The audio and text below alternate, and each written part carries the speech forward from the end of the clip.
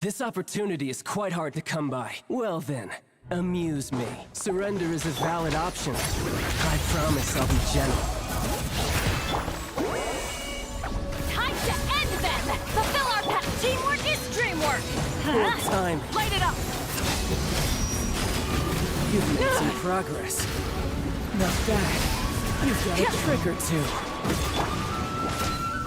Bring it! Show no mercy! Rise with the sun! All you do is run.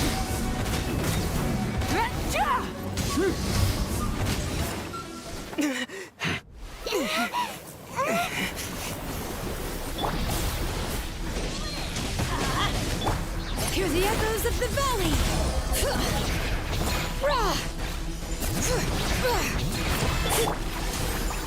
Lolling! Eat Papa! Get him! Fulfill our path! Light it up!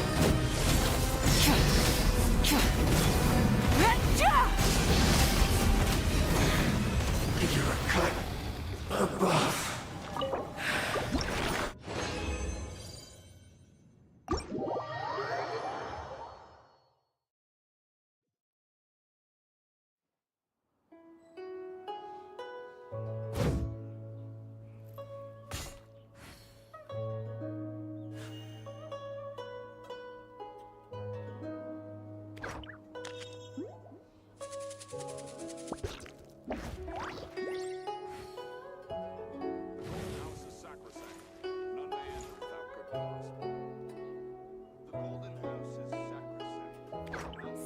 Business here.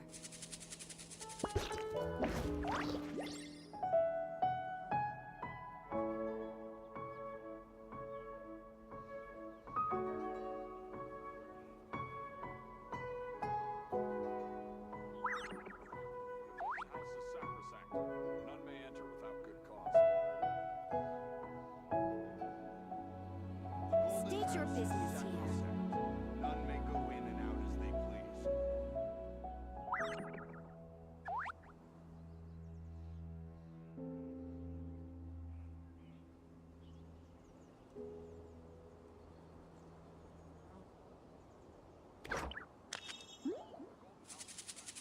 I wonder, when will I finally make Sergeant? State your business here.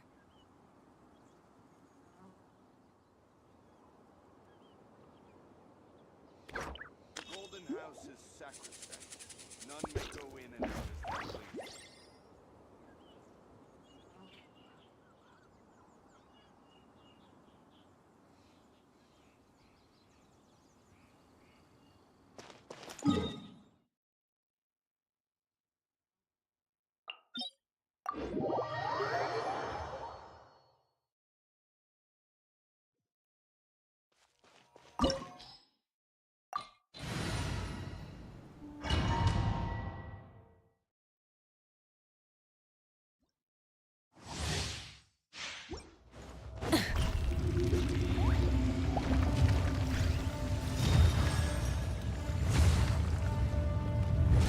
You dare overstep your mortal authority? Bring it! Bishop! Get to work! Show no mercy! Suffer the wrath of Eatsley! Teamwork is dreamwork! Let's light up the blazing sun!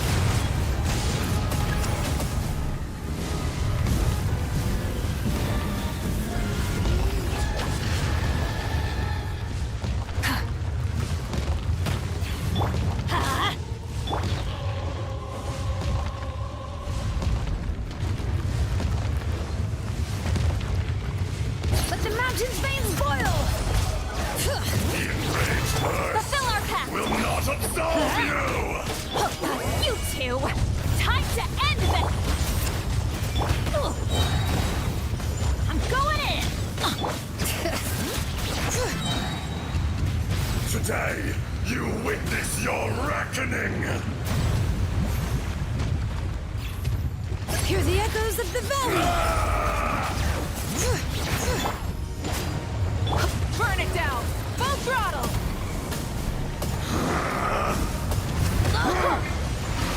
Get to work! Ship! Eat Lolling! Eat Papa! Get him! Let engraved names echo!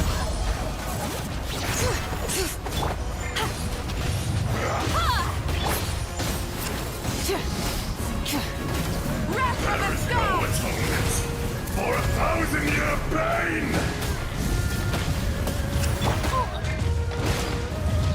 Teamwork is dreamwork! Ow. Off we go! Bring it!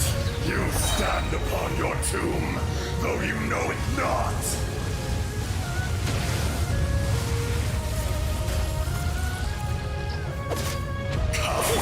Let's light it up! Experience an Show no eon mercy! of Get to work! suffering. Hear the echoes of the valley! Suffer the wrath of Eatsley! Rev the engines! I'm going in! Pyroclastic surge!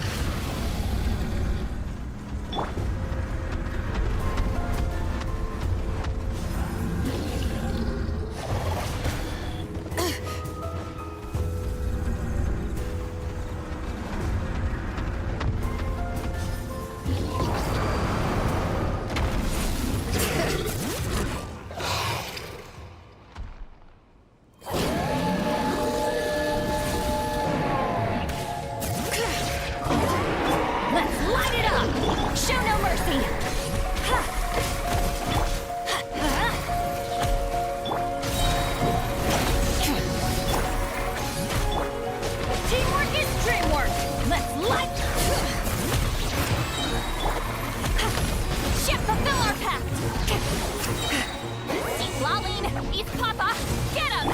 Hear the echoes of the goalie! Wrath from the skies!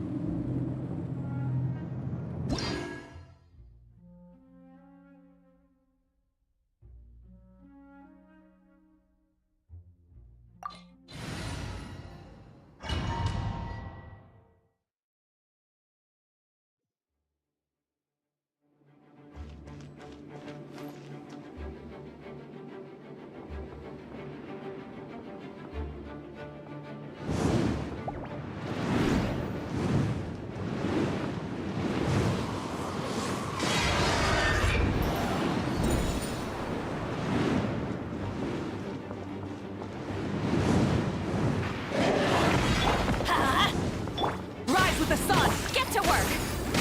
Bring it!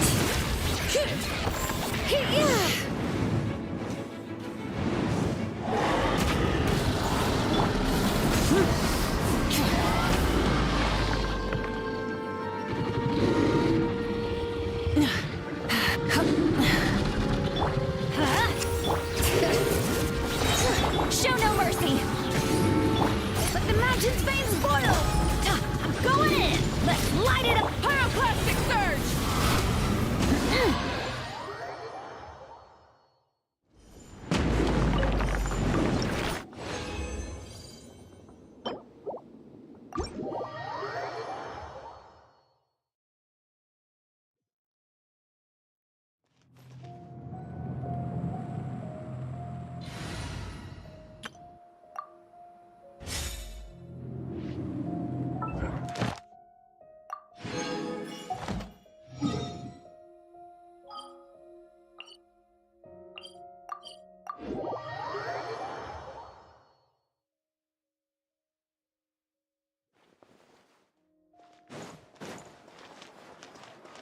Add astro. Thank you for. Add astro.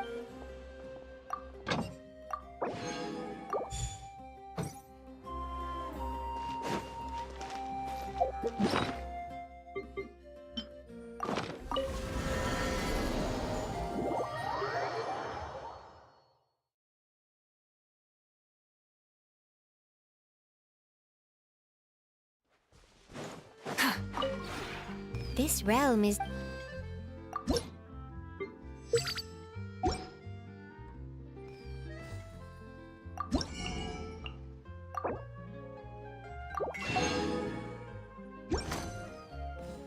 If you ever...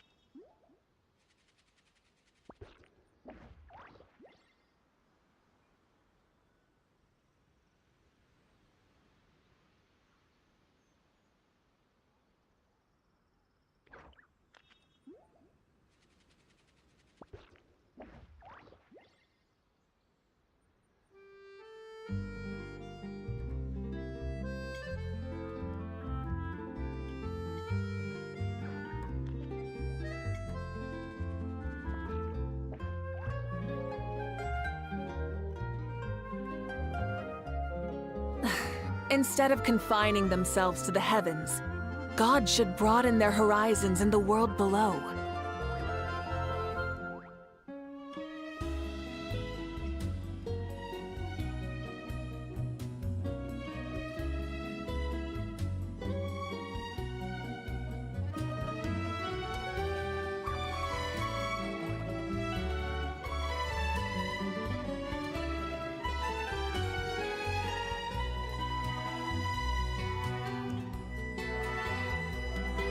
Exploration and trials.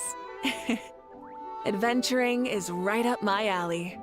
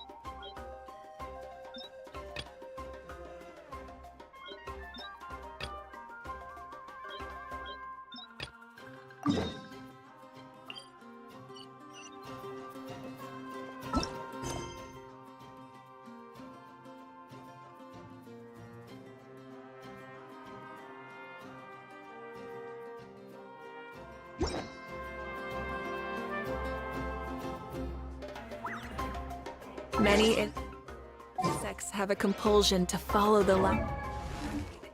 And humans are the same. Except we...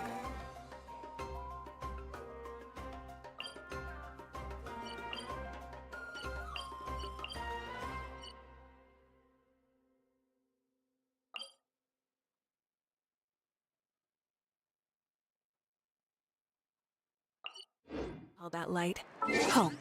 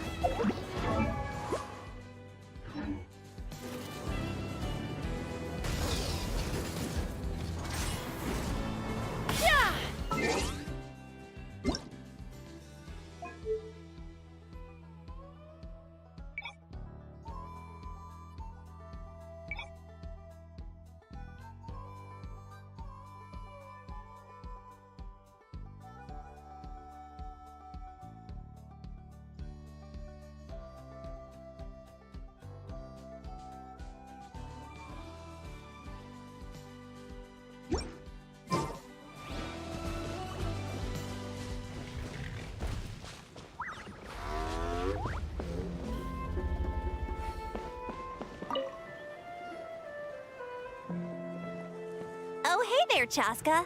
Did Elder Alpa send you? Yeah, she's got other things on her plate right now. How are things looking here?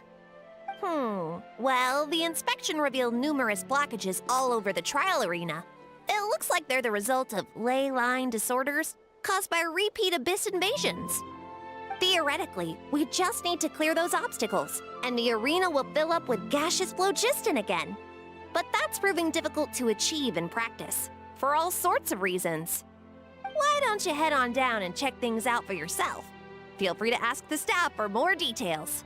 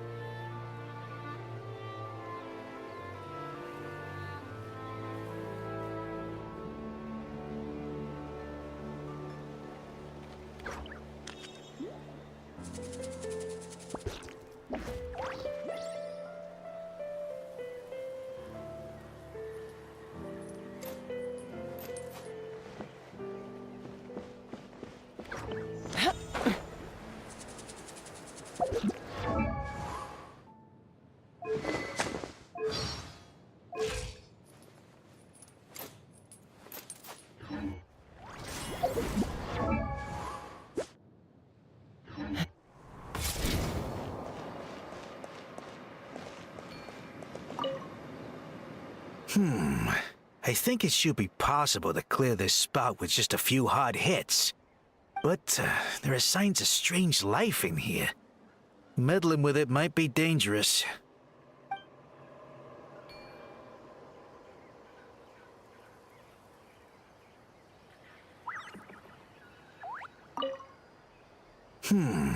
But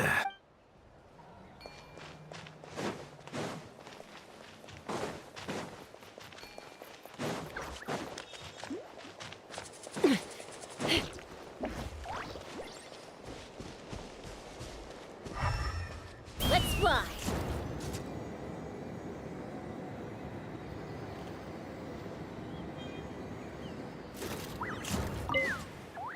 This is crazy. I put all of my strength into it, but it just won't break. Maybe Inkanak was right after all.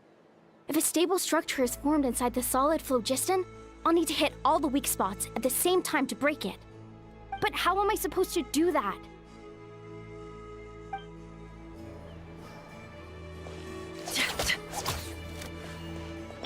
Burn it out!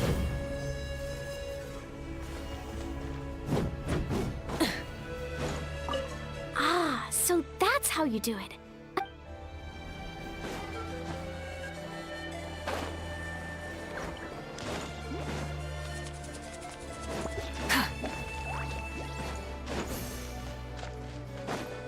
Rise with the sun!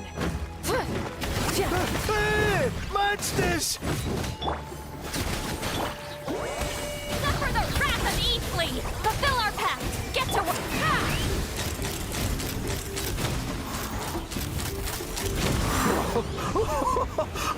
I thought I was done for. Oh, this spout should be good now. Thank you very much. Oh, I thought I was done for.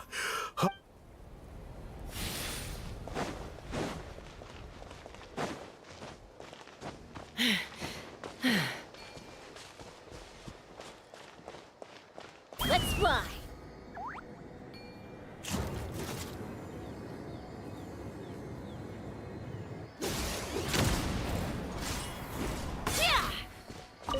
How strange. Why is there so much solid phlogiston here? Well, could be from the Children of Echoes. Maybe it got swept up here due to the ley line disturbances? And I did see those strange markings on the cliff. I can't think of a way to resolve this. Short of going all the way to the Children of Echoes to borrow a Tapetlisaur. Burn it down!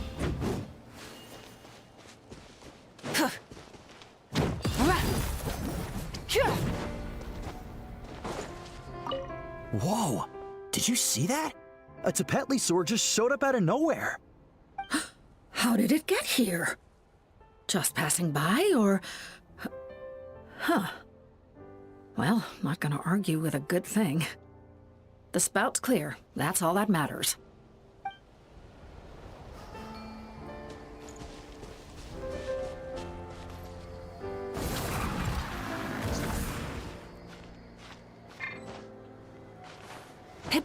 Let's burn this breeze.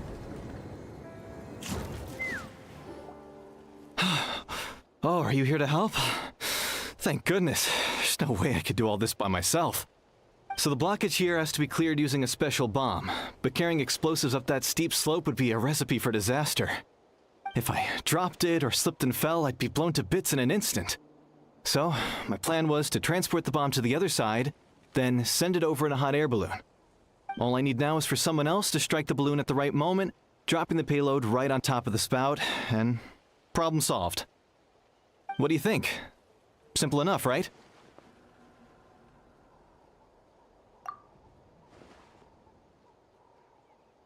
Huh? Oh, that one. No, I've got no idea who that belongs to. Or how they got it up so high. I just wish I could fly up there and check out what kind of tech they're using. Ah, well. Getting the trial arena back in order is more important. I'll head over and set up now. Let me know when you're ready.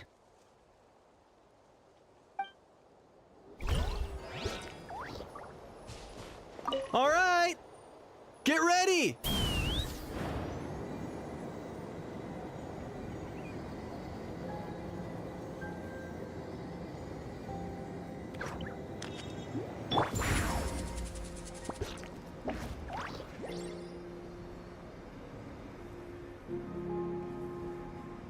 Let's burn this breeze.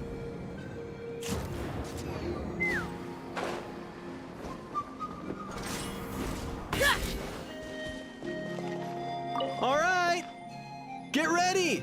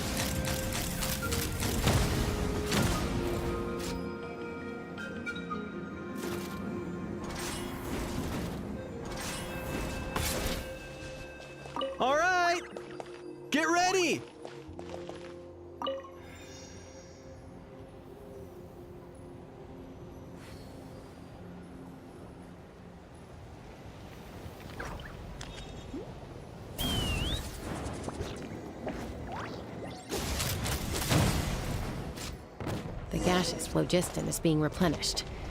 Looks like all the spouts have been unblocked. Let's head back up.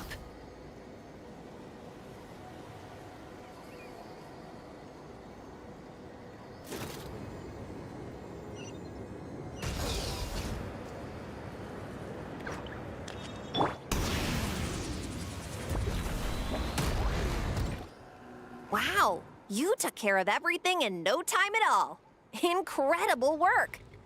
Now we just have to wait until the gaseous phlogiston is fully replenished. Then we can kick off the retrials.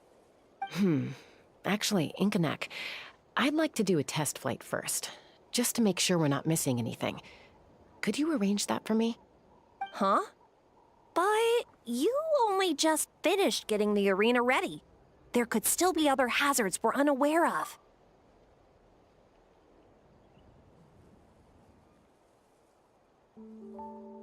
All the more reason to have me test it out. Think of it as another inspection. I guess you're right. With your flying skills, you won't be in any serious danger, even if there are hazards we overlooked.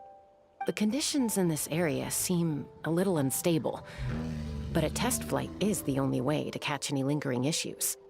All right, I'll get things set up for you. Just let me know when you're ready.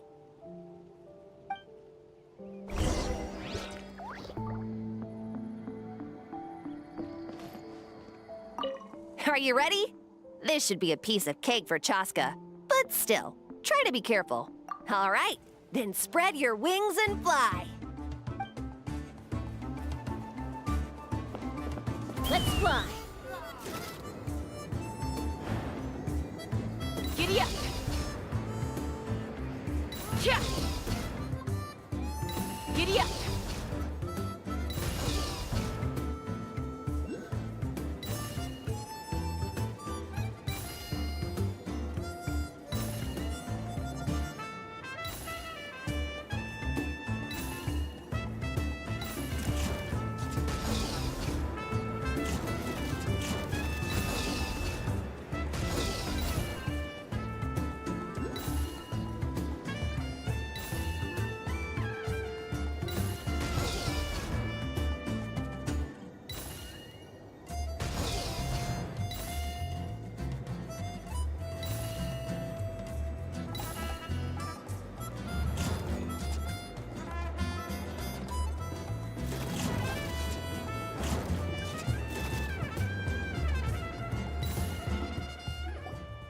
That was amazing. Paimon couldn't take her eyes off you. No, nothing major. Give it a few days, and we should be able to conduct the trials. Help! Help me! You're from the Flower Feather clan, right?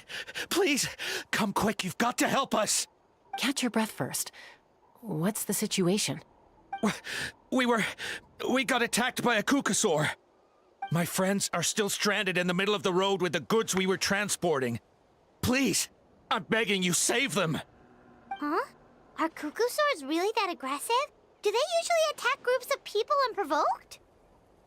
Not in my experience, but there are exceptions to every rule. Let's go check it out.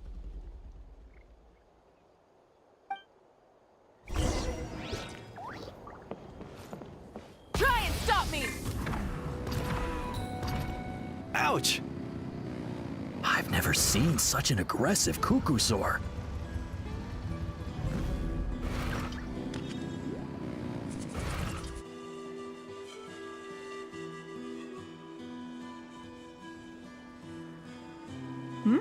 Chaska? Traveler?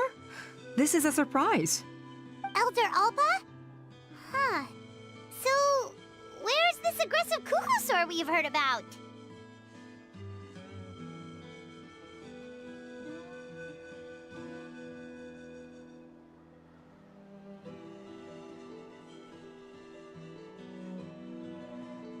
Already flew away. Looks like it backed off once it realized that reinforcements were coming. So why do you think it attacked these people in the first place? Was it after the food? No. These merchants are even transporting food. Ah! Thank goodness! The phlogiston wings are intact! Phlogiston wings. Thank you so much for coming to our rescue. These phlogiston wings are our most prized goods. If anything happened to them, it would ruin us. Wait a minute. Are you the merchants that were looking to collaborate with us? Wormy told me about you. Yeah, that's us. So I take it you're Elder Ulpa? I am.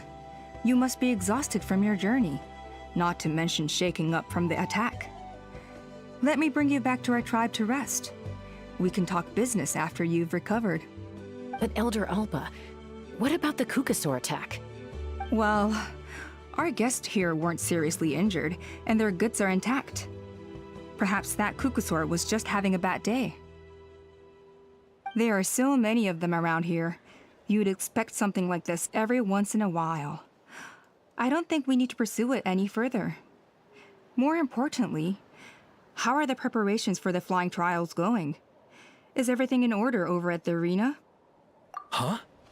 Did you say flying trials? What a coincidence! Sounds like a perfect use case for our phlogiston wings. You'll be pleasantly surprised by what they can do. Oh, really? Now I'm intrigued. Well then, let's forget all about this Kukasaur attack for now. We have some serious business to discuss.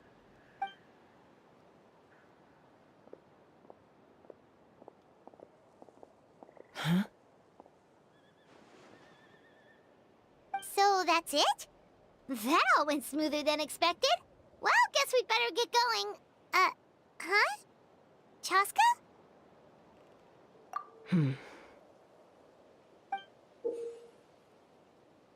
A blood-stained feather.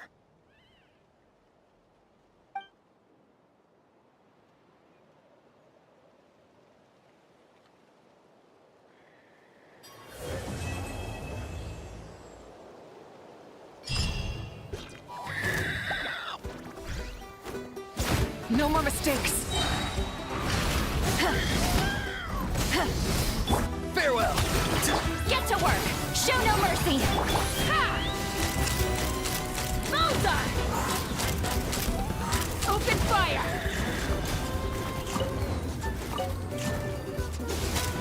Locked on! Bullseye! Bullseye! Bullseye!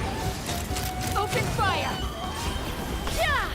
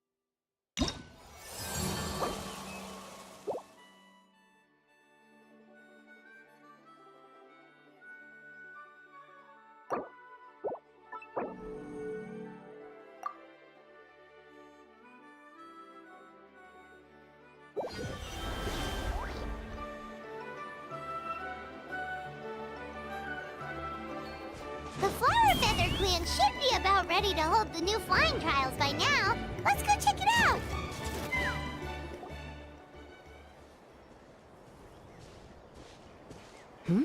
Ah, Traveler and Paimon. You came. Yep, and it looks like we made it just in time.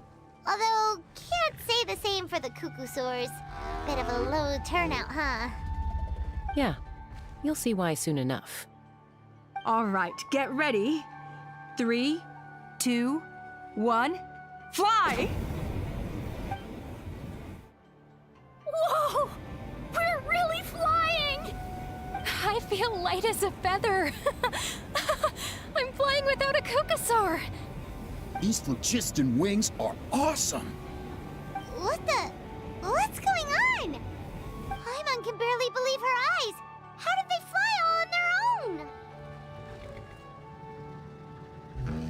merchants we ran into that day were selling a product called phlogiston wings. It's a flying machine worn on the back. To operate it, you just use a handheld trackball that controls the flow of gaseous phlogiston. That's incredible! Yeah. If our tribe, well, if Natlan mass adopted this technology, it would revolutionize our mobility and responsiveness in times of crisis. Just think of the countless tragedies that could be averted.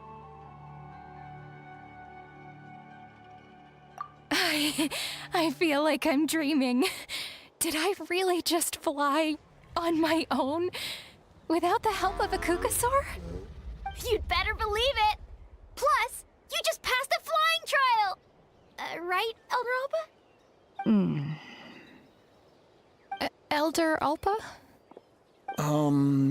Should this really count as a pass? If we did the trial using phlogiston wings? Why not? The scoring rubric is about flying performance. It doesn't specifically say you have to ride a Kukasaur, does it? Yeah, maybe, but... I mean, even Chaska had to ride a Kukasaur in a trial, right? And the whole point of the trial is to test both your flying technique and your ability to work with a Saurian companion. Well, if we can fly by ourselves, maybe we don't need to test the ladder anymore. Chaska, Traveler, what are your thoughts on this new invention?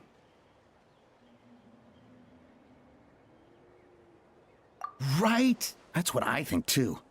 I agree that they have strategic value, but I don't think it makes any sense to evaluate candidates by the current testing standards if they're using phlogiston wings. Why? Shunan finally mustered the courage to go through with this. And now you're saying it doesn't count? We don't have any experience using these wings in battle, nor is it immediately obvious how to incorporate them into the existing systems in our tribe. Taking a longer-term perspective, I think we need to start by getting thoroughly acquainted with how these things work. Then we can develop a new trial format with new assessment criteria, tailored to candidates using the phlogiston wings. You all raise valid points, but there will be plenty of opportunities to gain that. I have high hopes for you, Junon. Huh? Hey, stop staring into space! Say thank you! Oh, thank you. Thank you, Elder Alpa. You have nothing to thank me for. Remember, the way you got your wings back was by relying on yourself. Oh, Elder Alpa! Bad news! Kukasaurs are attacking the merchants again! Again? Okay, everyone, stay put while I... Huh? Chaska?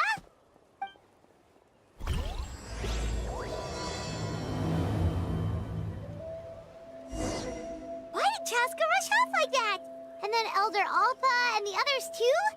Anyway, let's go see what this is all about.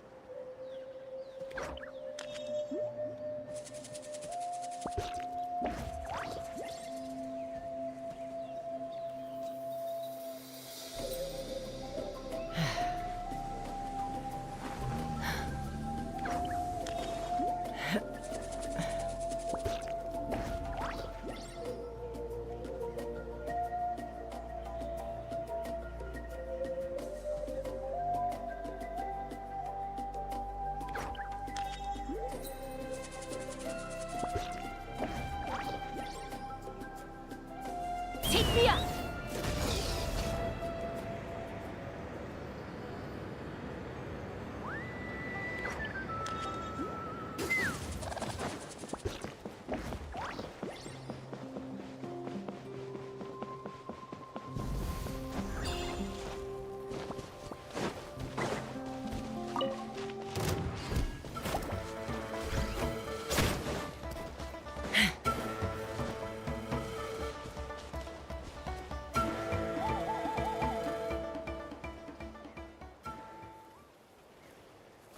Oh, it's back! It found us again! Run! Get out of here!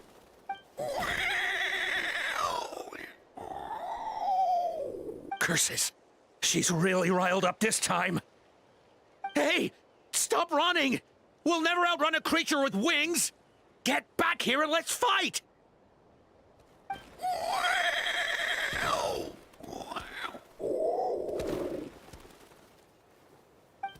Stop! All of you! Chaska! Oh, wonderful! Quick, get rid of that thing!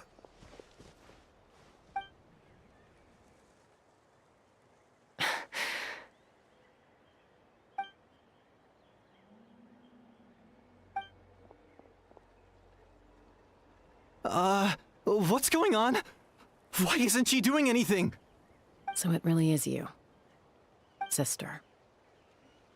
Wait, sister? That Kukusaur is Chaska's sister?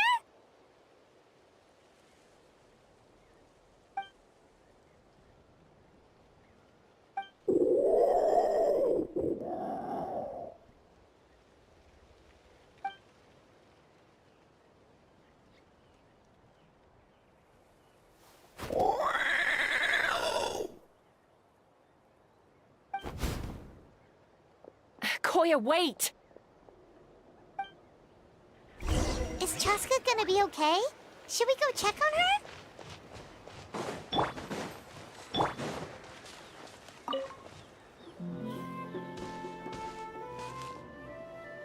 Chaska, are you okay? I'm fine. Sorry for making you worry. No point. She's an expert at hiding her tracks. Once she's shaken you off, you'll never catch up to her. At least, I always used to lose to her at hide-and-seek when we were kids. Well, yeah. You know I was raised by Kukusaurs. Anyway, she and I grew up in the nest together. Her name's Koya, and she's my big sister.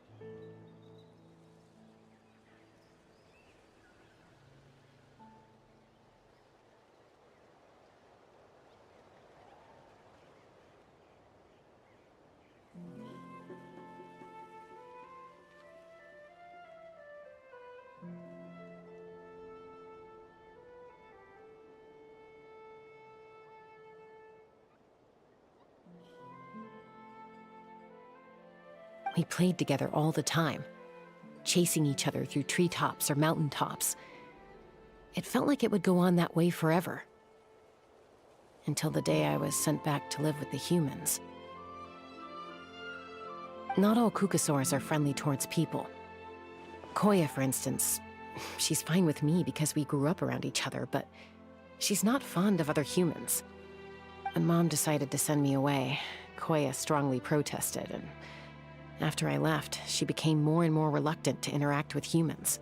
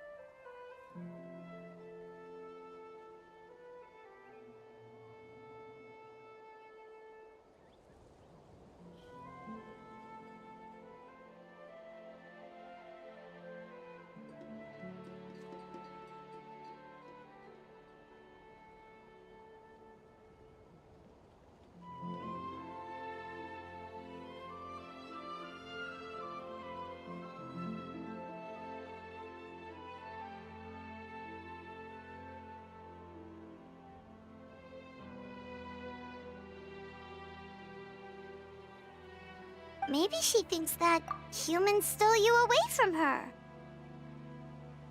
It's a possibility, but in any case, we still stayed best friends at first. I had a hard time adjusting to life in the tribe. So whenever something went wrong, I'd run off into the wild and vent to Koya. Ah, so that's what Uncle Cusco was talking about. He said you seemed to prefer hanging out with Saurians to your own kind back then. Yeah, I did. But then, gradually, everything changed. With a new mom and dad, a new tribe, and Koichi, I started getting curious about these humans and made an effort to understand their behavior. The more time I spent with them, the less I spent with Koya. And then, one day, it was Koya's turn to leave the nest. She sought me out and asked if I was willing to leave the tribe and go live in the wilderness with her. As far as I can remember, that was the first time she ever approached a human settlement on purpose. So, how did you answer her? Well, I wouldn't be standing here talking to you if I'd said yes.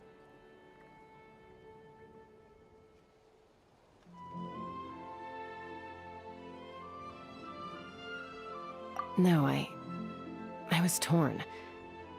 On the one hand, I'd already made up my mind to embrace my new family and accept my human identity. But I also knew that Koya wasn't a fan of humans, and I didn't want to disappoint her. She took my hesitation as an answer. She saw it as a personal betrayal, threw a huge fit, and then flew off. We hadn't seen each other since, well, until today. Not for a lack of trying, though. I tried asking Mom where Koya's new nest was so I could talk things out with her. But Koya had already asked Mom not to tell me where she'd moved to. It must be hard for Mom, being stuck between her two daughters. So I didn't press the issue. And I didn't go looking for her. As far as I can remember, that was the first time she ever approached— Just? No, at least— well, yeah. You know I was raised by Kukasaurs. Anyway, she and I grew up in the nest together. Her name's Koya, and she's my big sister. We played together all the time, chasing each other through treetops or mountaintops. It felt like it would go on that way forever. Until the day I was sent back to live with the humans. Not all Kukasaurs are friendly towards people.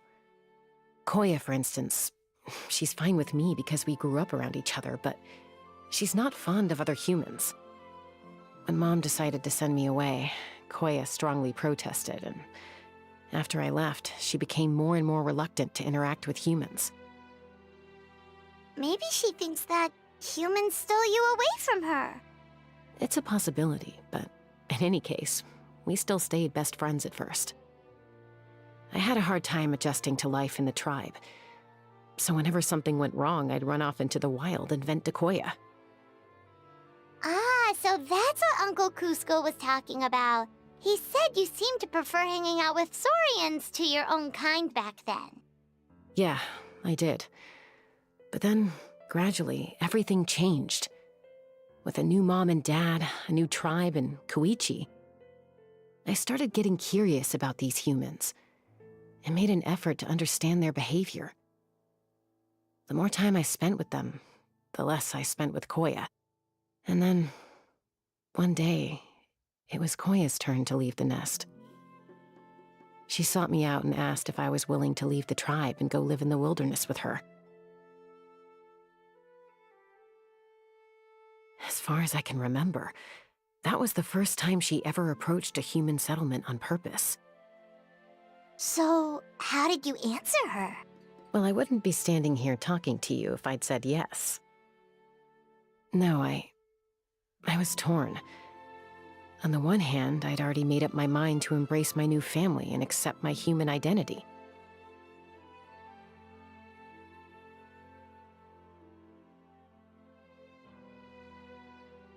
But I also knew that Koya wasn't a fan of humans, and I didn't want to disappoint her. She took my hesitation as an answer.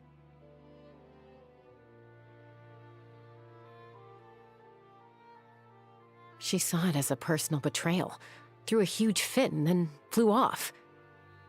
We hadn't seen each other since, well, until today. Not for a lack of trying, though. I tried asking Mom where Koya's new nest was so I could talk things out with her. But Koya had already asked Mom not to tell me where she'd moved to. It must be hard for Mom, being stuck between her two daughters. So I didn't press the issue. And I didn't go looking for her. If things carry on like this, I need to make sure I find her before anyone else. Even if she doesn't want to see me. For now, let's bring the wounded back to the tribe. And see what Mutota and Elder Alba have in mind.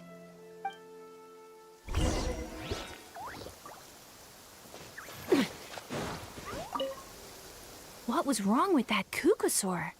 Why was it so aggressive? If we just let it escape back into the wild, who's to say it won't attack again?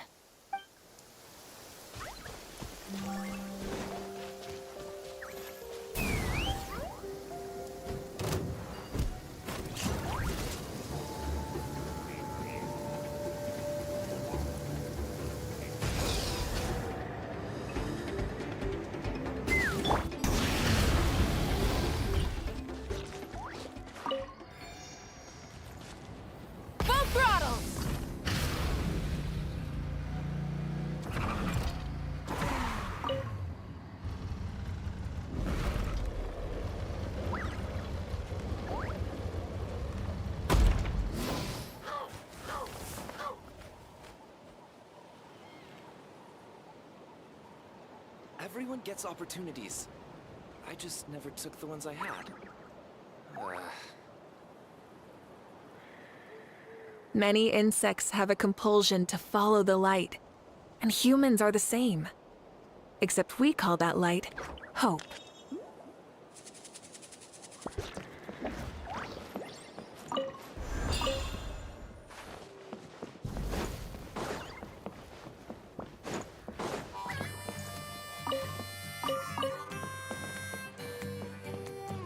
Try and stop me!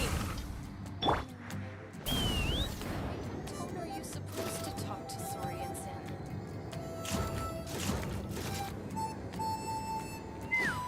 That little rascal.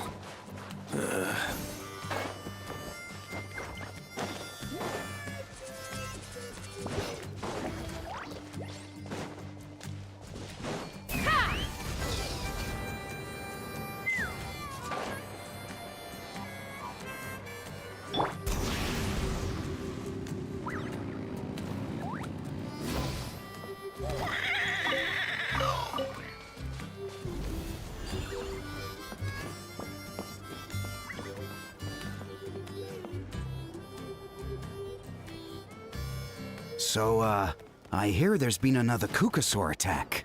Ha! I knew it! They're wild animals, and they can't be trusted. Hey, show a little respect. The Kukasaurs are our partners.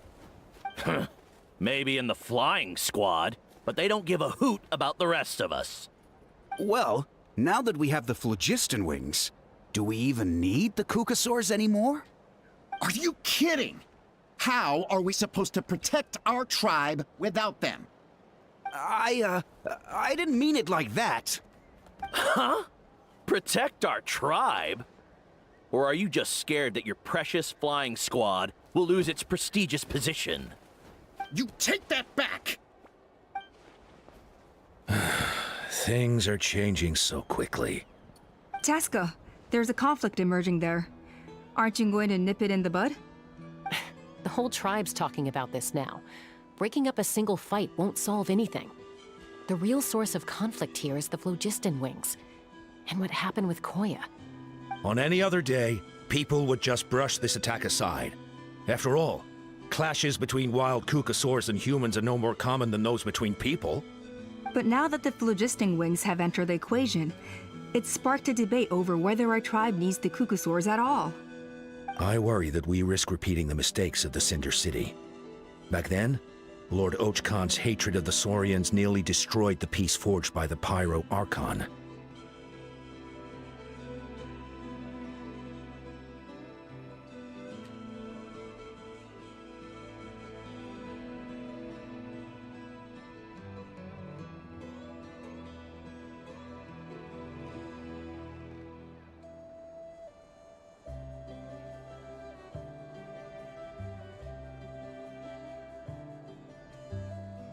Chaska, to prevent things from deteriorating further, I'd like to task you with restoring peace to the tribe.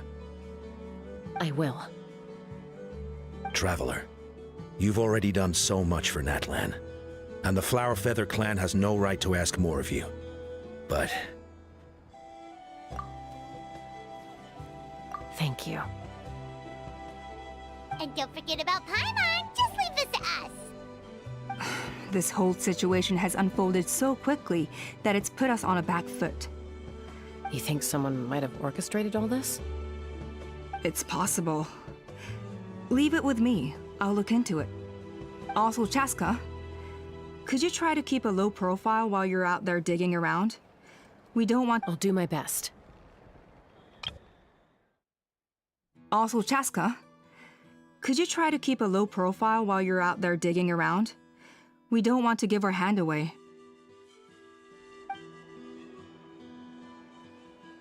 Okay, so where should we start?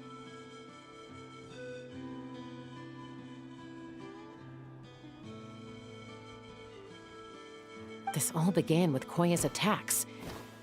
If we can find out what led her to do it, that should give us something to work with.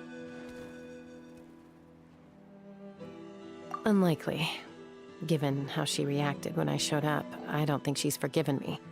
If you want to resolve a conflict through dialogue, sometimes you need a third-party facilitator. Let's go see my mom.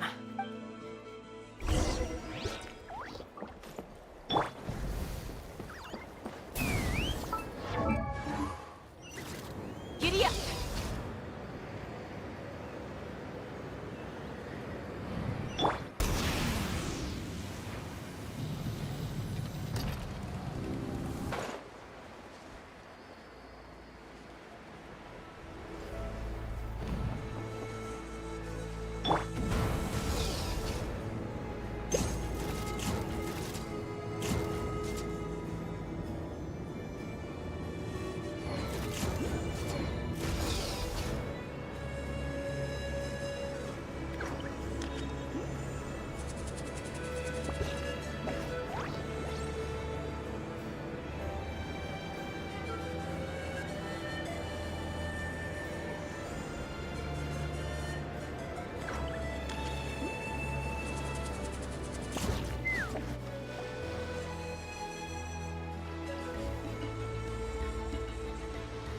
Wow, so this is where you used to live as a child?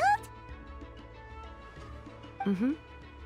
When I was little, we used to do this thing where I'd jump from the top of this tree, and Koya would fly over from the platform and catch me in midair. Or sometimes we'd both fly from the treetop together, and then after some aerial maneuvering, she'd throw me up onto that platform. After we got a bit older, we went to the nearby shores looking for even greater heights. Stop! You're gonna give Paimon a heart attack! Oh, really? I just thought it made a fun story. What? You too? All right, fine. Let's focus on the matter at hand.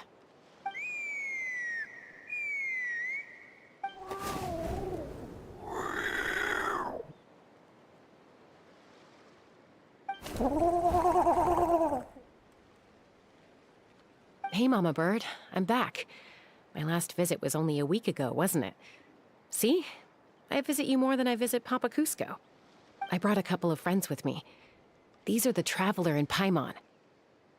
Traveler, Paimon, this is my mom. Her name is Chimpu. In the human tongue, anyway.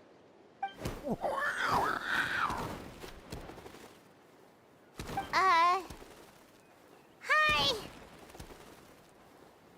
No, not really. I don't speak it as such, but I can sort of get the gist. Although only with Mom and Koya, since I spent my formative years with them. Even then, it's basically a best guess based on their sounds, body language, and expressions. Seems to work about 9 times out of 10, anyway. As for whether Mom understands me, I can't always tell. But somehow we still manage to communicate. Call it the family bond, I guess.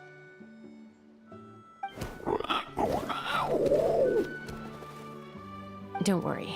I'm doing well, but I think Koya might be in some trouble.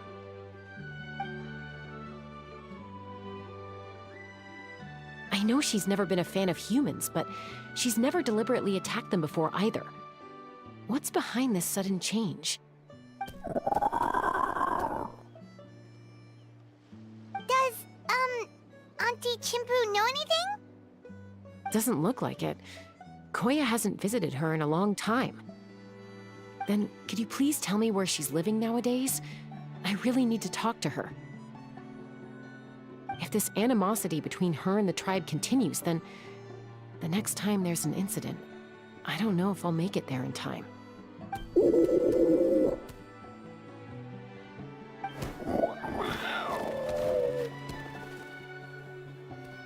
She said she'll take us there. Thank you, Mom.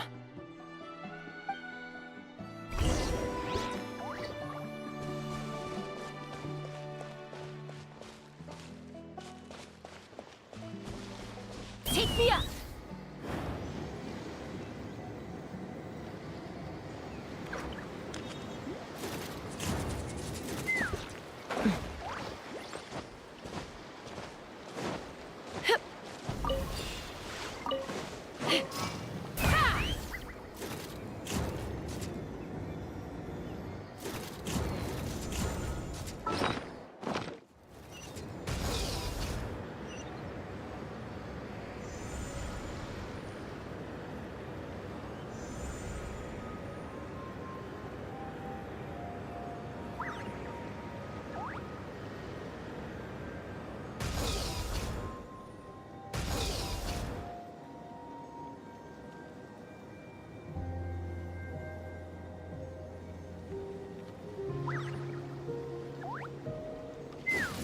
stride!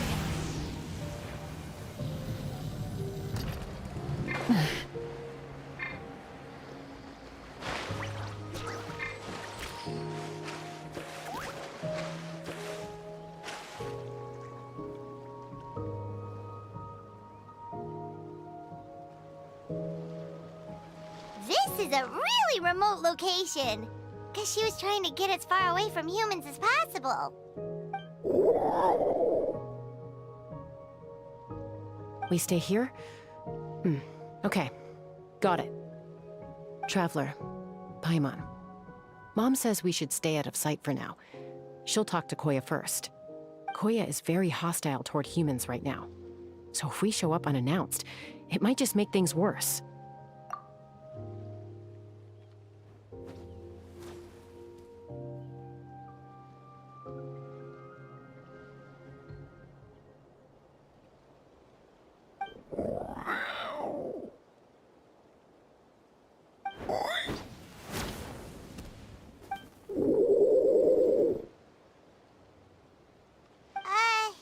Any idea what they're saying? Sounds like things are more complicated than I imagined. There's evidence in this area suggesting that Koya might have been the victim of a human attack.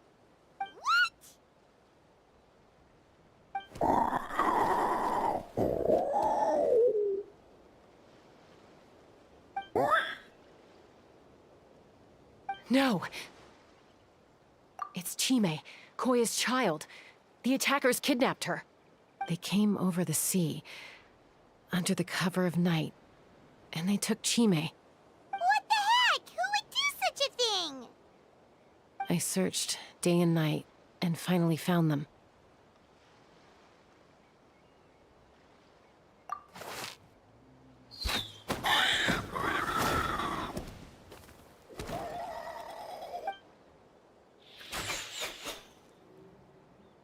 Oh, yeah! T'Pol's contraption is working like a charm! Got her in one! Hey, there's another one! Wait, is that the one that got away last time? Who cares? Just get them all! T'Pol pays us per catch!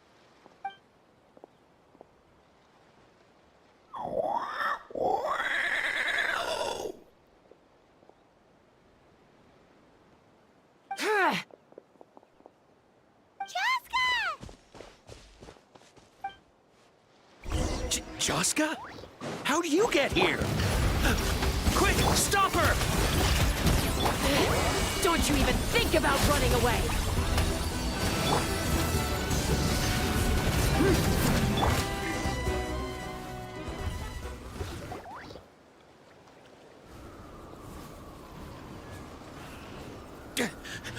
Don't come any closer, or I'll... Go, Phlogiston Wings! Take me out of here! Uh-oh, looks like it malfunctioned. This is bad. Mom and Koya are already injured. And if that thing explodes right next to them... Help! Elemental energy suppresses it! Please, someone! Get back!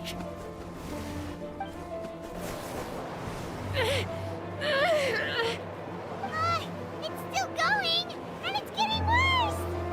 Guess we need a more permanent solution. All right then.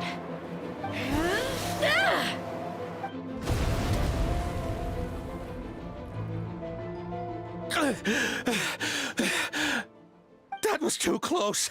I thought I was gonna die.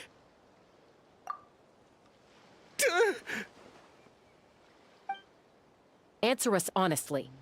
Were you the ones who attacked Koya before?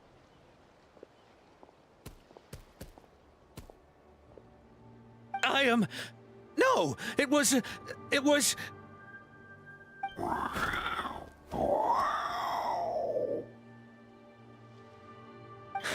Well, she says it was you. Just tell me, who sent you here? It was T'Pol. He told us to catch all the wild Kukasaurs we can find.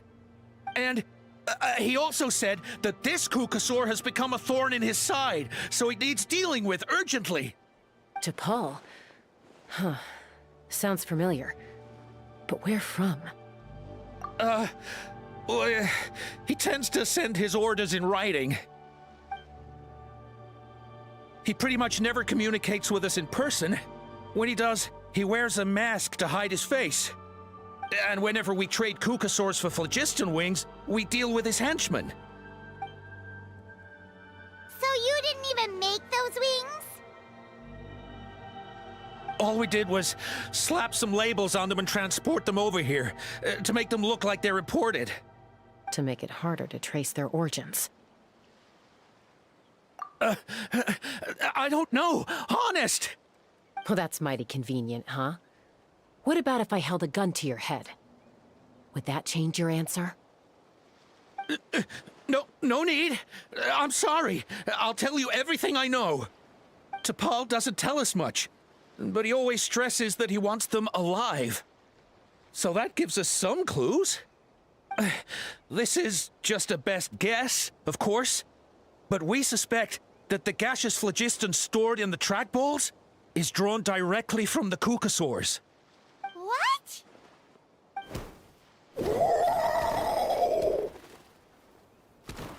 Easy now. You're still injured. Hey, keep talking. Yes, ma'am. So, the gaseous phlogiston has to be highly refined in order to power the phlogiston wings. The slightest imperfection can have disastrous consequences, as you just witnessed. But the Kukasaurs have a natural ability to process gaseous phlogiston. So, if you use them as an intermediary, then...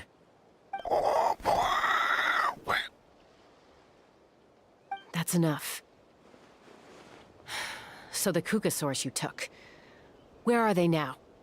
T'Pol should have them. But no one knows where he's based, apart from him and his henchmen. We've tried looking for it ourselves, even followed them a few times. But we always end up losing track of them. Random thought. Maybe they're hiding up in the sky? T'Pol. T'Pol. I'm sure I've heard that name. Maybe it was... Jaska, Traveler!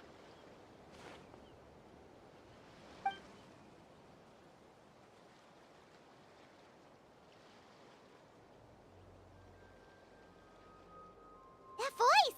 It's Alpa!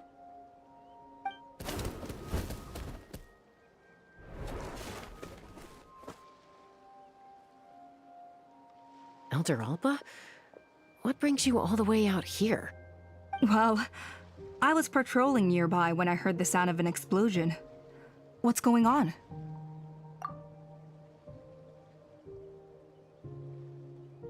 I don't believe it. Elder Alba, does the name T'Pol ring a bell to you? I feel like I've seen it written down before. Maybe in a list of candidates for the flying trials? Huh? So he's a member of your tribe then? No. If he was a member of the Flower Feather Clan, I'd definitely know him.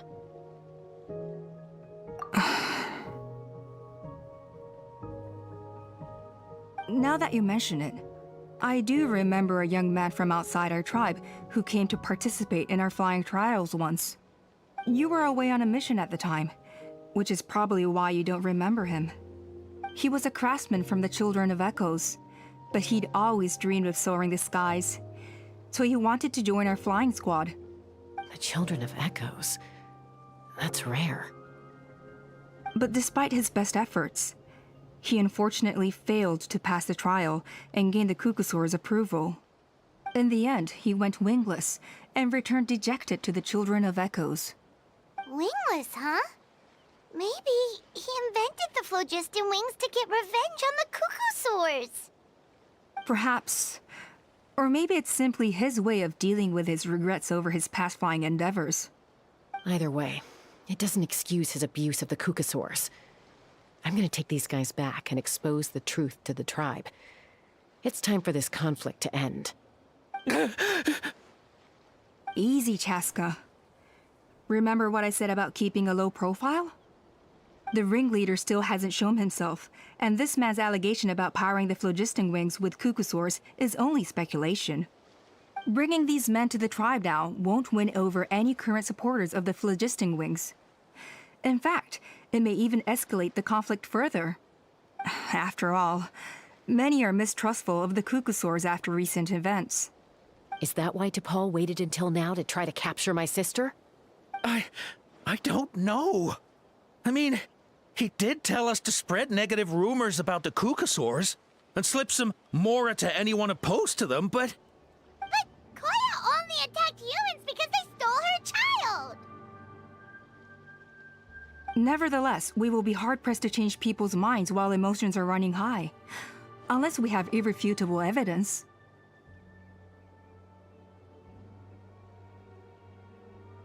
Bravo! My thoughts exactly. In the meantime, leave these men with me. I'll escort them back to the tribe. I'll take the other members of their crew into custody too. They won't get another chance to stir up trouble. Fair enough. I guess finding T'Pol is gonna be the key to resolving this conflict. Let's hope the Children of Echoes have some info on him.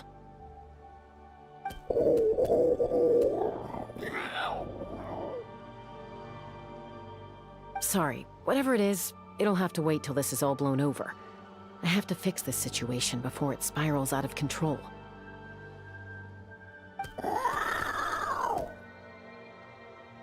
Mom, Sis, rest up and get well soon. I gotta fly.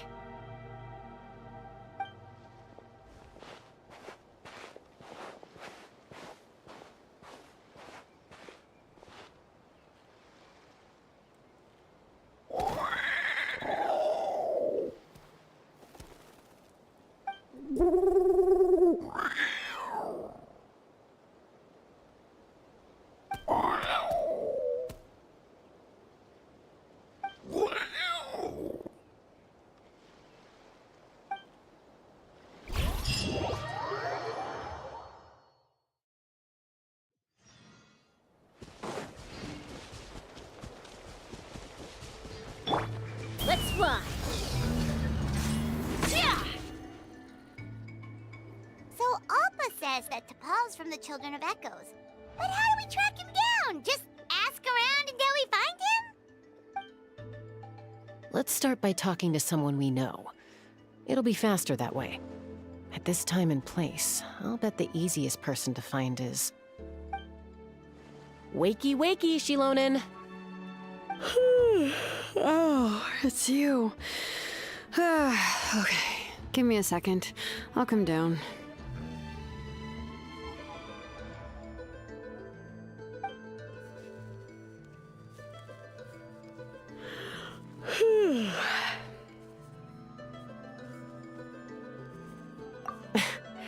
I climb trees to fly further and see farther. I don't usually stop for a nap. Well, we're not all like you. Always full of energy, even after flying around all day. Yeah. So, you've come all this way and interrupted my precious nap time. Might I inquire as to, why? I'm sorry, Shilonen, but it couldn't wait. Does the name T'Pol mean anything to you? He's a craftsman, apparently. Huh. T'Pol. Yeah, that rings a bell. I think that's Puma's child.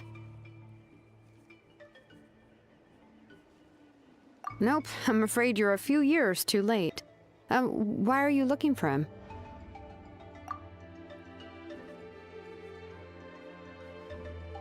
Huh, phlogiston wings. Wow, okay. The kid actually pulled it off. Well, looks like, no more rest for me today. Pulled it off? You mean he's tried making something like this before? Yeah, he started trying to build a flying machine right after he got back from the Flower Feather clan. So right after he went wingless, then. Was this flying machine anything like the gun you made me? You mean your gun that's harder to tame than the proudest Cucusaur? No, he wanted to build something that allows anyone to fly freely, even if they're not naturally gifted. But he never got very far back then, though. Blew up his workshop a few times and barely made it out alive. I never really kept up with him after that. His parents traveled a lot in their youth and only returned to the tribe after he was born. But they settled in a remote area and don't interact with other people much. which means most people in the tribe don't know them very well. Your best bet is to chat to his direct family. I'll go get Puma. Wait for me in front of the workshop. I won't be long.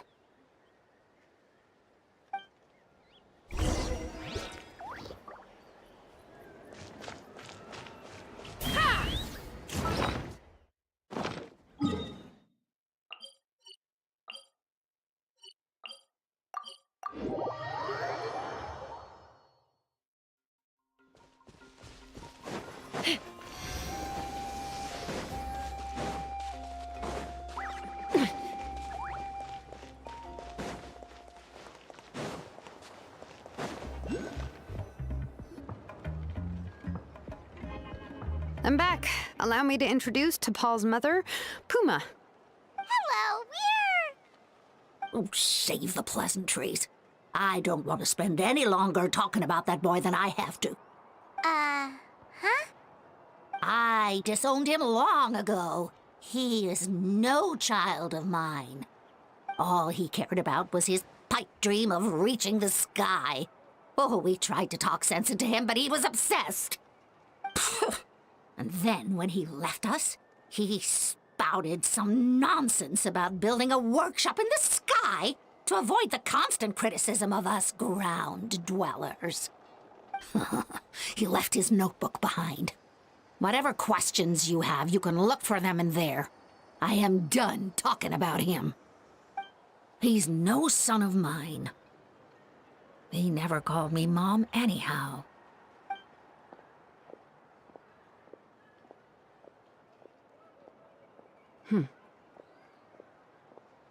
Wow, they've really fallen out. Paimon sure wasn't expecting that. Her husband, T'Pol's father, he passed away recently, and T'Pol didn't even bother to show his face at the funeral. If you ask me, that was probably the final straw for Puma. I'll go keep her company. If there's anything else you need, just come and find me. Thank you. Okay, so this notebook is the only lead we got now, right? What's in there?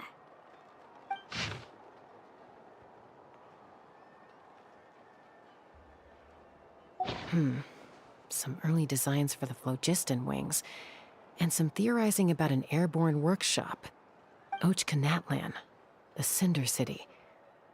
Looks like that's where he got his technological inspiration from. So, was he serious about the workshop in the sky? But that's such a big project for one person. Do we think he actually pulled it off? Oh, yes. The one from the trial arena that was super high up!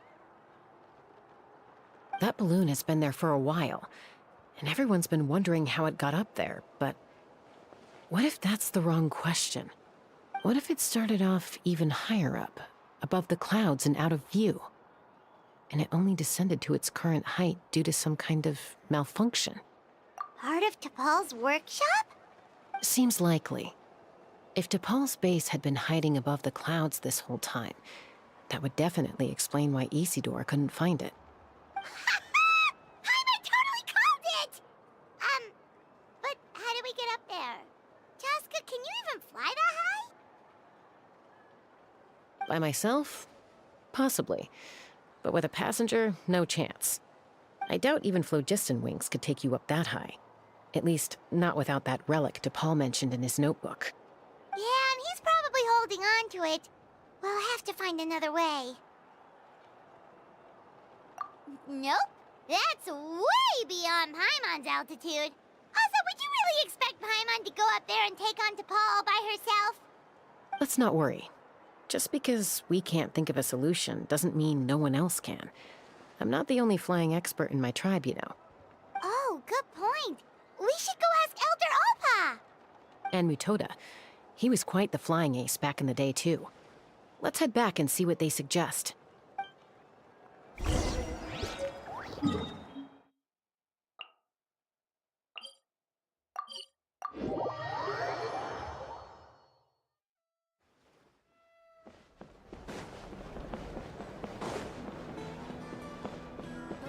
the phlogiston wings, I'll never make it. Chaska, you're finally back. Things are getting really tense in the tribe. Have you made any headway with your investigation? Some people even think we arrested the merchants just to support the flying squad and crack down on the phlogiston wings. We found some promising leads, but there's a major obstacle standing between us and the irrefutable evidence we need. A relic from the Cinder City? So Och Khan's still managing to sow discord, even after all these years. An airborne workshop and a hot air balloon above the trial arena. And that's where you're trying to get to now? Neither phlogiston wings nor a Kukusaur can take you that high up. Do you really think that's where T'Pol is hiding? You know what? There might just be a way. Really? Do you still remember those spouts in the arena? When they were all blocked, the gaseous phlogiston was trapped and unable to flow. But now, it's flowing freely. If we were to block them up again... You mean all of them except the one at the very top of the arena? To build up the pressure there? Precisely. With all the gaseous phlogiston flowing through one spout, it would create a high-pressure wind current. And then we just ride it up into the sky! Yes, it has its risks, but with Chaska's abilities, I think she could manage it. It's an extremely risky approach, but I agree that it's feasible. If you want to give it a try, check with Incandescent at the trial grounds. She can explain how to block the spouts. Chaska, if anyone has a hope of seizing this evidence from the high heavens, it is you.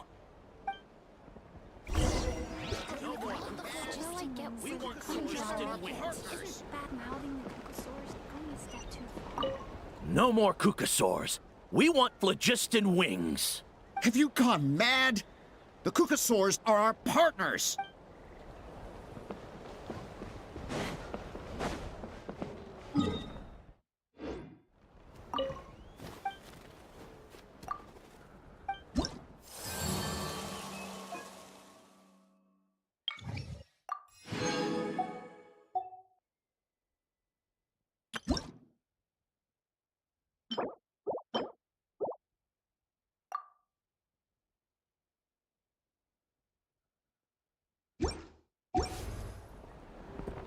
Be prepared and stay safe.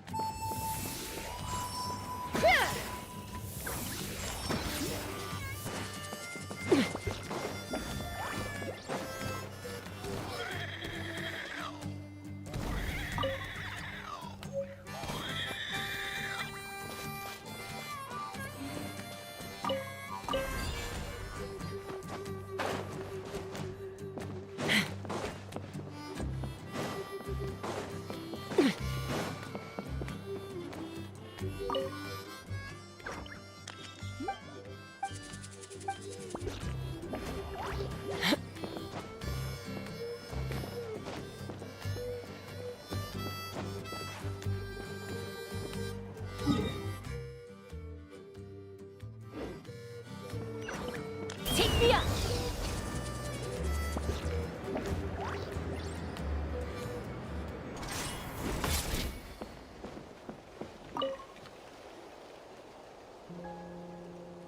Goodness me, that is a very bold idea. Maybe so, but we have to act fast. What's the quickest way for us to block off the spouts? From a technical perspective, I'd have to advise taking some measurements and carefully planning this out first. But I'm guessing that's not what you want to hear.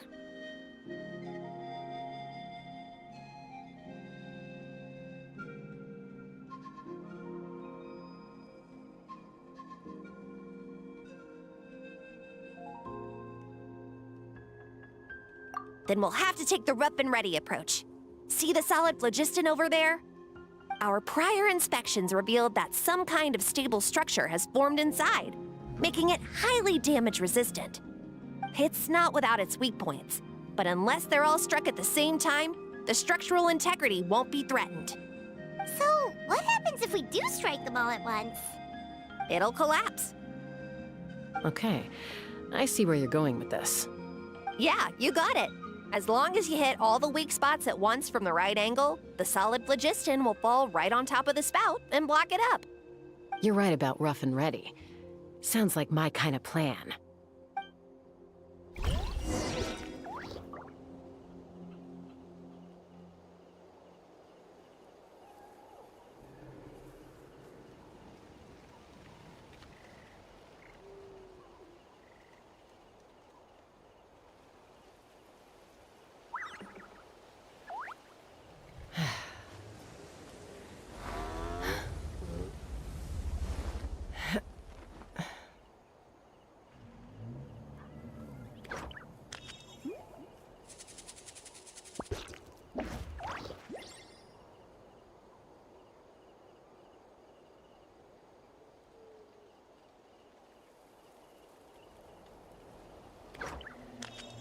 When you lose your way, gaining some altitude can bring some perspective.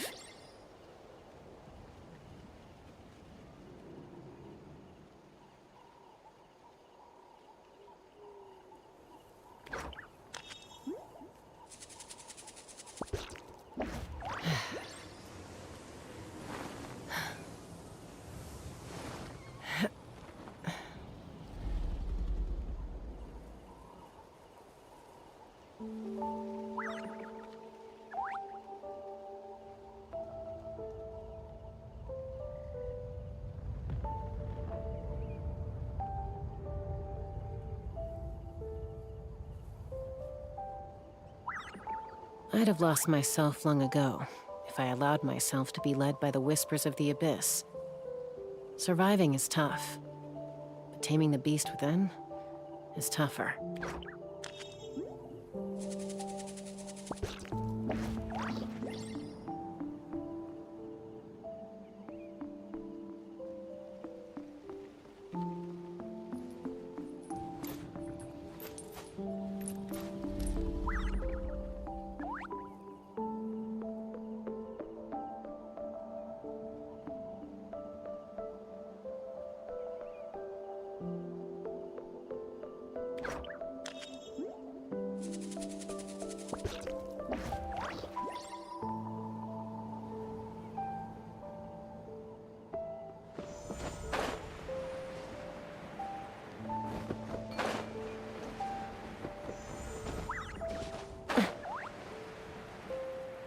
Let's run!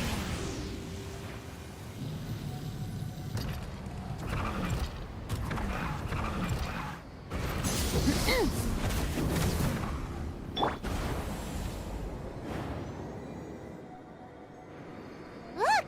There's a chunk of solid phlogiston right over that spout!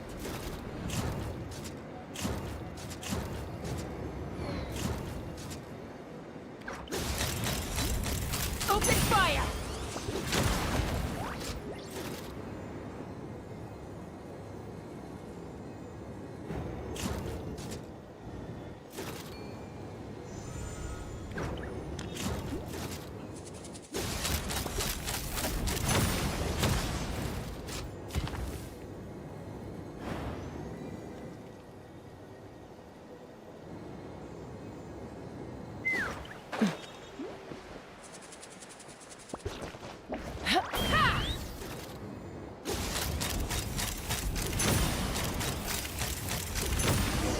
Locked on!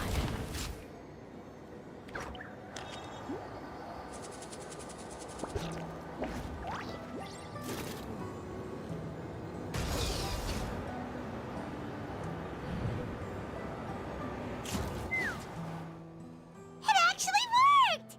But wait, how are Paimon and the Travelers supposed to get up there? Koya can give you a lift. She's actually been following us this whole time.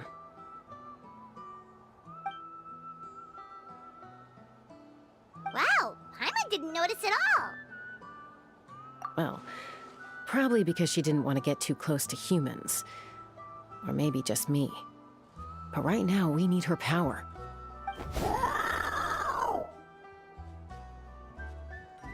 Whoa, you didn't even have to summon her!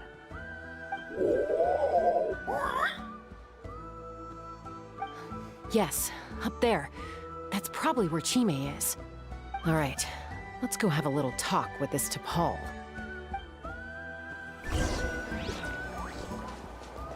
Take me up!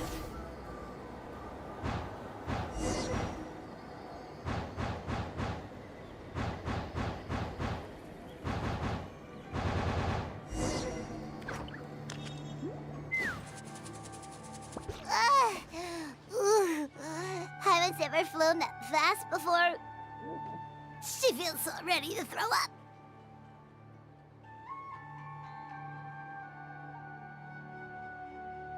Aha. Just as I thought. It might look like a regular hot air balloon from the outside, but up close, it's clearly been heavily remodeled. And sure enough, it only descended below the cloud line because the custom-built machinery malfunctioned. I should be able to figure it out with T'Pol's notebook. Thankfully, I know a little DIY from fixing up my guns when they're having issues. That should just about do it. Now all it needs is a nice hard kick. Maybe that works on your guns, but, huh? We're really moving!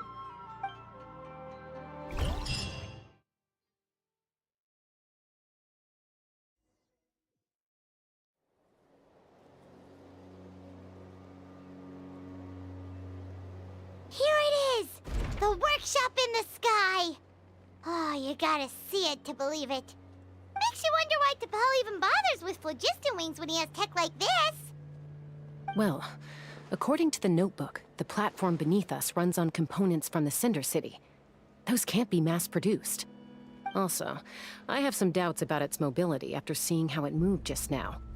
For someone like T'Pol who dreams of flying freely, this definitely doesn't cut it. But if he's got that relic, he should be able to make a set of prototype wings for himself, right?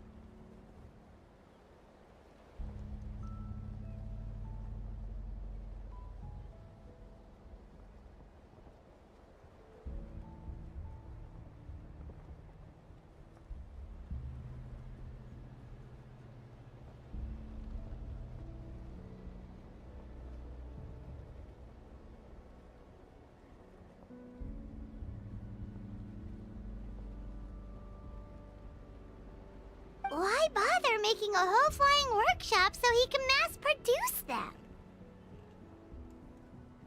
But this doesn't add up. If he's already achieved the power of flight, then he must have bigger dreams we don't know about. But what?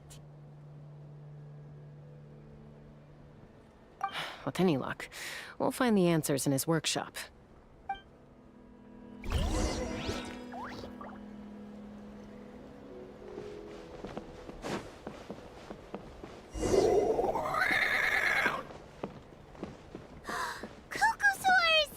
Seems like the merchants were right.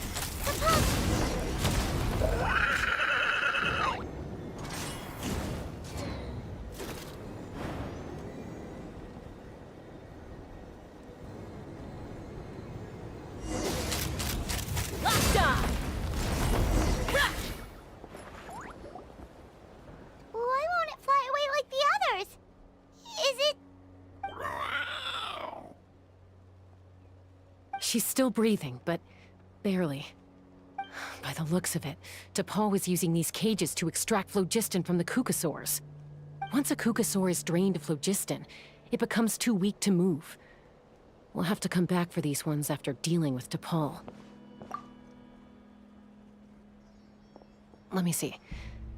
Looks like a record of his phlogiston research. Log number 330. With the support of... I was finally able to launch the airborne workshop. Even though it relies on the relic for 80% of its power supply, I've at least taken the first step.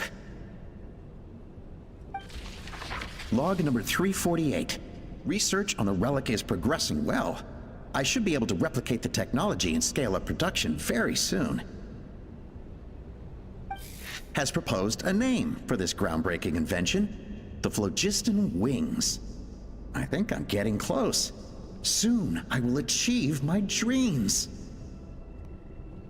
Log number 377. Encountered some issues with the new, smaller model phlogiston wings. The gaseous phlogiston showed some volatility during the refinement process. Thinks we should proceed at a more cautious pace with the refinement experiments. But after so many past failures, I have to prove that I will succeed this time. Log number 114. Ran an experiment using cucosaurs to refine gaseous phlogiston. It was a success. Log number 117. I've started recruiting merchants and hunters to capture wild cucosaurs. Log number 121. Major breakthrough in the efficiency of phlogiston yield. Huh? So many parts have been crossed out! Yeah, probably the contact he alluded to in his other notebook. Guess he has a benefactor. Did anyone else notice how the numbering system in this notebook suddenly changed halfway through? We haven't got time for textual analysis, I'm afraid. Grab the notebook and let's press on.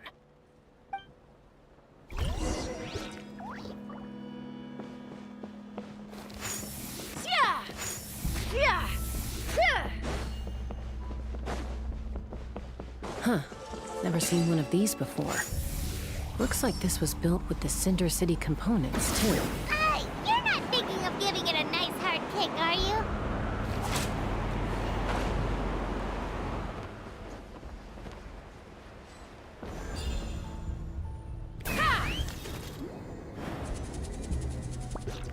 Whoa! What's that mechanism doing? It's asking for a nice hard kick where it hurts. Aim for the weak spot.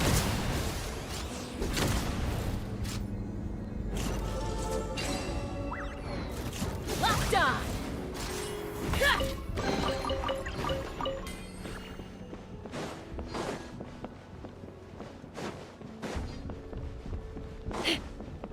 What are they doing here? It's T'Pol's henchmen. He must have brought them here using the relic and his prototype wings. Watch out! Let's run! Locked on! Bullseye!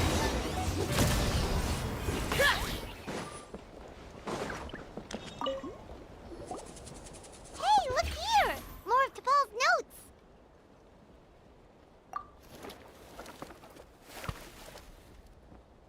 Log number 403. Introduced me to some new comrades who fully support my ideas.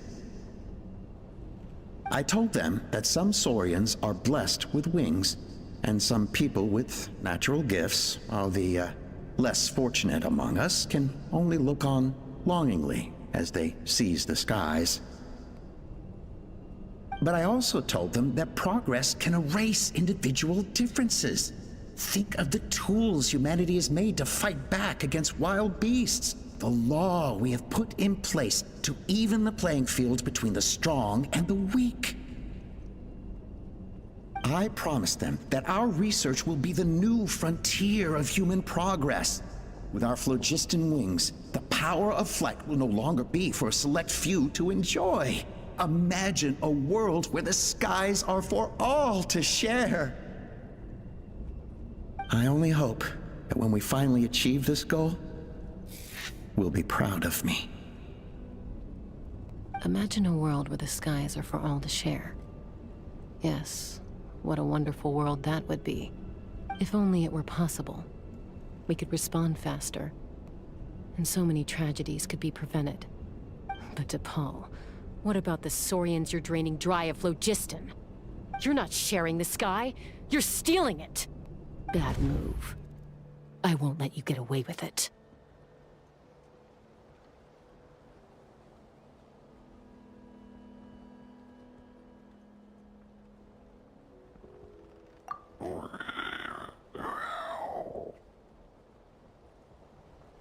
I'm fine. Let's keep moving. I don't think we'll find anything else here.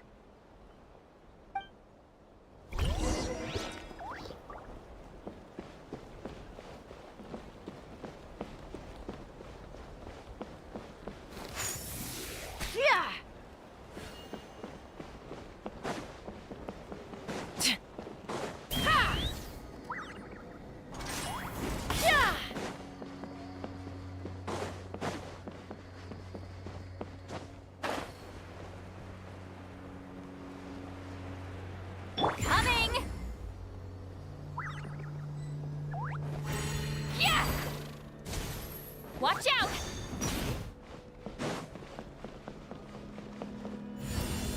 Sha! Yeah!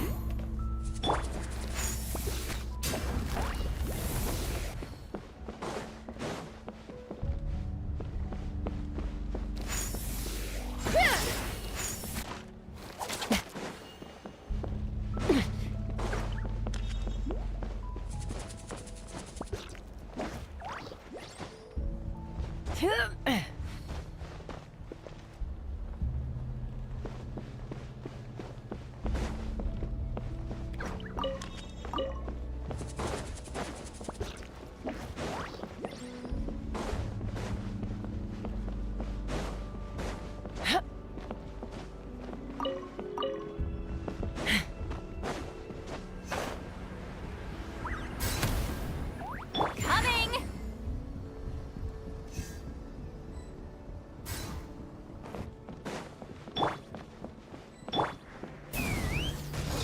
Giddy up! Locked on!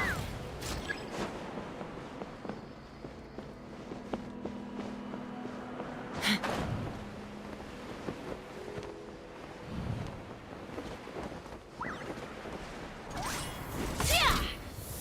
Yeah!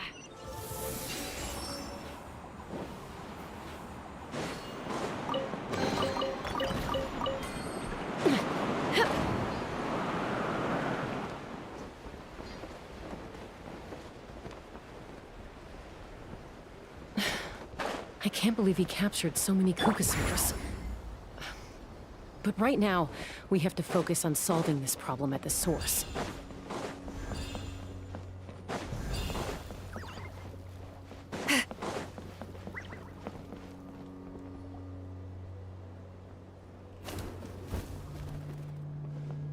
Looks like we've reached the center of the workshop. And still no sign of Koya's baby.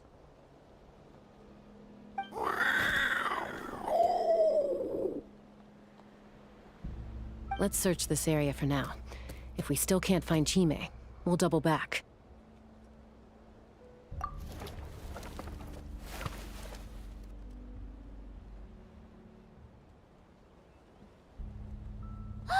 Tosca, Traveler, come quick! What is it? Did you find Chime? Not yet, but look! It's another one of T'Pol's notebooks! All right.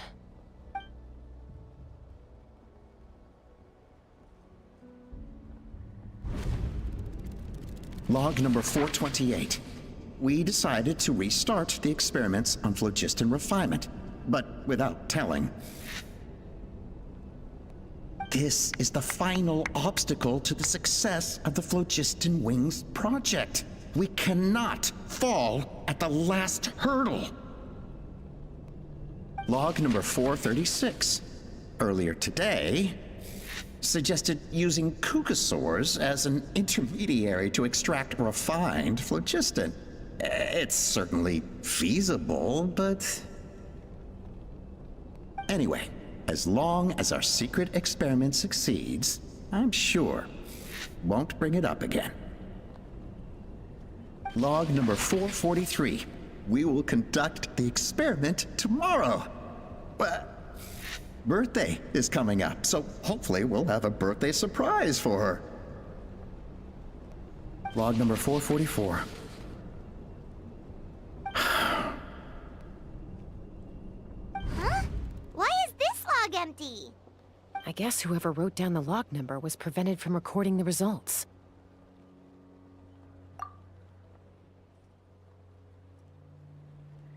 Log number 0. We lost many comrades in the accident. Among them are friends, lovers, and children. But we cannot stop now.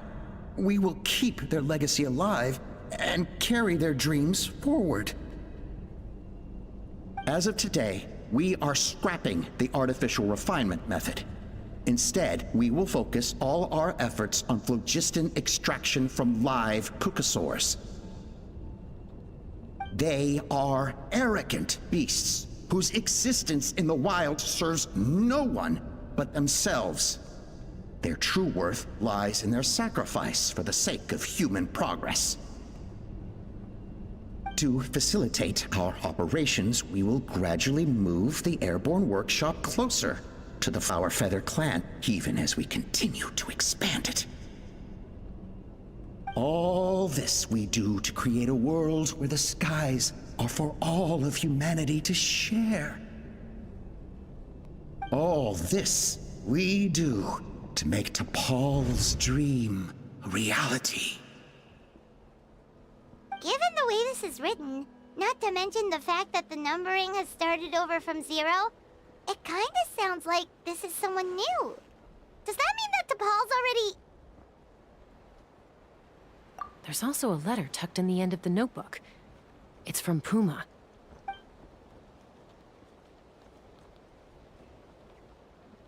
T'Pol, I don't know where you are right now, so I don't know how to reach you. My best bet is to send this letter to the Flower Feather clan. Your father is gravely ill. Oh, I know we've had our differences in the past, but he is still your father. Won't you come and visit him? Please. I know you never liked him and cared even less for me. All you ever yearned for is the sky. And your birth mother. But we'll still be waiting here for you if you do come back. This may be the last chance you'll get to see your father. So Puma's not T'Pol's real mom? Huh. Well, she did say he never called her mom, but I'm gonna assume she was just venting. We know that T'Pol's father passed away quite recently, and this letter looks recent. By contrast, the writing in this notebook is old and faded. It looks like the real reason T'Pol didn't attend his father's funeral is because he'd long since passed away himself.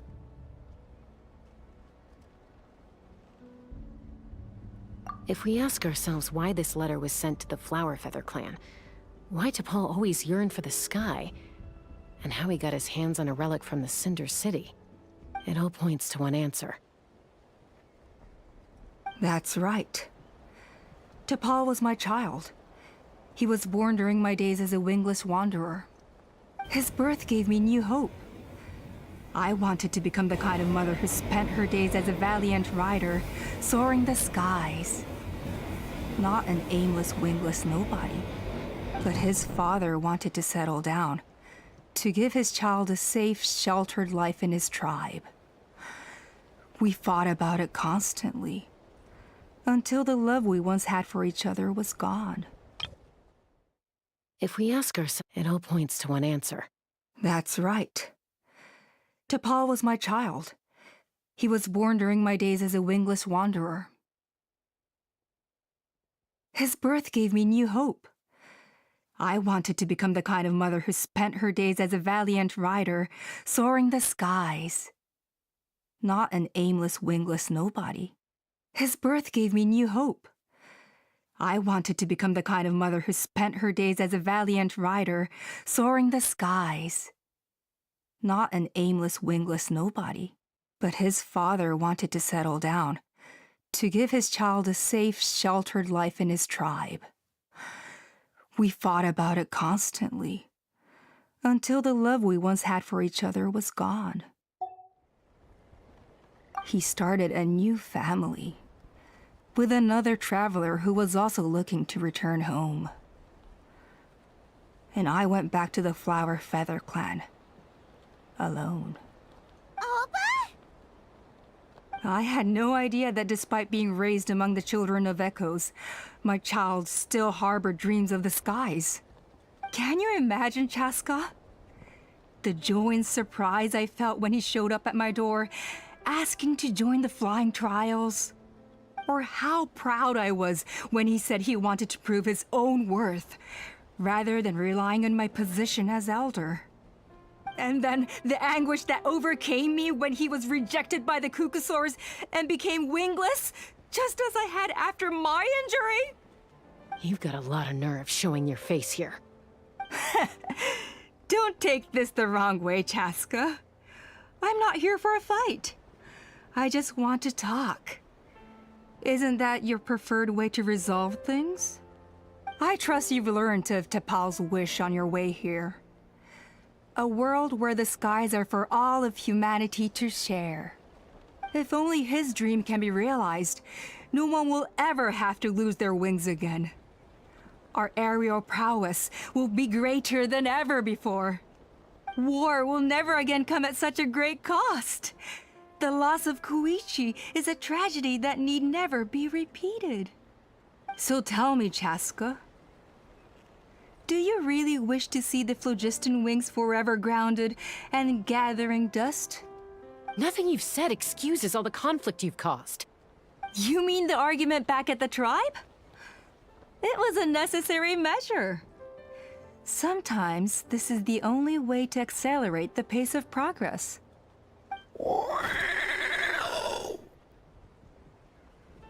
Is a mother harming her children when she coaxes them into swallowing a bitter pill? Of course not. It is a brief moment of suffering for the greater good, and the child would come to understand this in due course. The phlogiston wings are that bitter pill. We will never progress as a tribe if we cling to the scraps the Kukasaurs offer us. Once the people have embraced the phlogiston wings, they will never look back. Even if they learn how the refined phlogiston is sourced. They will convince themselves that the sacrifice of a few Kukasaurs is a small price to pay for our dominion over the skies. But this I had not anticipated. I barely had the chance to introduce the phlogiston wings to the tribe before you found this place. Your plan was hardly foolproof. Yet, it can still be salvaged.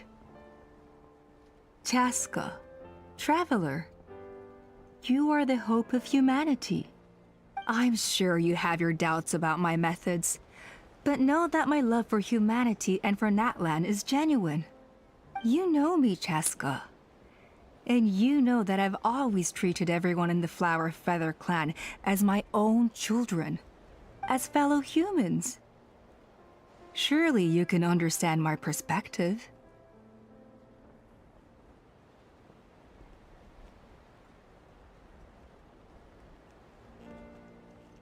Ulpa, Natlan doesn't belong to humans alone. And truthfully, neither do I.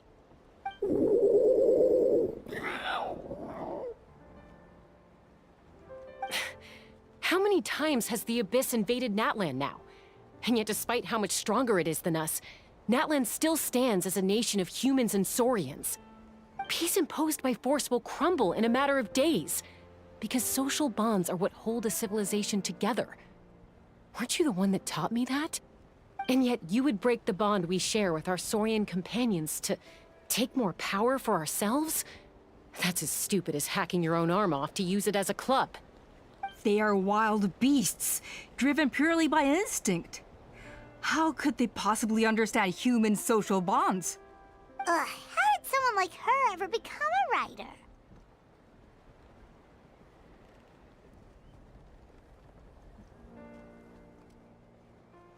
Ha! You overestimate them. They bow to the strong and shun the weak. That's all there is to it. They never gave Tepal a second glance when he was at his lowest, nor me when I returned injured from the Cinder City. It's all about survival of the fittest for them. Plain and simple. They obeyed me once I proved myself stronger than them, but the moment it serves them better, they'll abandon me in a heartbeat. You're wrong, Alpa. They only reject the wingless because they don't want to fly anyone to their death.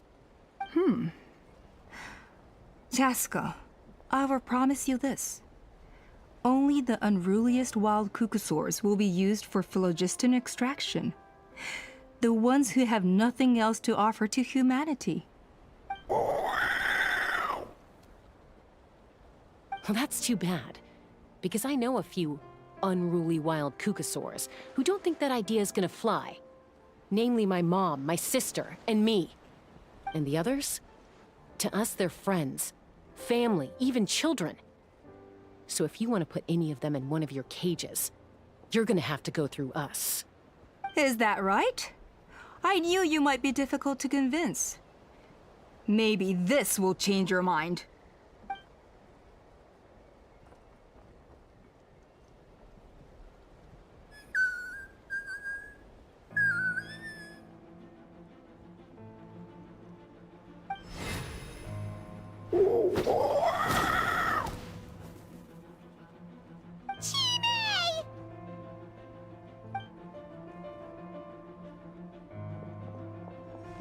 Alpa! Careful! Don't make any rash decisions. Unless you want to see her suffer. Oh no, that's one of the extraction cages!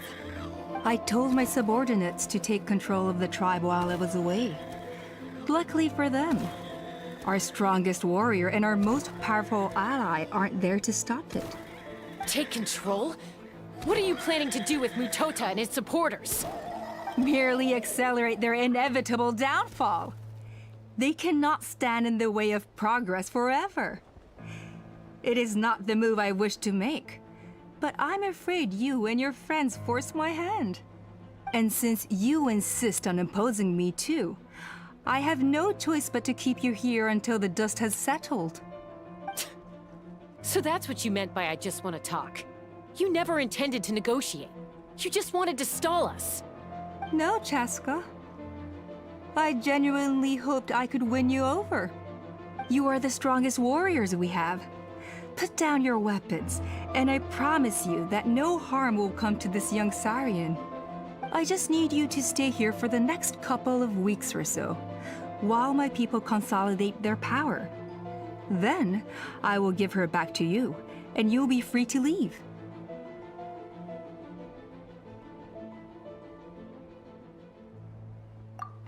As long as the majority supports our vision, even the Pyro Archon cannot meddle in our internal affairs. Your vision is deranged, and the Flower Feather Clan will never support it. You sure about that? Then wait here and see. Time will tell. What do we do? Even if the whole tribe fights back, Mutota's in grave danger! Stop delaying the inevitable! Drop your weapons and get into the cages, now! She's still holding Chime hostage. Is there really no other way?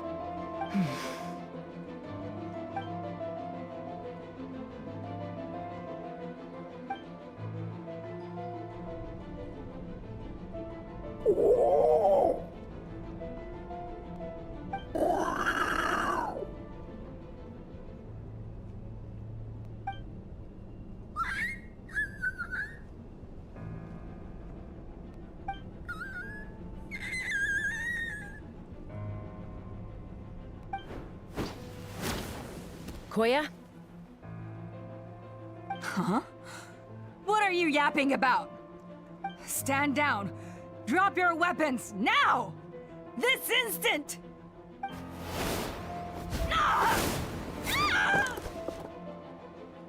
No! The relic!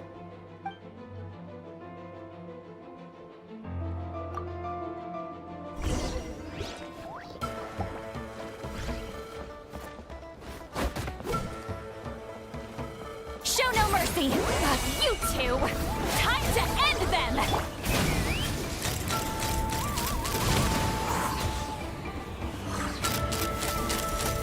Give up, Alpa! Smash your sword! Which will it be? Hey, something's up with this relic! I got it!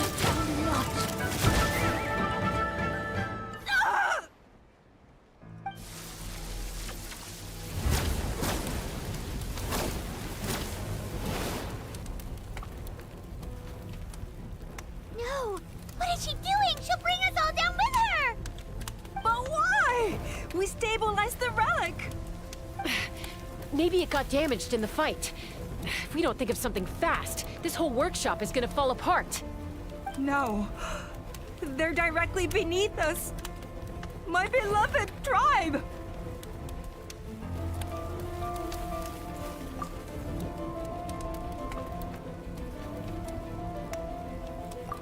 Okay,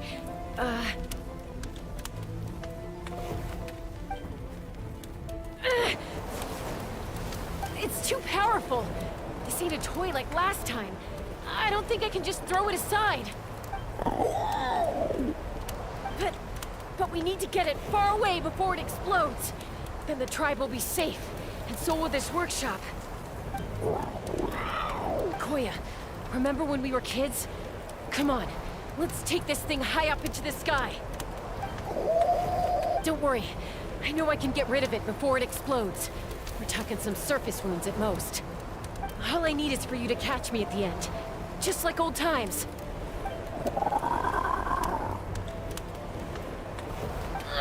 I can't hold it back anymore. We have to go. Don't be insane! Alpa! What are you... You're a fool, Jaska! Why would you choose such a risky solution? We cannot entrust the safety of our tribe to this wild Saurian! I'm the fool. You really think you can stand a better chance than me?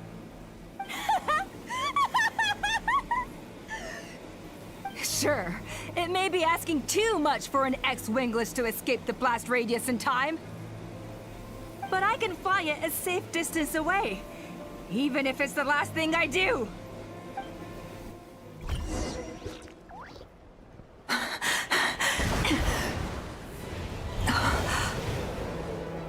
Here, these should be high enough to save the clan. What? You don't get to die a hero today.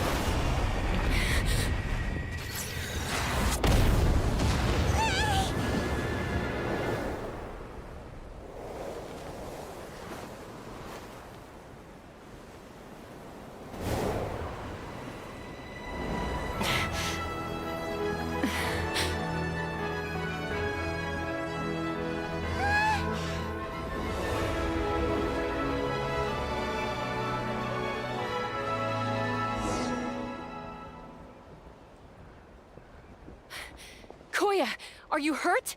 Let me take a look at you. What do you mean, I'm fine? Didn't I tell you to catch me on your back? Why did you try to shield me from the blast?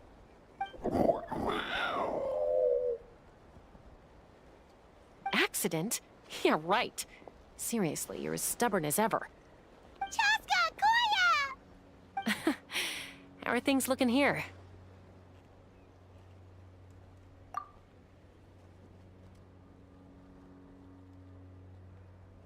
I think that's putting it mildly. I owe you one. Again.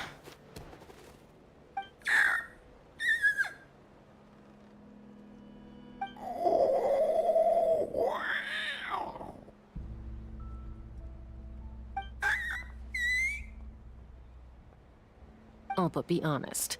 Do you still think Kukasaurs can't form bonds? Mom, I'll figure out the refinement problem. I'll find a way. You don't need to worry about it. I just need some more time. That's all I ask.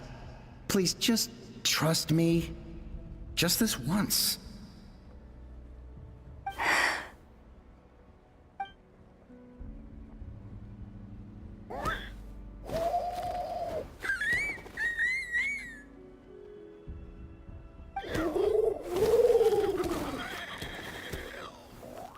The Flower Feather Clan yield to the strong. And it's up to the winners to define what strength means. So it looks like it's my turn to yield.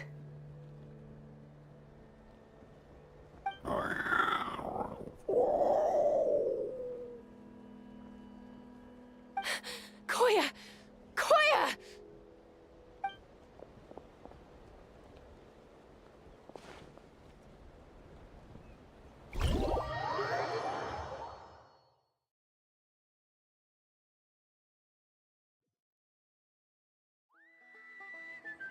So, you're absolutely sure it's not because of the explosion? Yes, for the 10,000th time, I'm sure. The blast barely touched her. The reason she fainted was old injuries playing up, compounded by overexertion in recent days. The moment she finally relaxed, all the built-up stress finally caught up with her. And no wonder. Honestly, she's just like you. Anyway, now you know how we feel when you go off risking life and limb.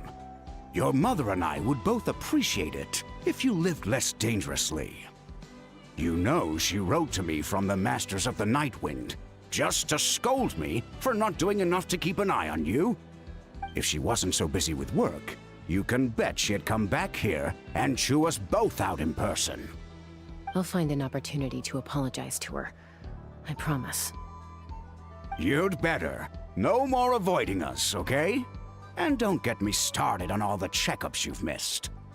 Got it. Got it. Huh? Koya? You're awake. I'll go let everyone know. Hey, but we're not done talking. What are we gonna do with her, Even after everything that's happened, she still hasn't figured out how to start the conversation with you. She keeps saying, I don't think Koya has forgiven me yet. But if you ask me, she's the one who's scared to open up and have an honest conversation. For all her confidence, she's a very sensitive soul underneath. You'd think as a peacemaker, she of all people would know how to reconcile with her family after a falling out. She must have been a handful growing up. Thank you for being there for her. And of course, thank you for keeping her safe when you were up there in the sky. Koya, Uncle Cusco, we're here! Ha! I was just telling her that she's not to go chasing danger with Chaska ever again. Cusco, I understand how you must feel. But it's all thanks to Koya and Chaska's efforts that the airborne workshop didn't come crashing down on our heads. Oh, Paimon almost forgot to ask. They didn't hurt you while we were gone, did they? Thankfully, when her co-conspirators tried to arrest me, I was out coaching Koyer and Junan. The two of them were a huge help. They took care of things while I went around rallying the resistance. So, in the end, Alpa's would-be revolt didn't really get off the ground. And as it turns out, not all of the wingless want to see our dear Saurian friends replaced with phlogiston-powered gizmos. I'm so sorry you got mixed up in this, by the way. We should have caught on to Alpa's scheme sooner. We could have saved so many Kukasaurs from getting hurt.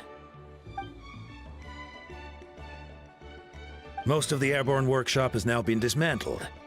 We've just left one small, harmless part intact, and repurposed it as a jail for Alpa and her cronies. Let's see how they like being locked up in a sky prison. So, it looks like there's just one last conflict left to resolve. Peacemaker, you're up. I said I had to wait until things had blown over, didn't I? And now they have. But I still have no idea what to say. Koya, I just want to say, I'm sorry for how things went down back then.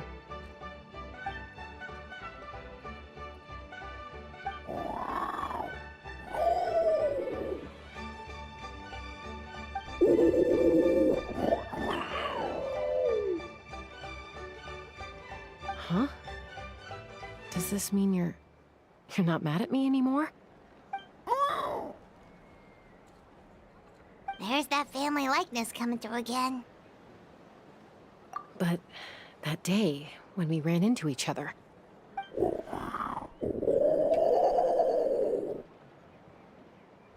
Huh? So then, when did you finally make your peace with it?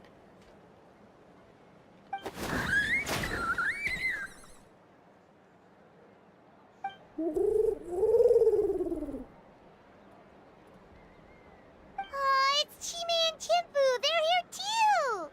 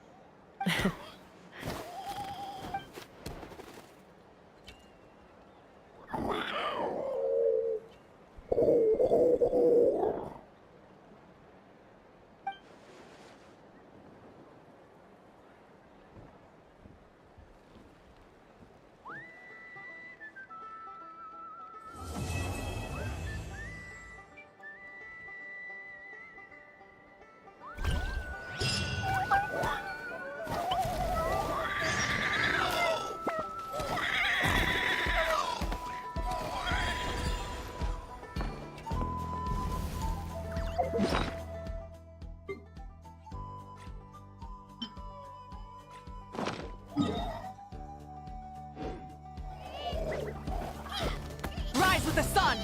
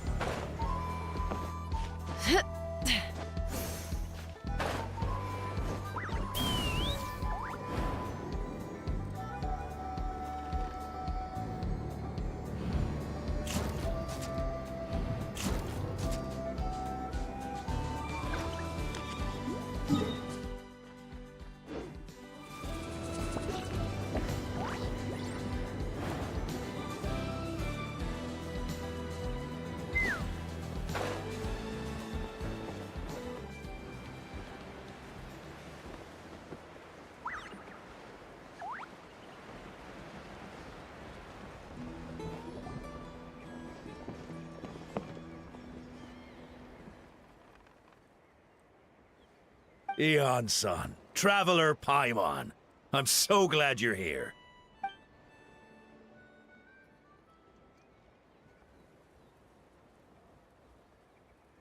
Cold. So cold. Duarte, are you there? I'm drowning, and there's something in the water! He's on the ground, but it almost looks like he's trying to swim.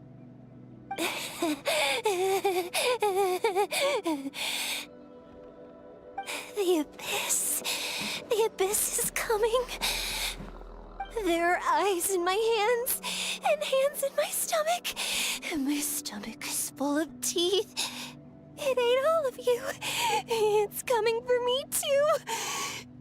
But we haven't been eaten. We're right here.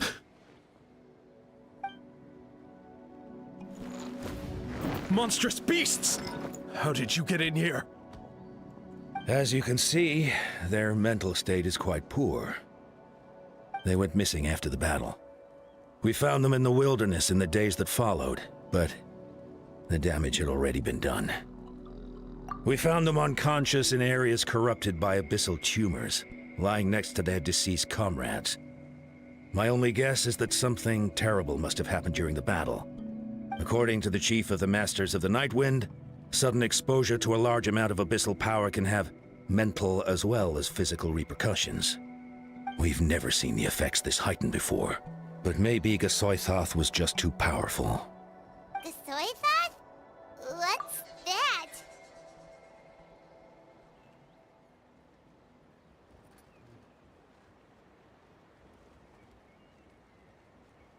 It's the abyssal monster that appeared in the sky not too long ago.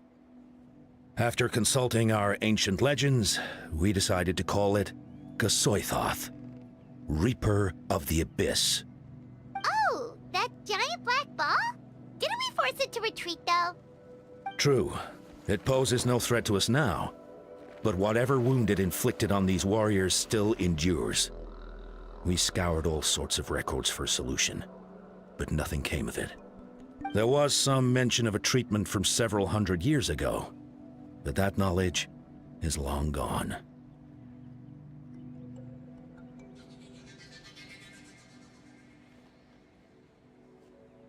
Right! You can purify abyssal power! Might as well give it a try!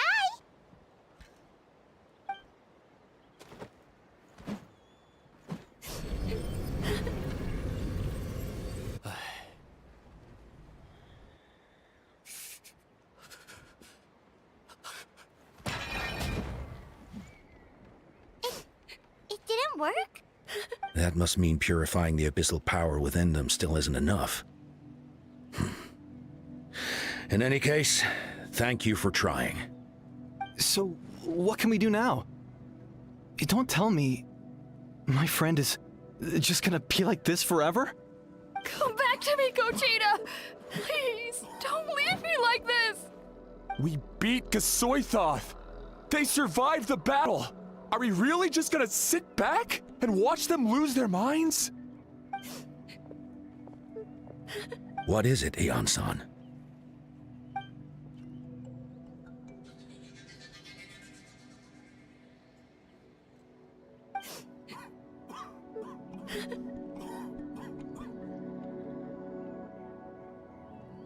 But, Are you sure about this?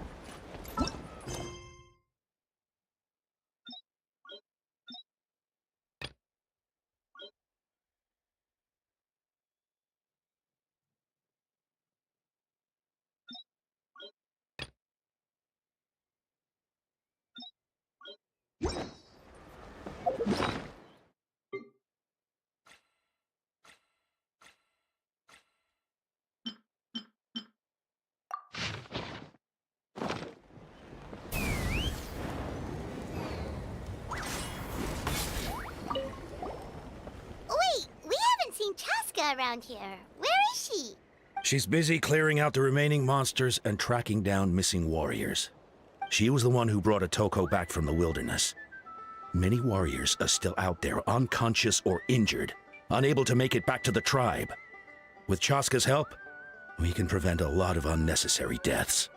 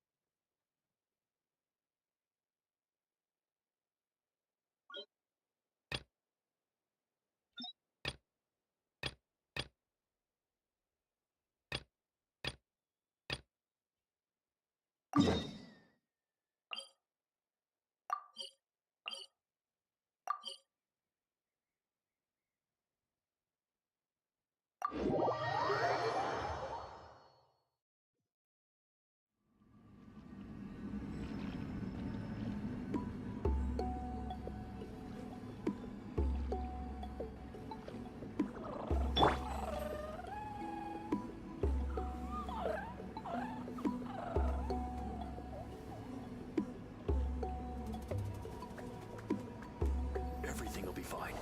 It'll all be fine.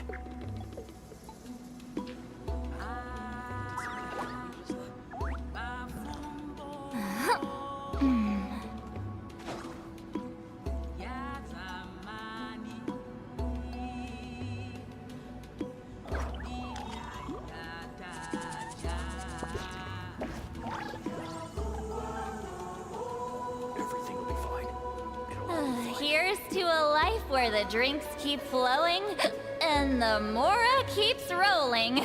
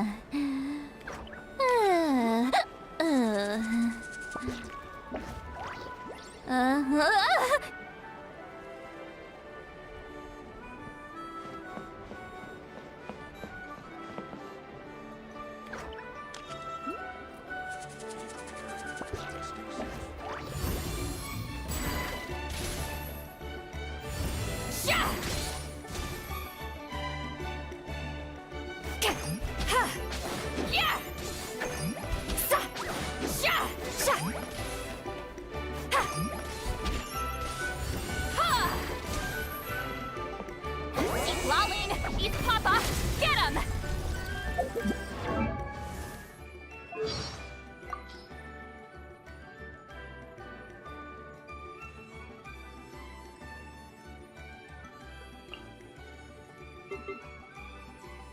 to work. Fulfill our pact. Show no mercy.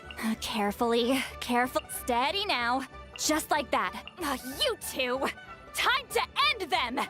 Seat Laline, East Papa, get him. Suffer the wrath of Eatsley.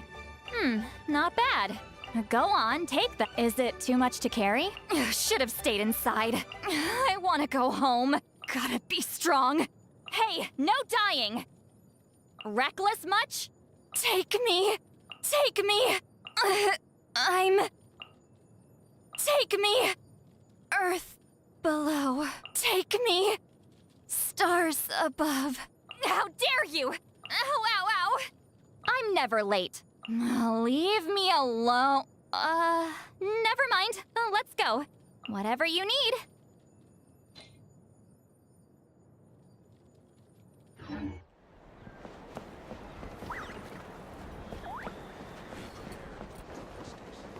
Incoming!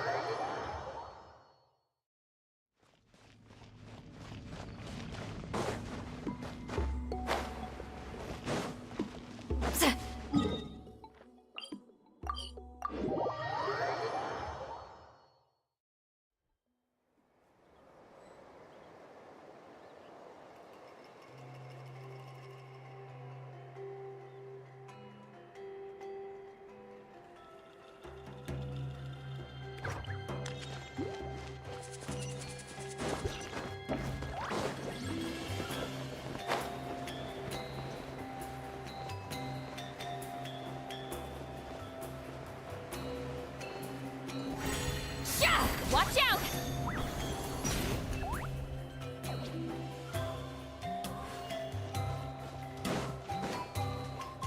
Yeah!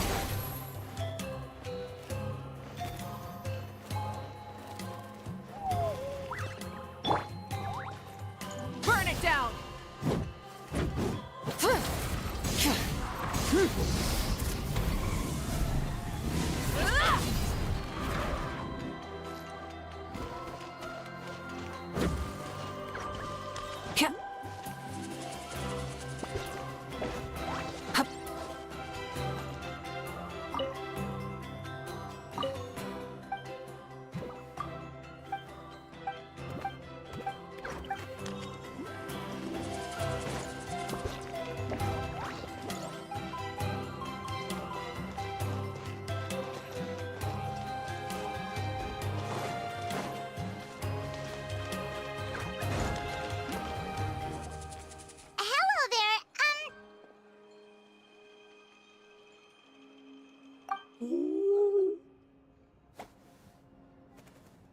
Okay. Probably doesn't understand what we're saying. Doesn't look like any cogs are turning in there.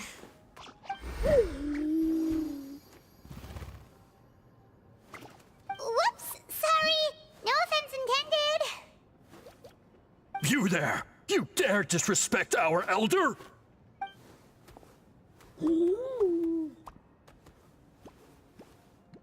Oh, you mean... Oh, I see, I see. Sorry, my mistake. Apparently you were... Oh, you mean... Oh, I see, I see. Sorry, my mistake. Apparently you are here by invitation. In which case, it's my job to make you feel welcome. Some introductions are in order. I am Kaholam, one of the priests of our tribe. And this is our Iktomisor elder, the great Tlapokpok Tatel, a living totem among the masters of the Night Wind. Whoa, that's quite a tongue twister. In truth, we usually go with Elder Tlapo for short. You're welcome to do the same.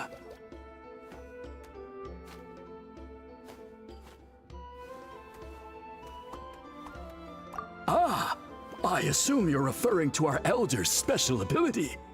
Elder Tlapo has been alive for many centuries and harbors secrets that even we priests are at a loss to explain. so your reaction is entirely natural. But one thing I can say for sure is that Elder Tlapo has appointed the two of you to an extremely important task. For this reason, I would like to ask you to undergo a test. What sort of task? And what kind of test? If it's all right with you, I'll take you to see our chief. He's in a much better position to answer your questions.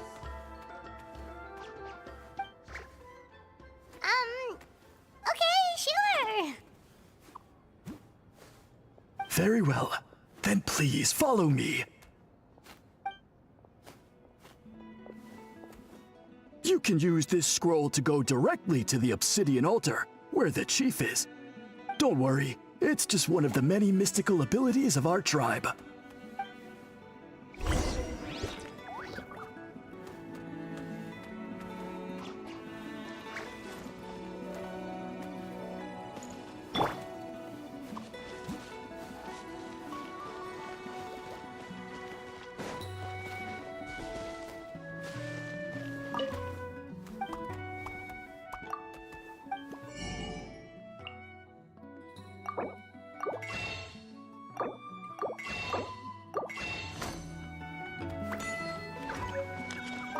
You can use this scroll to go directly to the obsidian altar, where the chief is. Don't worry, it's just one of the many mystical abilities of our tribe.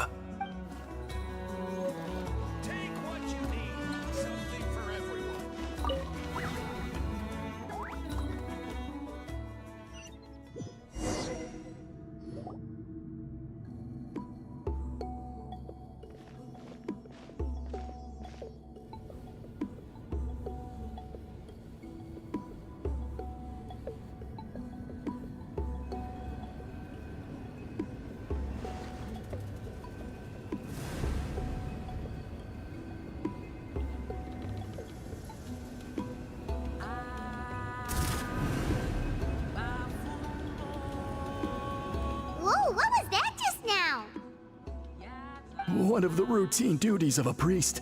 We attempt to contact the spirits of our ancestors to seek epiphanies and revelations.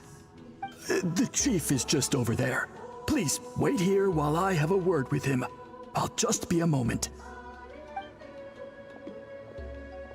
Well, the Masters of the Night Wind are definitely living up to their reputation as the mysterious ones.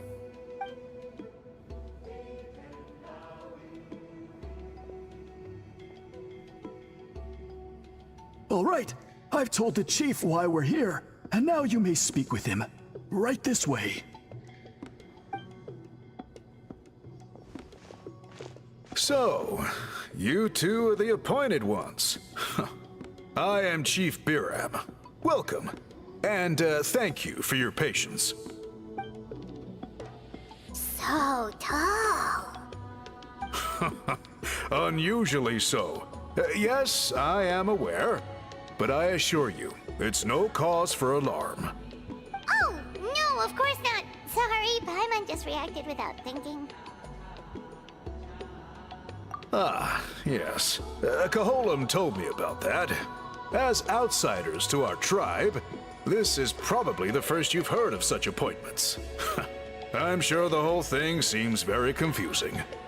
Throughout our history, only members of the Masters of the Nightwind have been appointed to undertake these tasks. This is the first time an outsider has ever been chosen. Really? Allow me to explain. Our tribe has an old tradition of recording history in the form of woven scrolls. And not just our own history. We record the legends and heroic feats of all other tribes as well. It is a tradition we have observed for many centuries. We treat it as a solemn duty.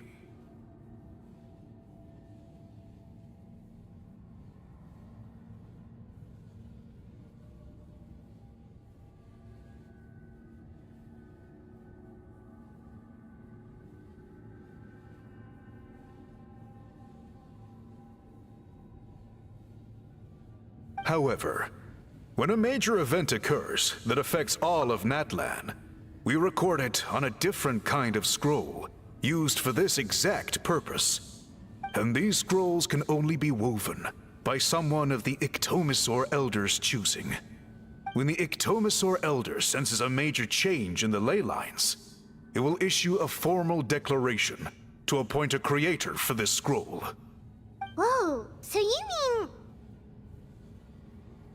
Elder Talapo sensed a ley line change quite some time ago, but had not yet designated the scroll weavers until you arrived.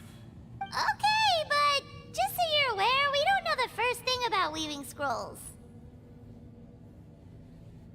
As a matter of fact, that does not surprise me at all. How come? In the 200 years that Elder Talapo has held this position, none of the appointed ones have ever been experienced scroll weavers. Does that mean 200 years of major historical events have gone unrecorded? No. They all submitted scrolls in time, yet each of them claimed it was not their own work, but a gift from the spirits. Man, this tribe gets more mysterious by the second. Yes, well, that is the part that troubles me. The notion that we have to rely on esoteric things like gifts from the spirits to record historical events of such great importance. It is unsettling. Huh. That's pretty surprising to hear, coming from the chief of this tribe. I can imagine. You probably see the Masters of the Night Wind as a people shrouded in mystery, who pride ourselves on our arcane practices. But I am something of an exception. I may be the chief, but when it comes to our traditions, I'm in fact a proponent of change and reform. I have dedicated my energies to deciphering the many mysteries of our tribe. In doing so, I hope to establish clearer rules that will help sustain our traditions in the future. Wow, that sounds great! So have you figured out the mystery of the gift from the spirits? Sadly not. It is something I've been investigating for a long time, but I have yet to uncover what this gift truly refers to. Only a small handful of events over the years have been recorded on these special scrolls, with decades between each one. And by the time the next scroll weaver is appointed, my time as chief will be long gone. I will not be in a position to investigate as thoroughly. So... While I haven't gotten to the bottom of the matter, I have made some progress. But the only way I can develop my theories further is with the cooperation of the appointed ones. Precisely. It's nothing to be worried about. Simply a means of validating my current hypothesis. It shouldn't take you long, nor will it put you in any danger. I can explain everything in detail when we get to the site of the test. But first, please wait a moment while I change out of the soul-shielding cloak. This garb is one of our important cultural relics, handed down by generations of chiefs. It is only to be worn when conducting certain ceremonies. Oh!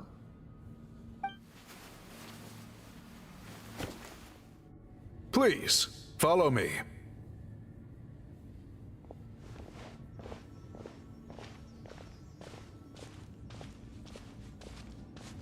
Do you see this scroll? If you touch it, you will enter a hidden space. Today's test is, quite simply, to find a way to escape that space. That's it? I assure you, it's not as easy as it sounds. If you cannot find your own way out, I will of course intervene to bring you back here. But then, we will be no closer to solving this mystery. Good. Simply touch the scroll to begin the test.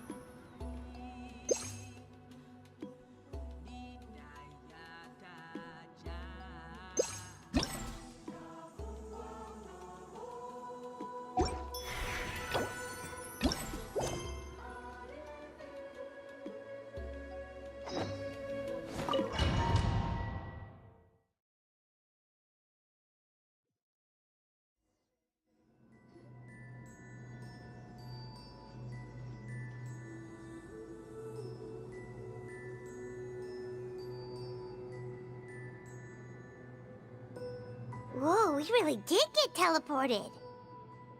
It seems like this place is completely sealed off. Doesn't look like there's an exit anywhere. Let's take a look around and see what we can find.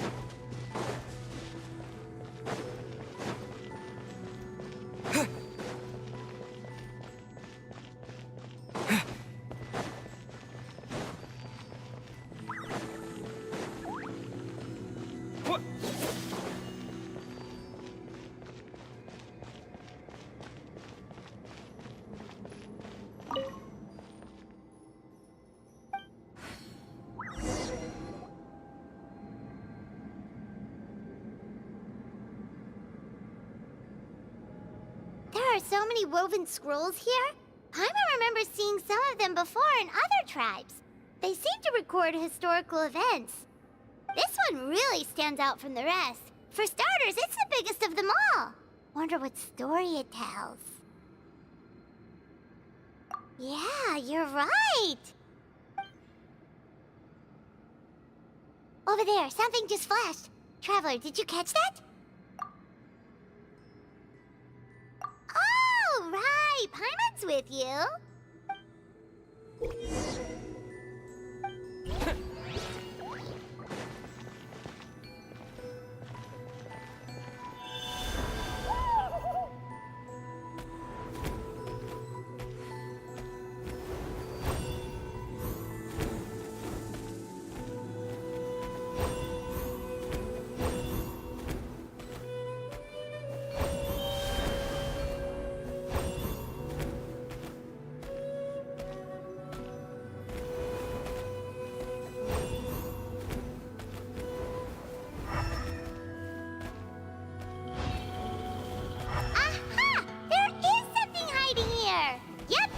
Like our ticket out of this place.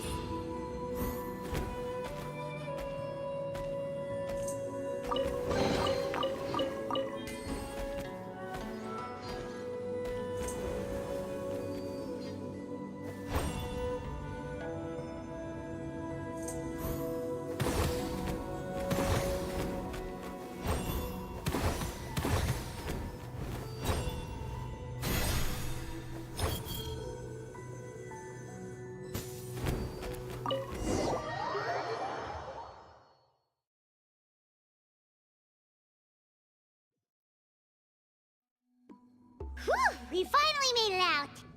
It is just as I thought. You are indeed capable of undertaking this mission.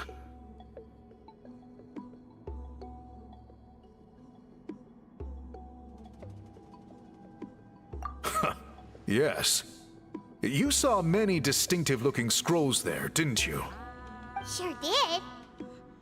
This specific kind of scroll was left to us by our ancestors. Upon investigation, I discovered what sets it apart is the use of a color not featured in ordinary scrolls. It is a most mysterious color that most people cannot even detect. I myself had to employ special techniques to confirm its existence.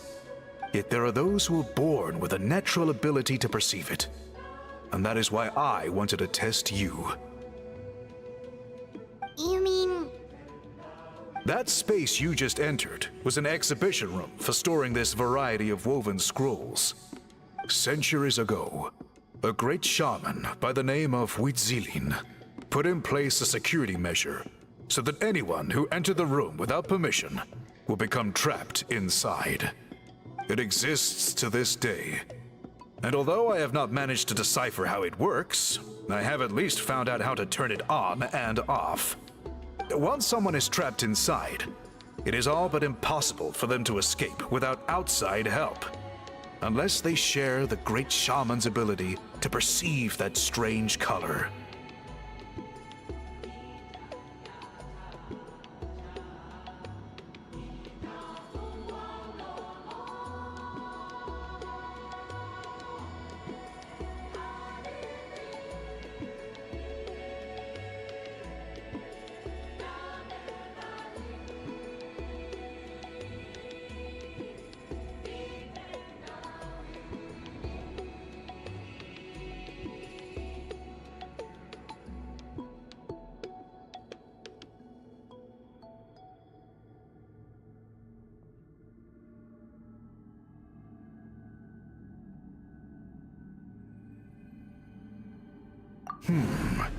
Clearly, you must have this ability, which leads me to believe that our Ictomisaur Elder can sense this ability in people, and that it appoints a scroll weaver on this basis.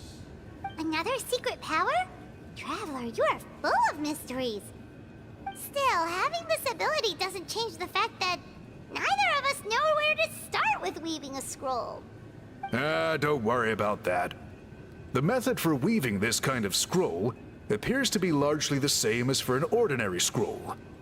The main difference is in the dye that gives it its unique color. If my suspicions are correct, this dye is the key to weaving the scroll, and your special ability is the key to obtaining it. The dyeing process is also a little different from the norm, but I don't anticipate any major issues there. As long as you two can source the dye itself, I can assist with the application. Cool! We'll follow your lead! Great! Then please use your abilities to source the necessary ingredients. And in the meantime, I will have someone prepare some fabric for test dye. We'll make a few sample pieces to test out my hypothesis. And if that goes well, we can begin the scroll in earnest. If you agree to help, you can expect to be handsomely rewarded once this is all over. So, what are your thoughts? Agreed, especially if there's a reward in it. What is the reward, by the way? Is it food? Paimon hopes it's food. Given the stakes involved for our tribe, I was thinking a substantial sum of mora would be appropriate. Surely that would be preferable to just a free meal. Mora works too! Anyway, how do we go about finding these ingredients? Are we supposed to just keep walking around Natlan until we stumble across them? Thankfully not. I've already identified a location where I suspect they may be found. And I've arranged for someone to guide you there. Your guide is waiting just outside. You can set off at your leisure.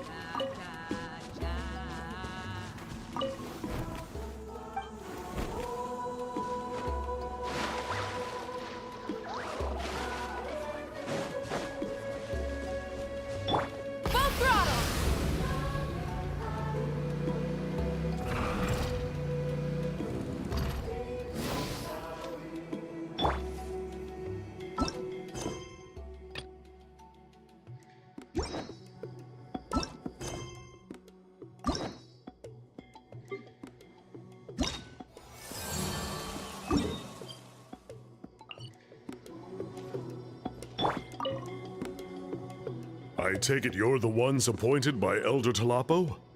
Yep, and you are... Call me Toltec. The chief asked me to be your guide for the day. His messengers already filled me in on the situation, so just follow me.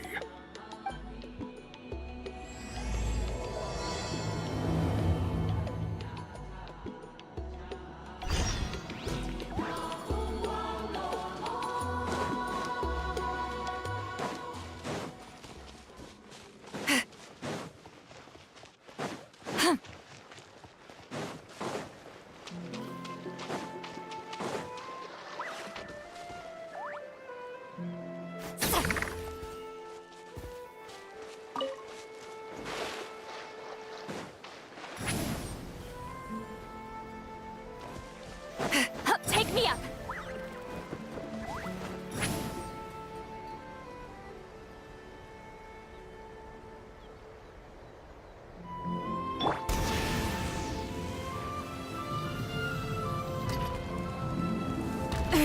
The end of our legacy.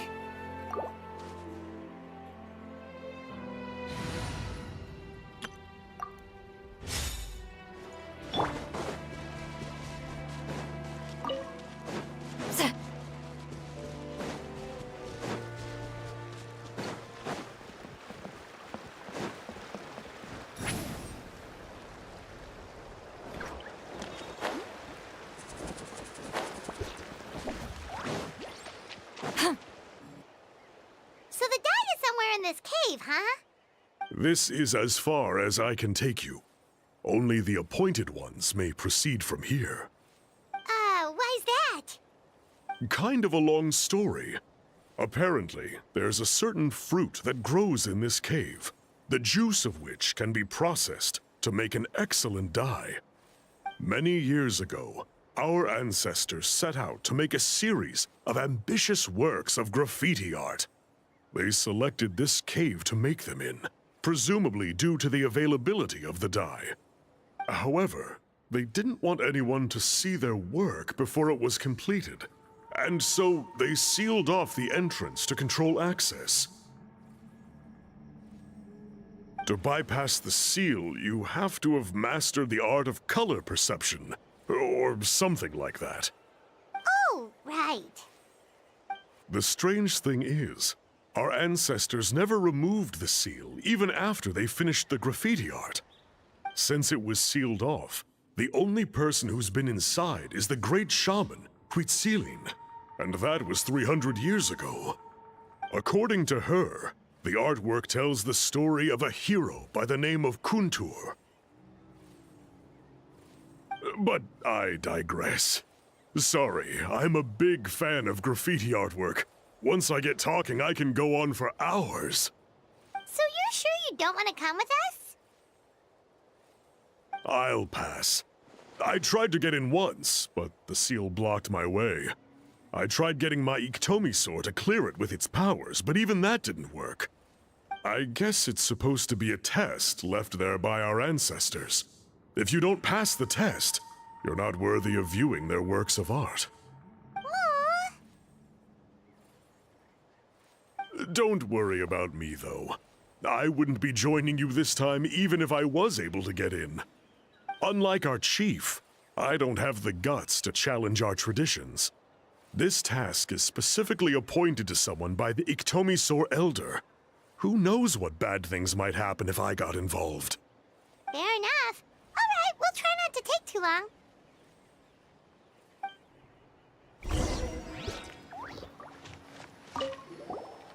You two head on in. I'll wait right here.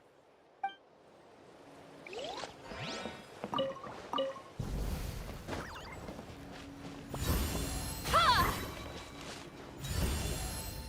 Yeah! Ha!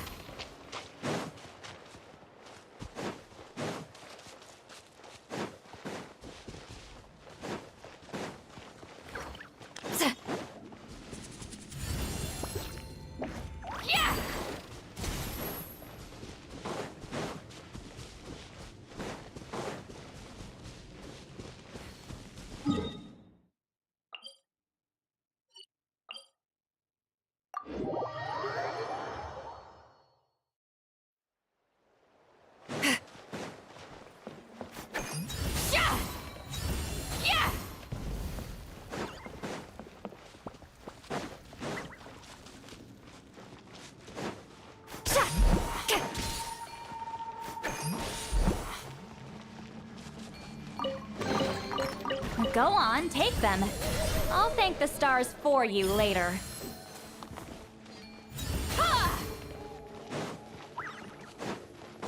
Looks like there's no way past. Maybe try the same thing as before?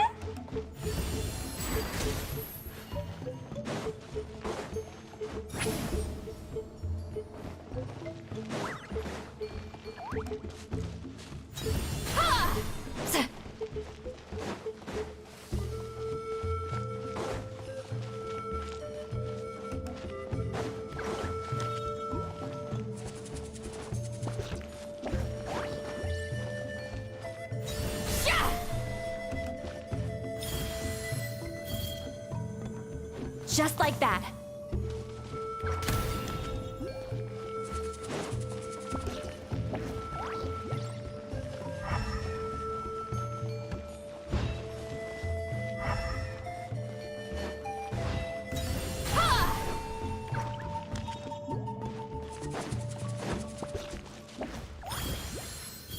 Steady now.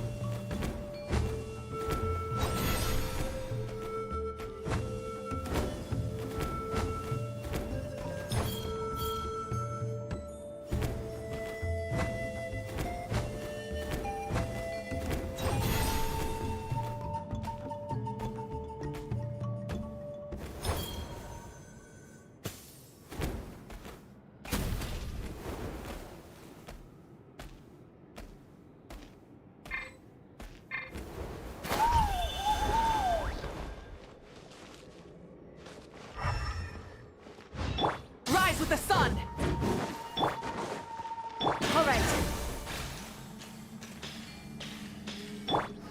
Full throttle! Yeah!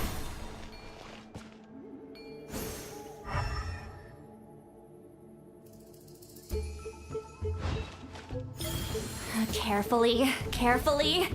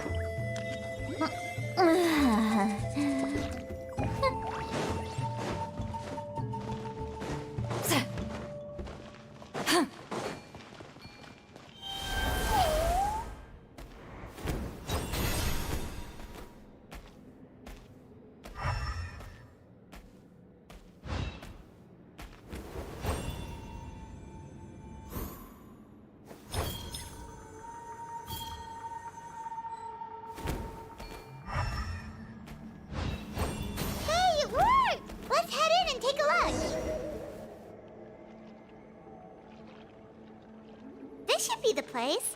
That fruit Toltec mentioned should be the one on the wall, right? Now, the only question is, which ones do we pick?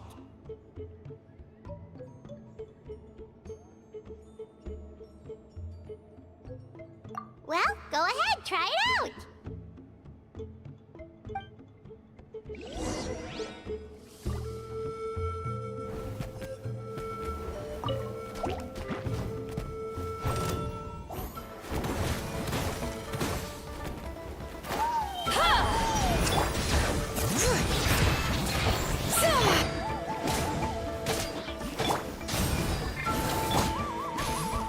Fulfill our pact! Show no mercy!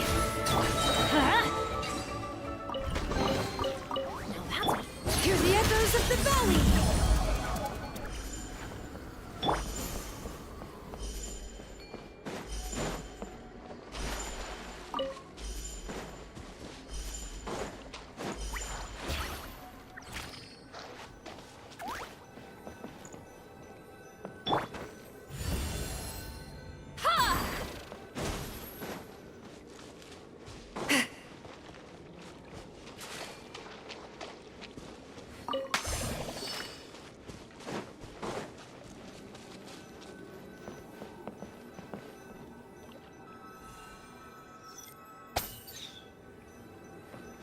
Get to work!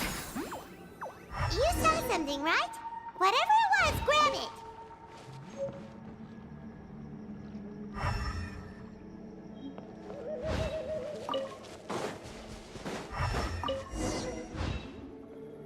These guys' ancestors made some real works of art here. But based on what we've seen so far, it seems like there should be more to the story. Do you think maybe there's more artwork further inside? Seems kinda strange. Yeah, you're right. There's always next time. Let's head back and meet up with Toltec.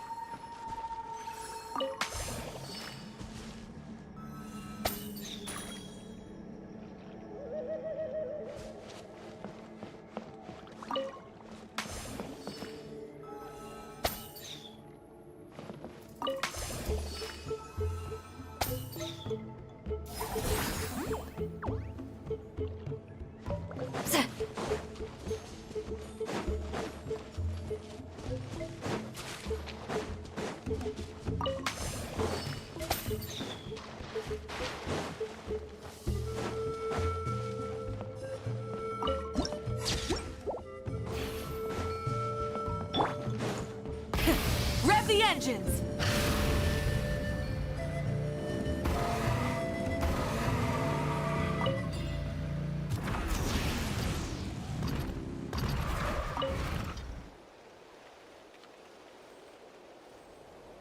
We're back, and we found the ingredients for the dye! Sounds like you made it through the seal then. Our Iktomisaur Elder was right about you. It's getting late. Follow me. I'll take us back.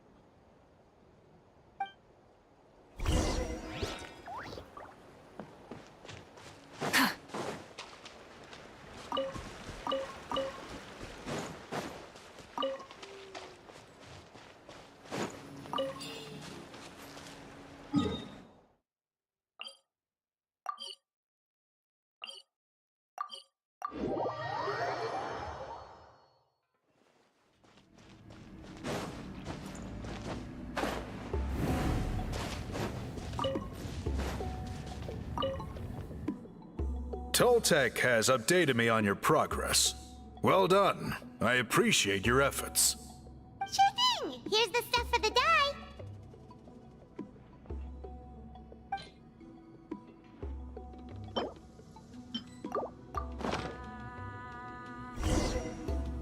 I see.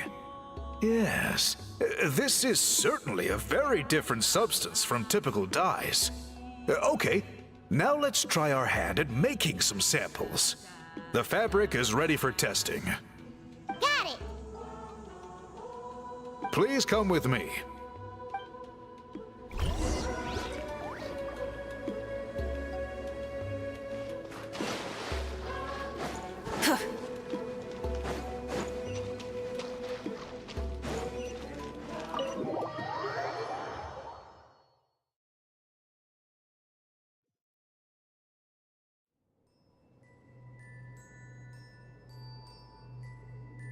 Take a look at this.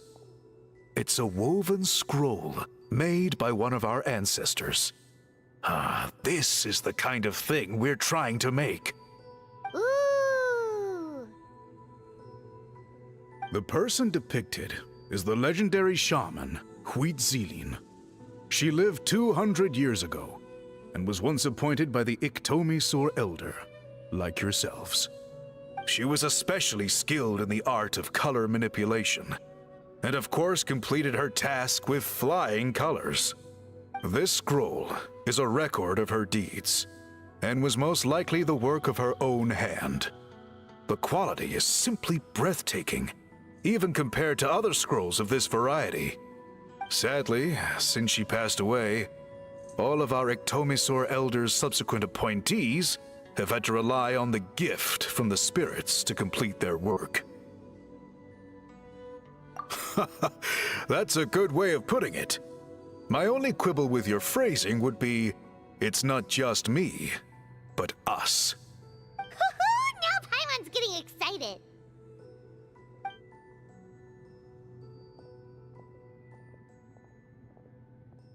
Bring out the samples.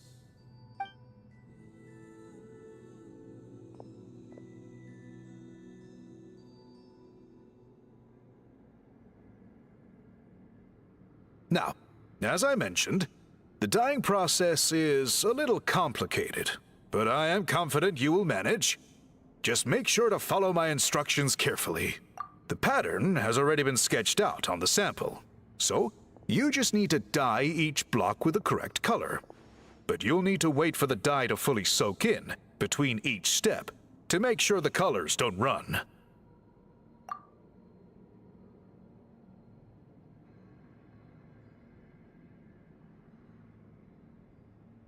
Ha ha ha! Good! The dye has taken to the fabric, and the pattern is crisp and clear. Next, apply all the remaining dye, and we should see that elusive signature color emerge. Okay, final step.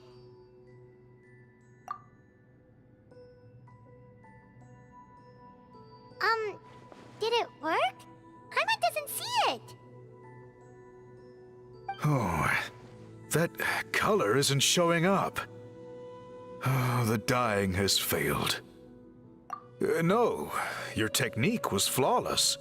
You did everything exactly as instructed. It would have made no difference if I'd done it myself. Then what went wrong? It could be the weaving technique, or maybe the dye has to be applied in a different way. Oh, whatever the case, it looks like I have failed to get to the bottom of this mystery.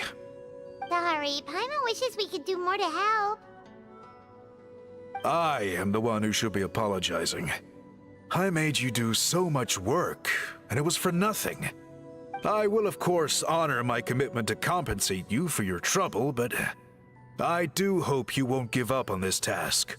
I plan to keep investigating, and will be sure to keep you updated with any progress. Don't worry, we're not quitters. Paimon does have a question, though. This whole process of recording history on woven scrolls seems so complicated. Why don't you just write it down instead? You said yourself you're all about change and reform. Well, this seems like a pretty good place to start, don't you think? Writing things down would be easier for everyone, and your records would be more detailed. I think you perhaps misunderstood my philosophy, but that's okay. I can answer your question, but there's somewhere I need to show you first. Oh, sure.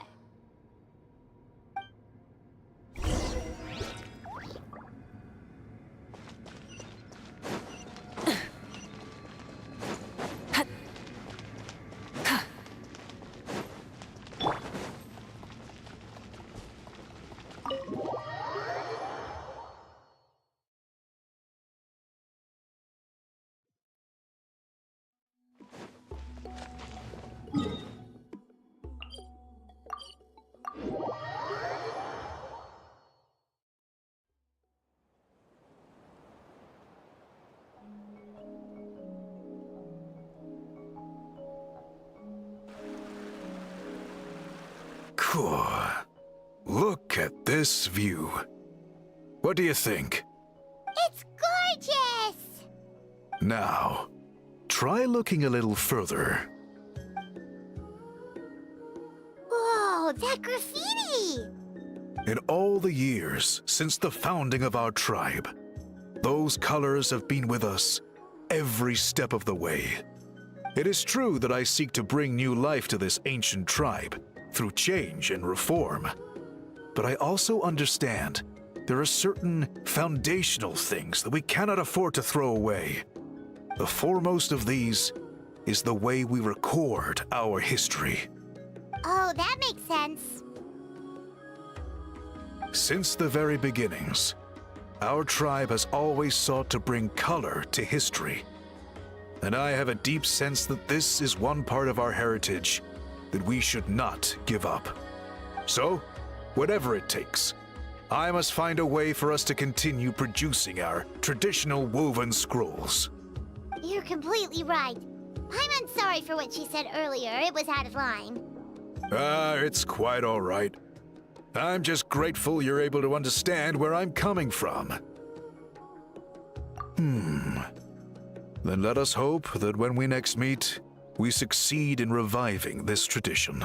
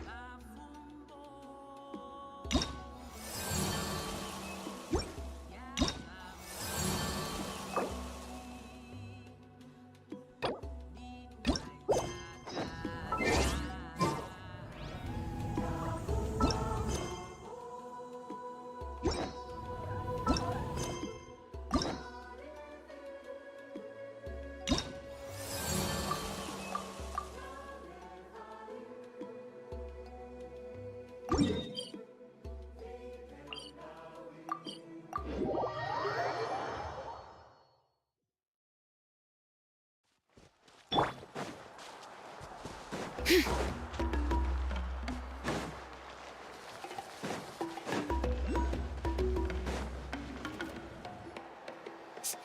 not back yet.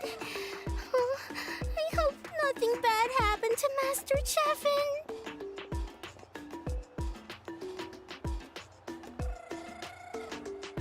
Hey, that little kid is crying. Wonder what happened. Let's go check what's wrong.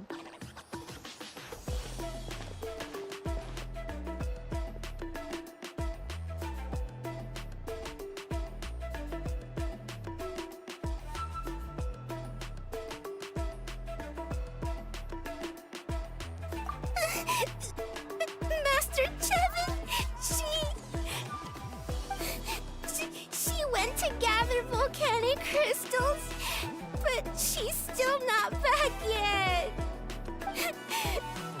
I told the guards, but they said they don't have people to spare. Plus, that area's super dangerous, with tons of monsters and bad guys. They have to finish making preparations before they can try to rescue her. But it'll be too late by then. So, you'll help? Great! I'll just make a quick sketch to show you where the guards went earlier.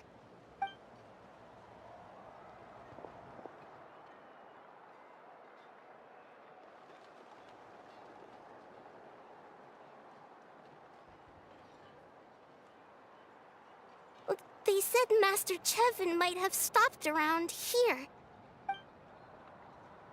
She might have been forced to go near the shadow pin.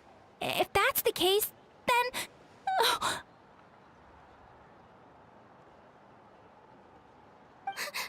Please, you have to save her!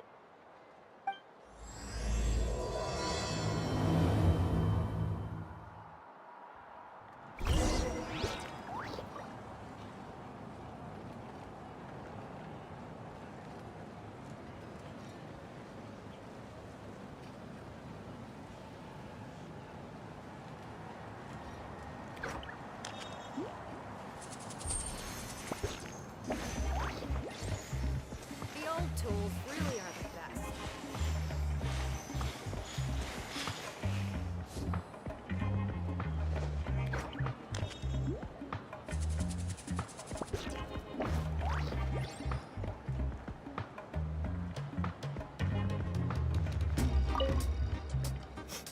Please.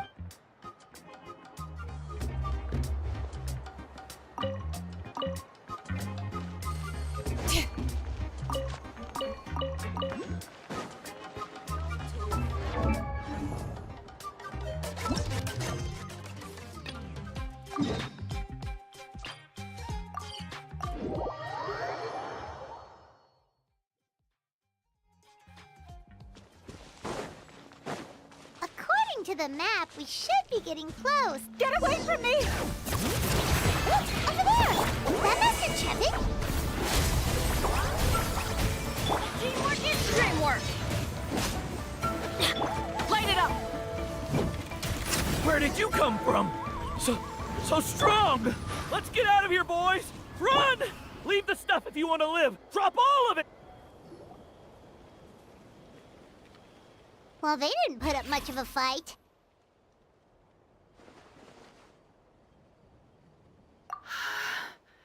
Thank you so much.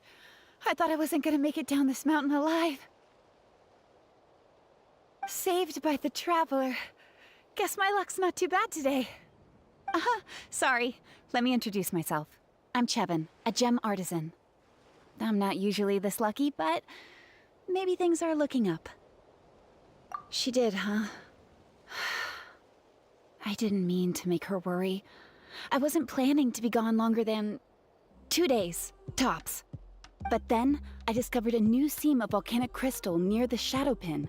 It's a large deposit and the purity is exceptional. I dug up a whole bunch of it and was getting ready to head back. But the phlogiston within the crystals attracted monsters. Anyway, I'm sure you've seen the state this place is in. It's all because the shadow pin suddenly came crashing to the ground and left behind a massive crater.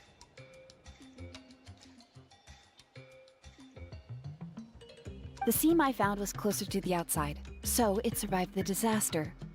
Still, the crash riled up the monsters in the area, and now they're everywhere. I panicked and ran up a narrow path to avoid them. But by the time I was in the clear, I ended up running into those bandits. You showed up in the nick of time. If the situation was so dangerous, why didn't you just drop the crystals and run?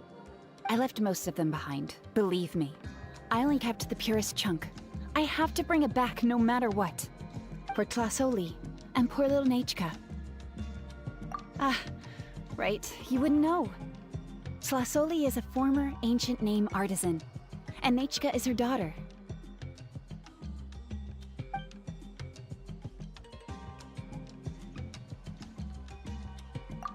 Oh, you know Shilonen? Try mentioning that name in front of Tlasoli. She could sing Shilonen's praises forever. The foremost expert in ancient names, the future of our tribe, the finest artisan in that land. You'll never hear the end of it. I know Tlasoli misses the days when she used to forge ancient names. She'd never say as much, but I can tell. Because of her daughter. Poor Nechka contracted an awful illness, and Tlasoli put everything aside to take care of her. Even as Nechka's illness grew worse, Tlasoli never gave up. Like a torch in the night, she was determined to burn bright, even as darkness encroached from all directions. Still, all's well that ends well. Thanks to the doctor's medicine and the Wyop's protection, Nechka's flame was rekindled. Her condition has been slowly improving ever since. She's still weak, of course, and has to recuperate at home. But she's well enough to write letters already. She often writes to Shilonen, apparently. Her dream is to become an ancient names forger just like her mother. Her birthday's in a few days, so Tlasoli asked me to find a pure volcanic crystal to give her as a present. Yeah, talk about an important chunk of ore! What a nice gift! Paimon hopes it helps her feel better. I'm sure she and her mother appreciate your well wishes. All right, let's head back. I'm sure Imish is worried sick. Actually, why don't you come with me to visit Tlasoli tomorrow? It's all thanks to you that I managed to bring back the crystal. You deserve a reward for helping us protect something so significant. Hey, the Pyro Archon said she contacted Shilonen about that already. Let's not complicate things. We don't need anything fancy like that. A normal gift is more than enough.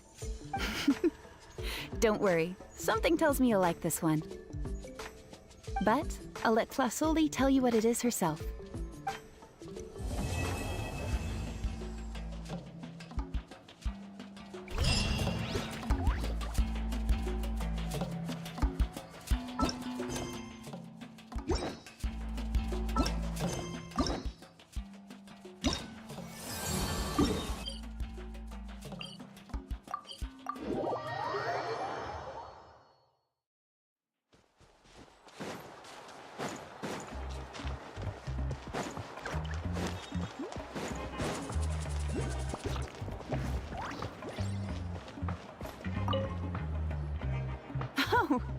You're early. Looking forward to your gift? That's right. Nechka's been so sick, and Tlasoli had to give up what she loves. Things might get better, but they could probably still use some cheering up. I've already asked someone to swing by and let Tlasoli know we're coming. She's probably made all the necessary preparations. Let's go then. Do you mind watching the story, Mish? I'll be right back.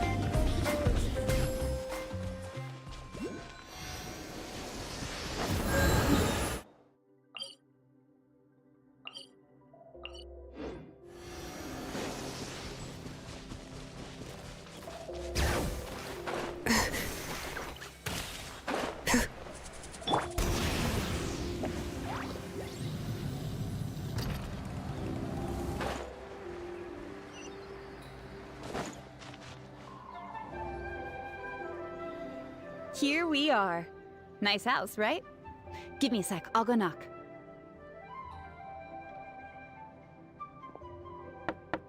Flasoli, open up! They're here! Flasoli? Are you home? Open the door! That's strange. Huh, the door's locked. But she shouldn't be out at this time of day. Hey, Nechka! Nechka! It's me, Chevin! Open up! What if something happened to the two of them? What if Nechka got worse again? Let's not overthink things. They were doing just fine the last time I was here. Nechka was sleeping soundly in her room. Still, I told Tlasoli we were coming. Maybe she had to take Nechka out to get some medicine.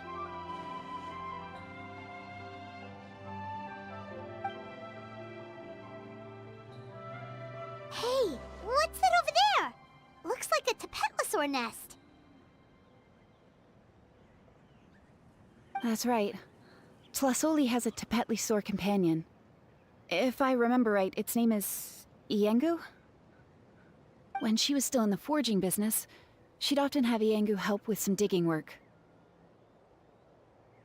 But since Nechka fell ill, she hasn't let it dig much recently. Wait a minute. What the... This place is a mess! Iengu's nowhere to be seen either.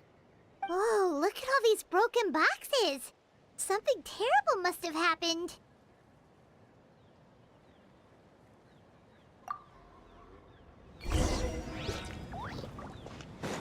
The tracks end at this cliff.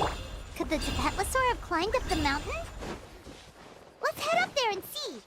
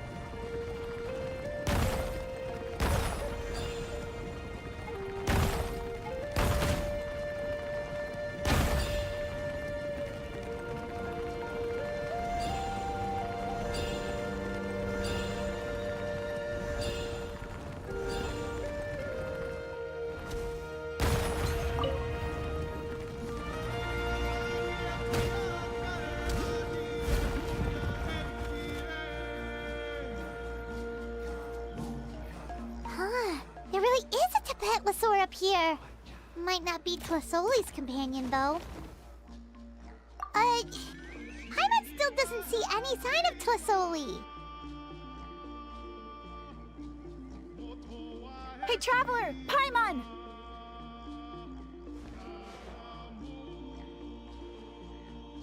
That's Chevin's voice! Come down, quick! Tlasoli's here!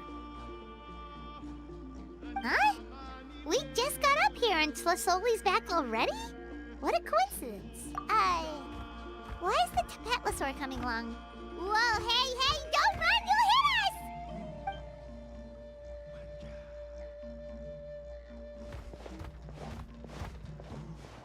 us! Iengu, come here. Are you being naughty again? Oh, that's a good saurian. Oh, you must be hungry. Sorry. I'll whip up something for you later. All right, run along and play now. I'll come along in a sec. Sorry, you two. I was waiting for you at home when Nechka... Well, she snuck out and ran off by herself. She said she just wanted to pick some flowers for our guests.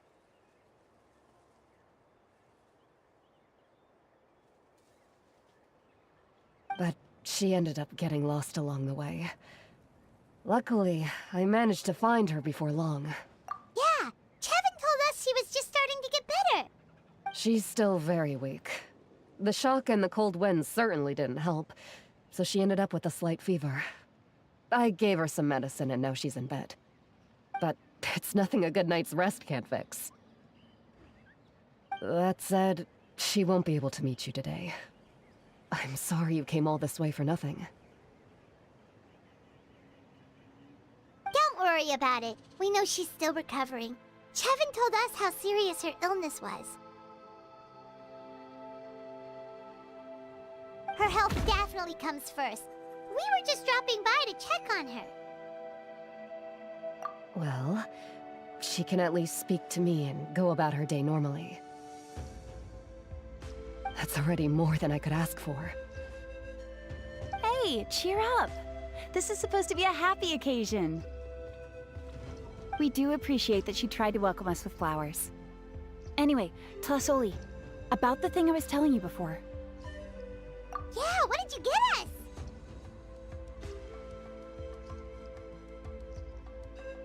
Well, it's a blaze gem inscription.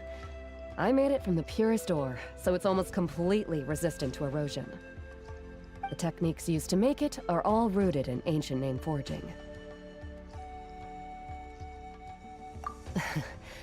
Don't say that or the Wyatt might smite me. The process just uses a few of the same techniques and materials. When I first made one, I didn't think it could serve any practical purpose, apart from the erosion resistance and the general aesthetic. But then Chevin suggested using the crystals to make a special kind of ornament. Blaze gem inscriptions made by an ancient name artisan, engraved with words that never fade. Quite the sales pitch, don't you think? Wow, that description really does make it seem special. Tlasoli's blaze gem inscriptions really are special, though. Word of mouth isn't always reliable. As information gets passed along, it becomes incomplete, forgotten, and sometimes even distorted. But the words inscribed on these crystals will stand the test of time. The inscription will never deteriorate, and the meaning will never get twisted.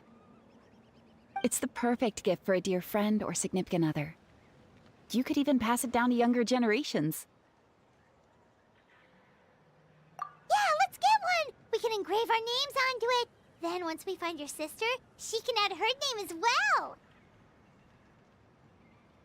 That way, our names will be together forever!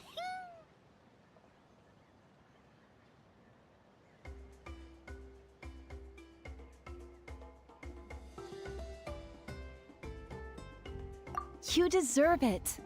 You saved me. And Nechka's birthday present. It's the least I can do to repay you. Chevin, I thought I told you. Don't you start acting shy too, Tlasoli. It's a great gift. I know how much work goes into one of your blaze gem inscriptions. Well then, thank you both. I'll have it ready as soon as possible. Then, I'll have you do the inscription yourself. Nechka should be well by then. She'll be very excited to meet you. Whoa, let's not get ahead of ourselves. We don't even know how expensive that would be. You sure we have enough travel funds? Hold on, this isn't part of some scheme to make us spend all of our mora, right? Chevin? You never know. You do look like you have some savings to spare. No, don't listen to that traveler. You'll end up losing all your mora. In any case, it's up to you. Oh no, it's the Tapatlosaur again! Quick, someone stop it! Paimon doesn't want to get run over again! Also, if you don't mind, Tlasoli, I'd like you to help me repair my blaze gem inscription. I dropped it when I was attacked earlier. The rope and clasp both snapped, so I haven't been wearing it.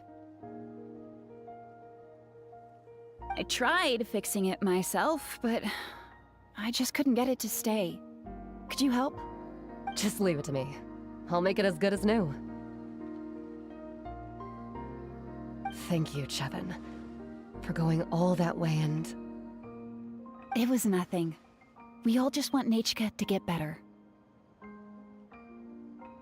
You're right.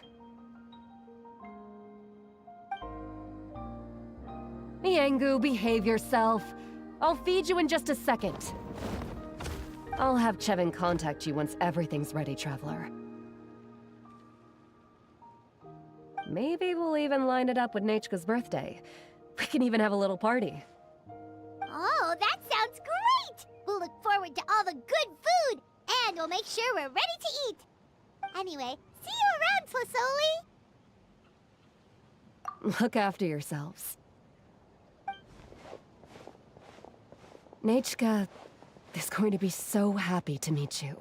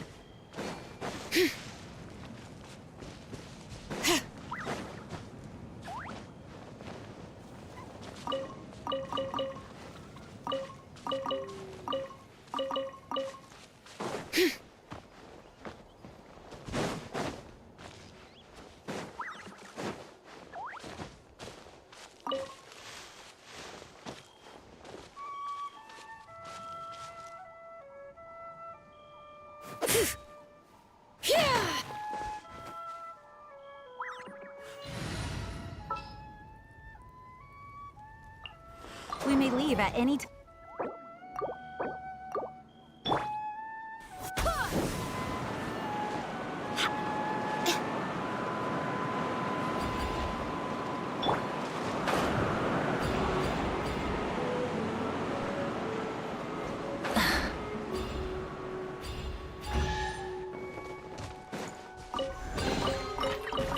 Hey, not a bad haul.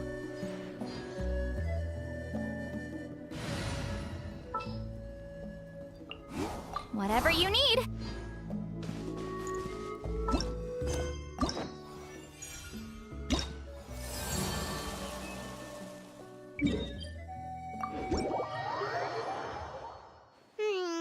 It's been several days now.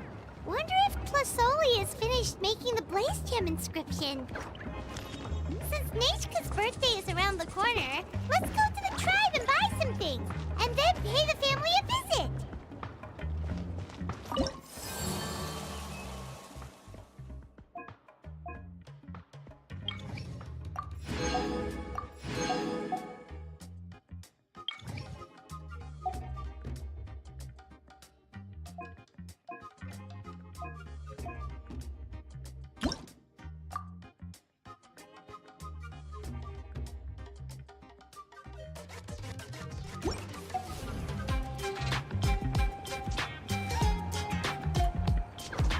Failure is just a step on the path to glory.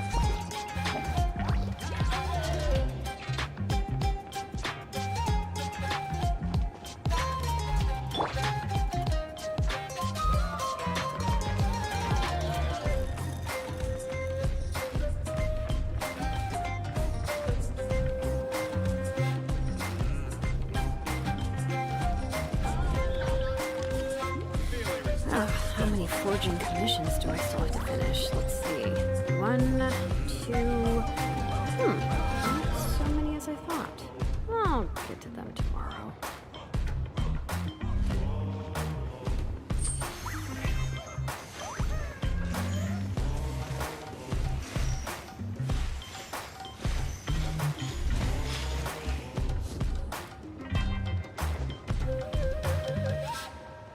Failure is just a step on the path to glory.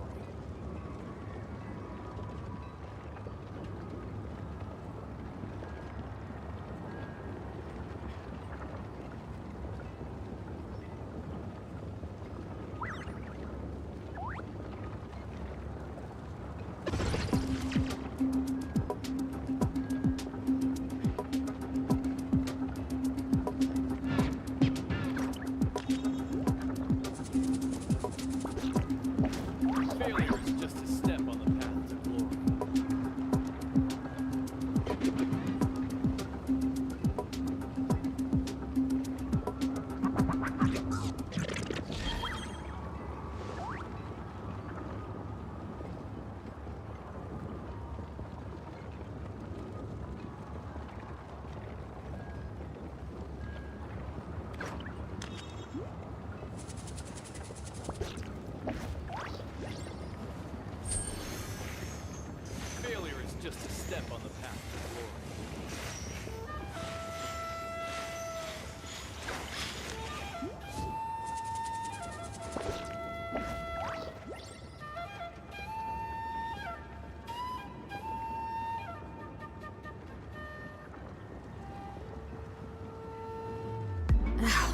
potted plant on the porch has died again? I was watering it every day. Ugh, don't tell me I overdid it this time.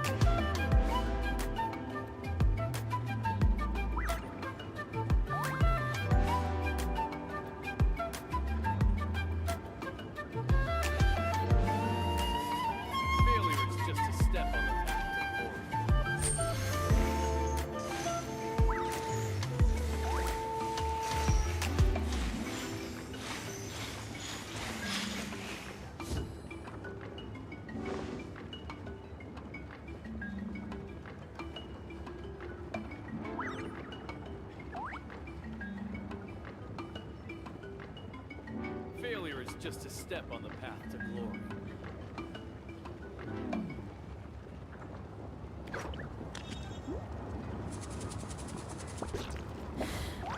How many forging commissions do I still have to finish? Let's see. 1, 2... not so many as I thought. I'll get to them tomorrow. Failure is just a step on the path to glory.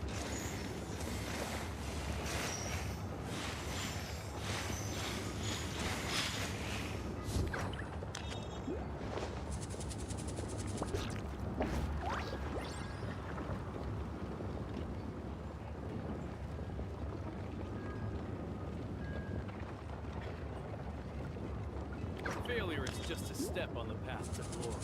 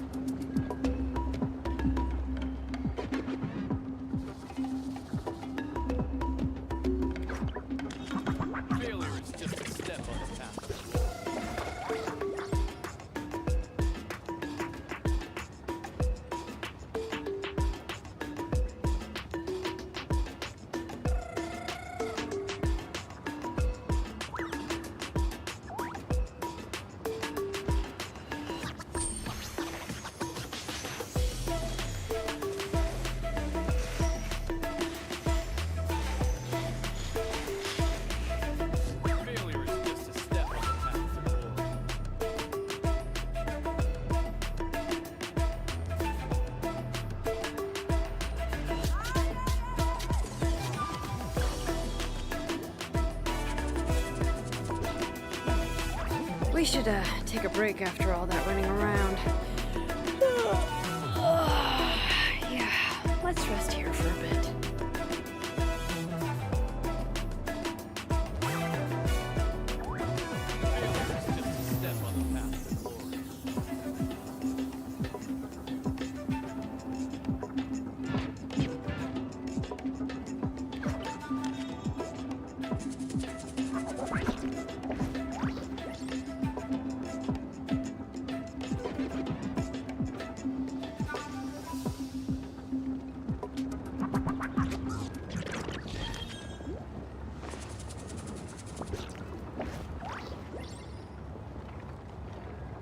Failure is just a step on the path to glory.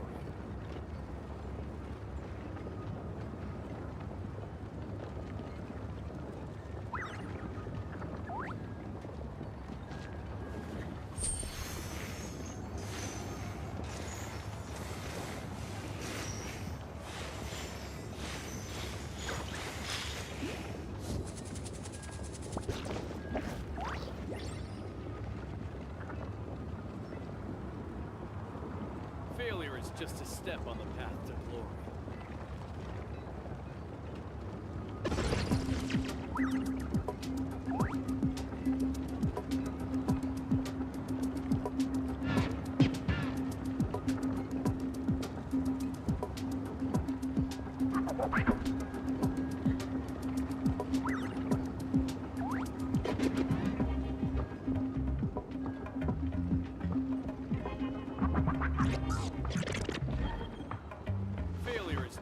step on the path to glory.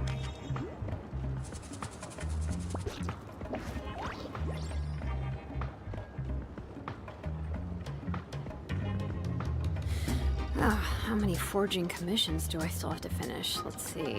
1, 2... not so many as I thought. I'll get to them tomorrow. Failure is just a step on the path to glory.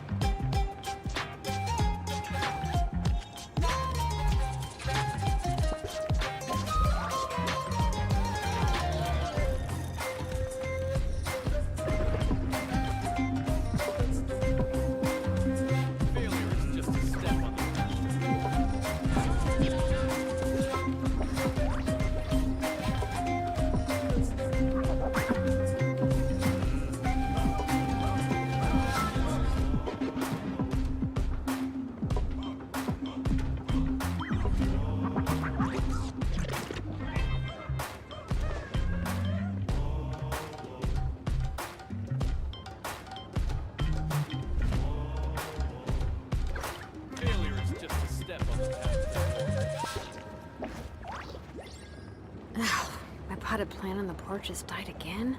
I was watering it every day. Ugh, don't tell me I overdid it this time.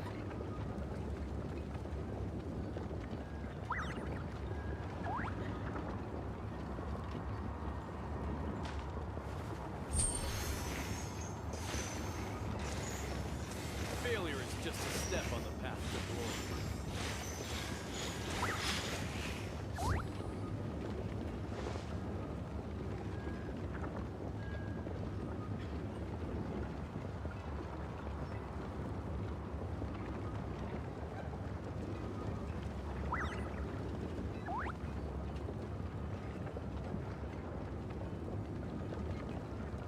Failure is just a step on the path. How many forging commissions do I still have to finish? Let's see. 1, 2... not so many as I thought. I'll get to them tomorrow.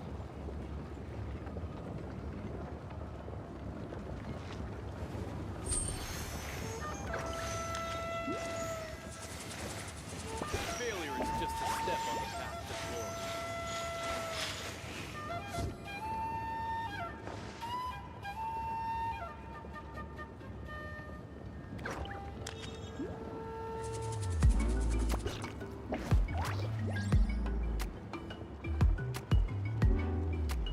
We should, take a break after all that running around.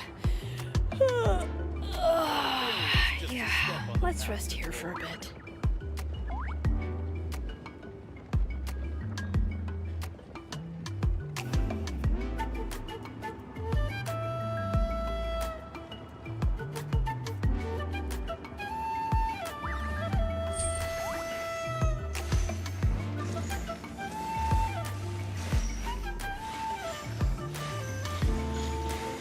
Failure is just a step on the path to glory.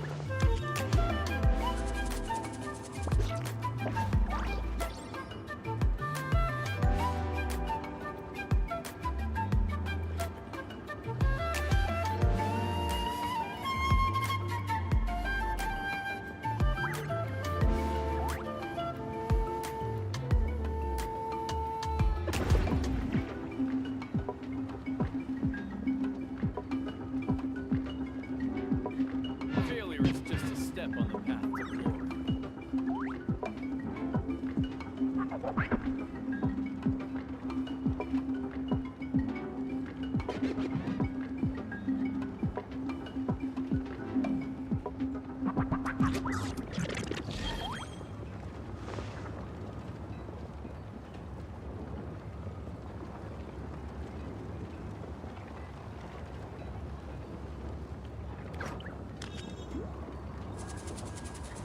Failure is just a step on the path to glory.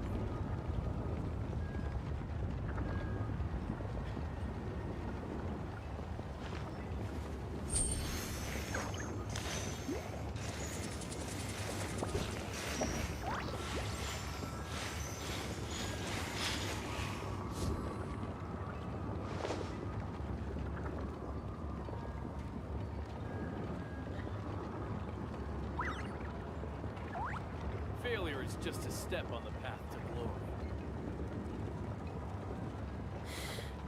How many forging commissions do I still have to finish? Let's see. 1, 2... not so many as I thought. I'll get to them tomorrow.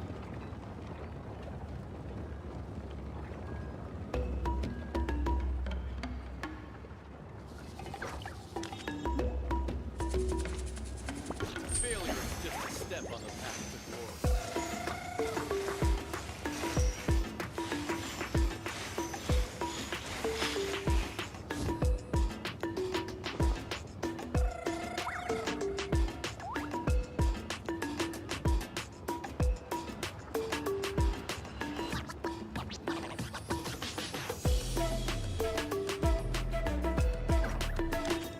Failure is just a step on the path to glory.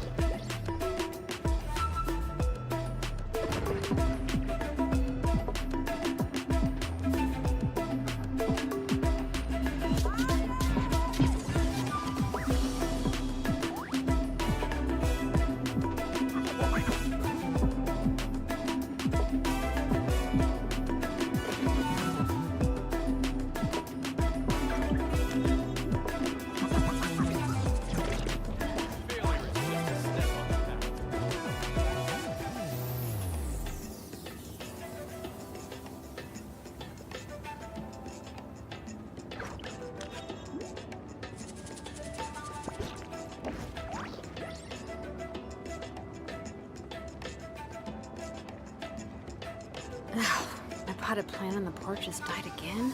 I was watering it every day. Ugh, don't tell me I overdid it Failure this is just time. a step on the path to glory.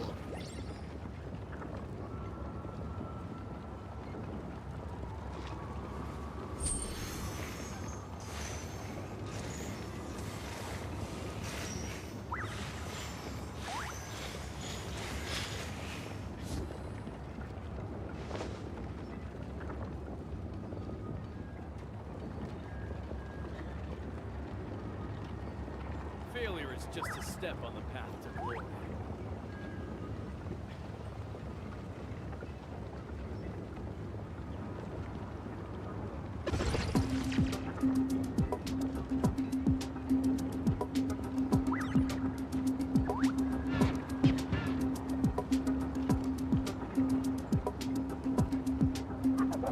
Failure is just a step on the path to glory.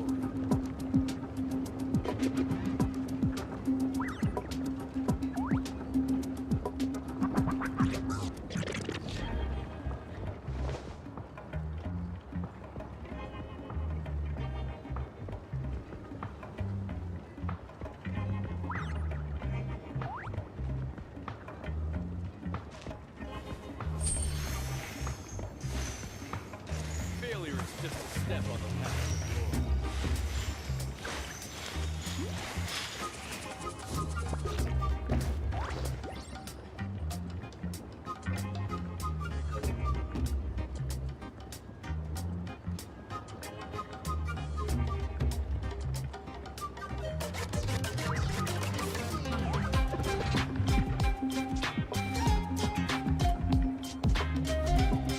Failure is just a step on the path to glory.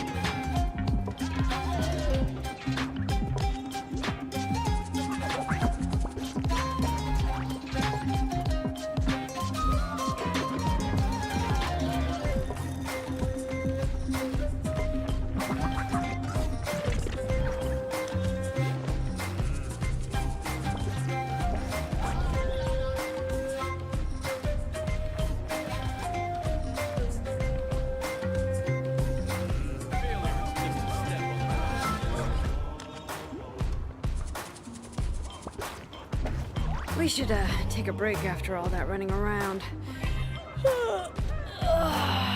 Yeah, let's rest here for a bit.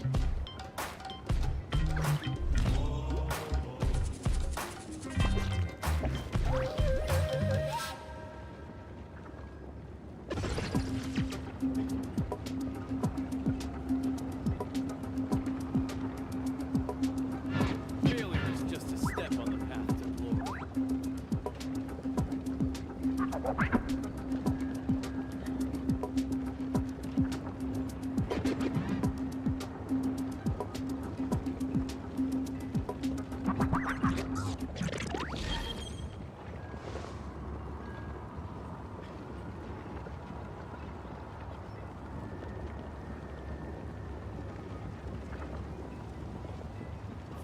is just a step on the path to glory.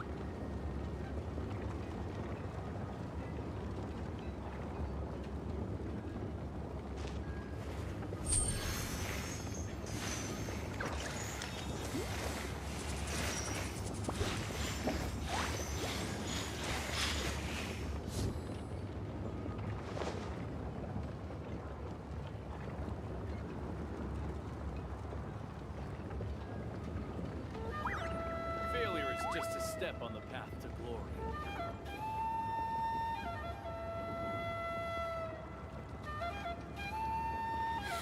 How many forging commissions do I still have to finish? Let's see.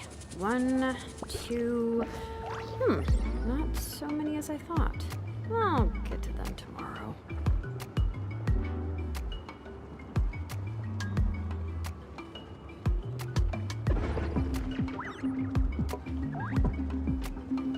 Failure is just a step on the path to glory.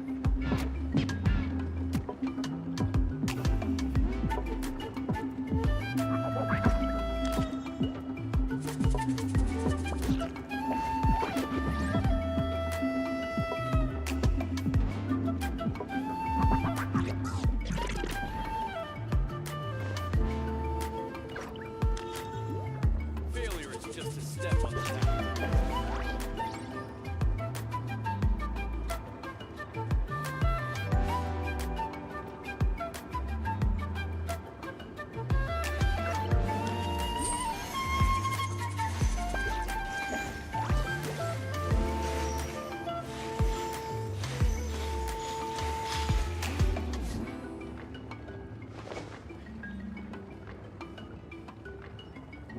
Failure is just a step on the path to glory.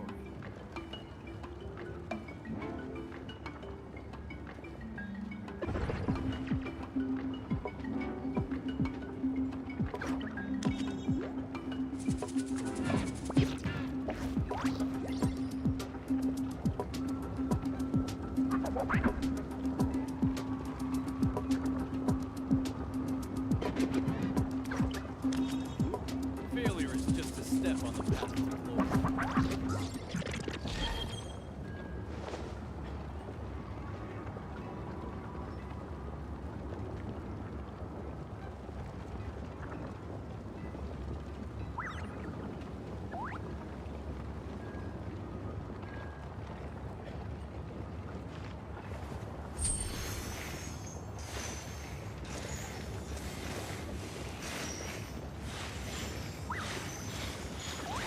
Failure is just a step on the path to glory.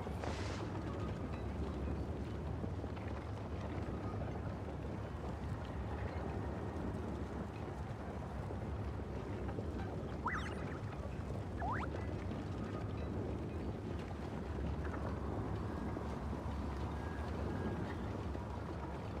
to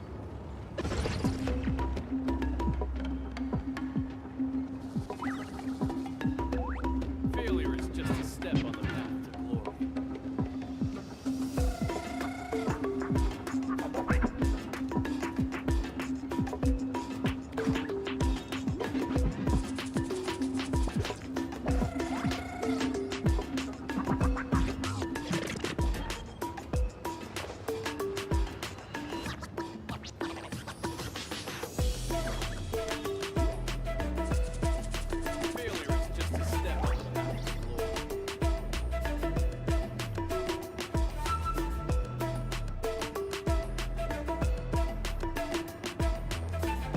We should take a break after all that running around. Yeah, let's rest here for a bit.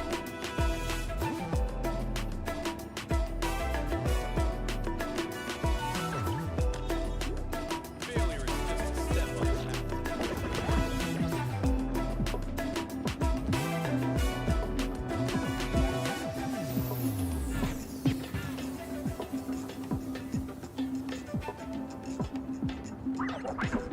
glory.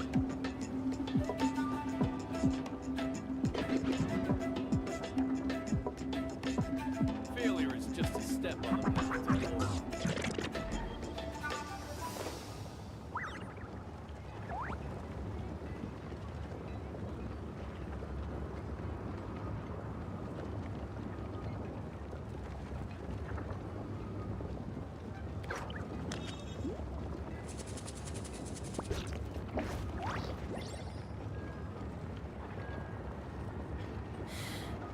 How many forging commissions do I still have to finish? Let's see. Failure is 1, just a step on the 2... path to glory.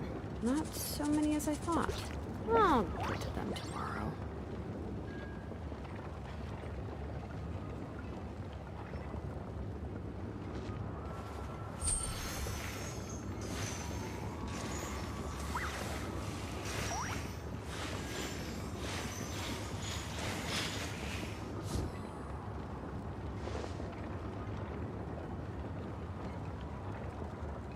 Failure is just a step on the path to glory.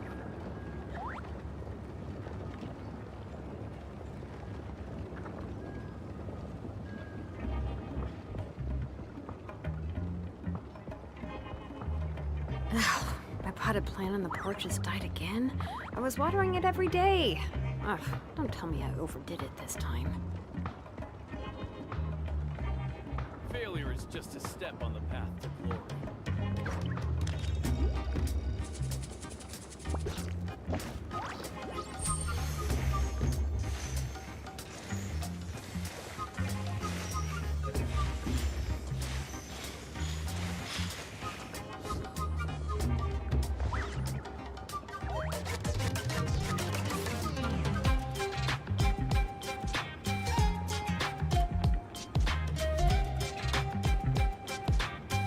Failure is just a step on the path. We should take a break after all that running around. Yeah, let's rest here for a bit.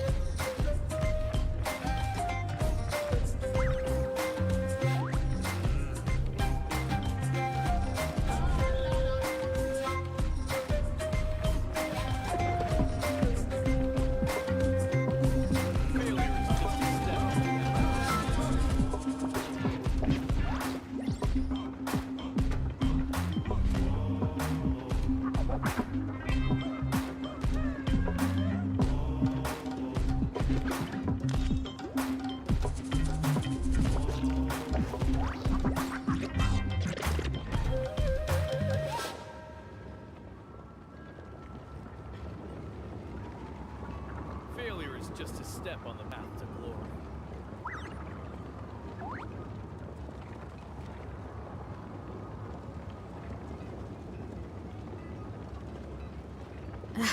My potted plant on the porch has died again. I was watering it every day. Ugh, don't tell me I overdid it this time.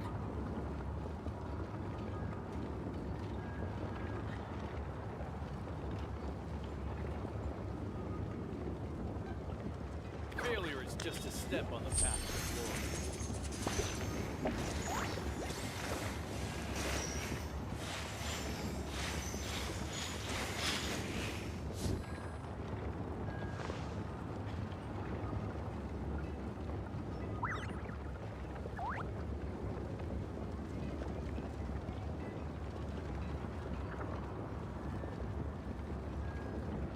We should take a break after all that running Failure is around. just a step on the path to glory. Yeah, let's rest here for a bit.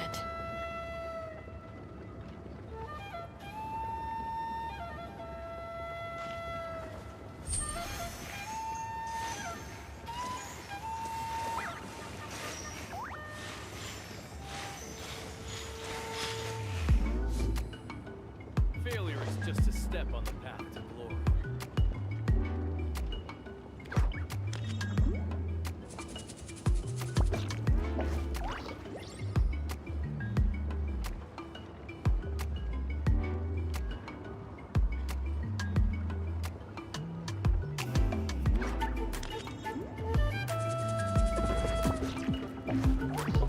Failure is just a step on the path to glory.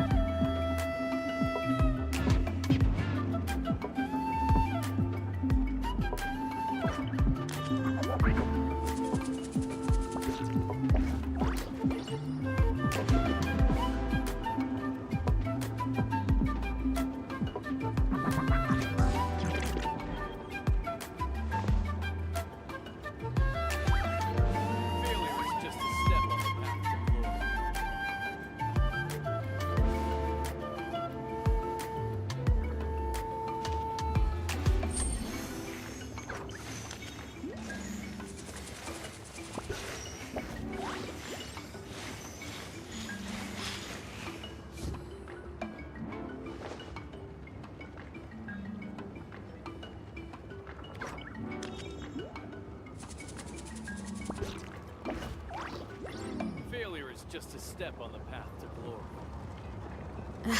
My potted plant on the porch has died again. I was watering it every day. Ugh, don't tell me I overdid it this time.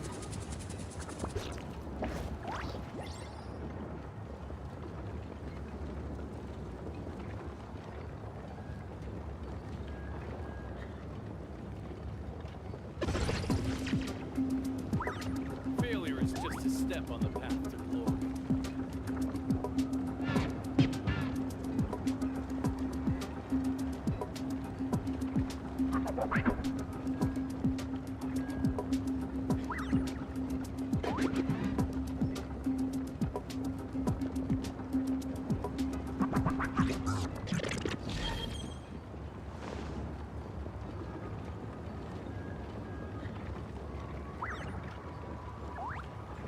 Failure is just a step on the path to glory.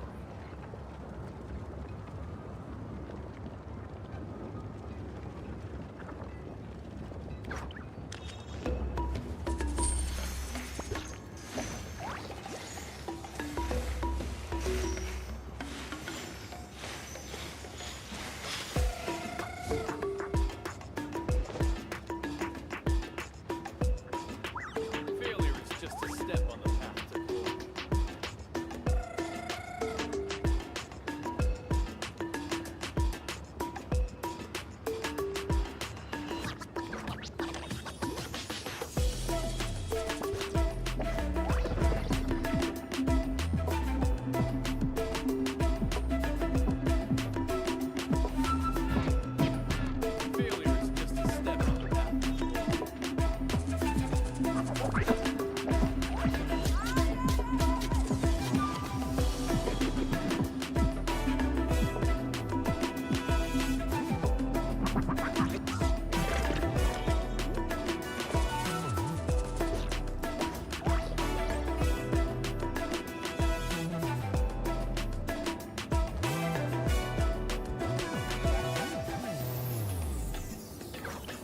Failure is just a step on the path to glory.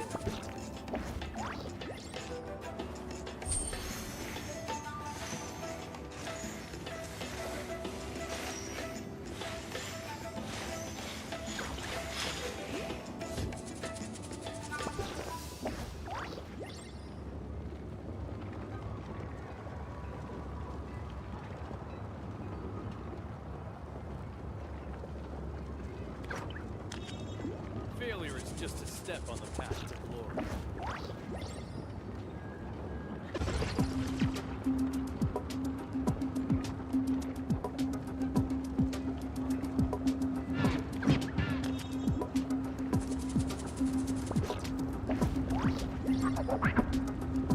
Failure is just a step on the path to glory. Failure is just a step on the path to glory.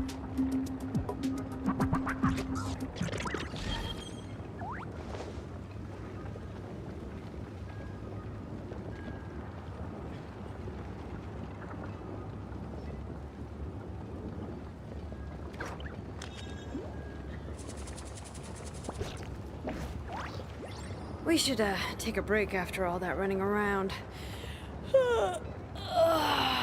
Yeah, let's rest here for a bit. Failure is just a step on the path to glory.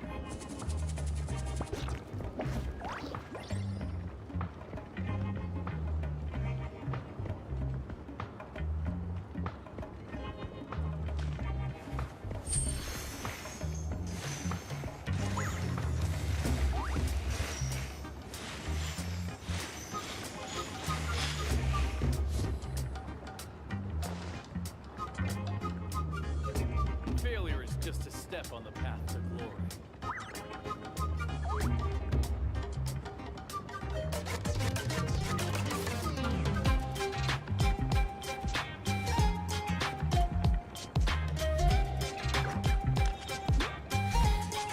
How many forging commissions do I still have to finish? Let's see. 1, 2... not so many as I thought. Oh.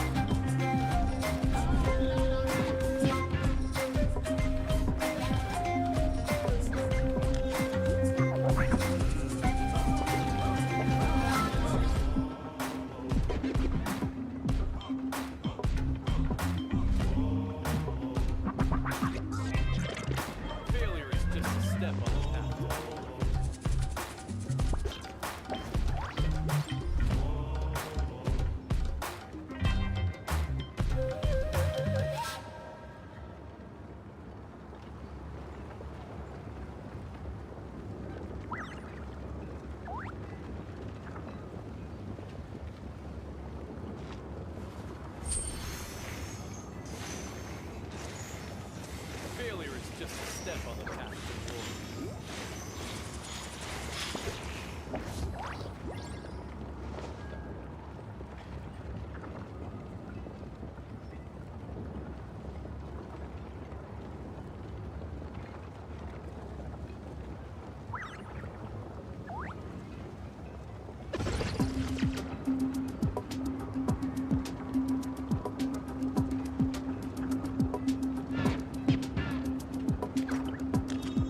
Failure is just a step on the path to glory.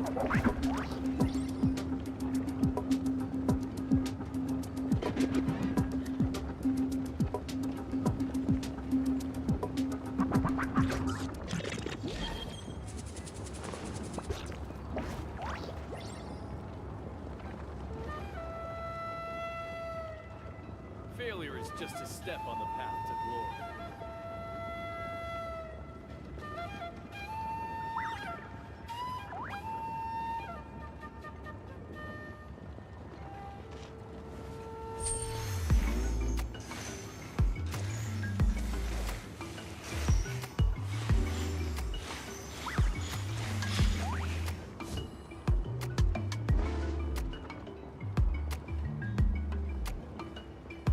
Failure is just a step on the path to glory.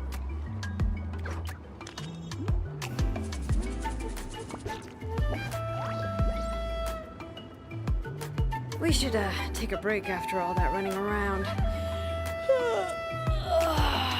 Yeah, let's rest here for a bit.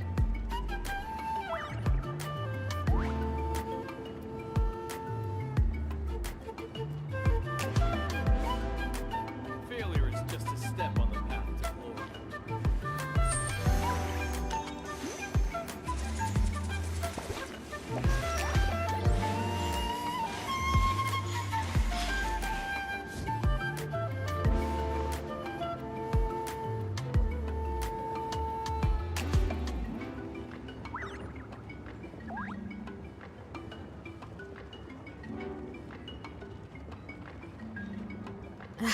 My potted plant on the porch has died again.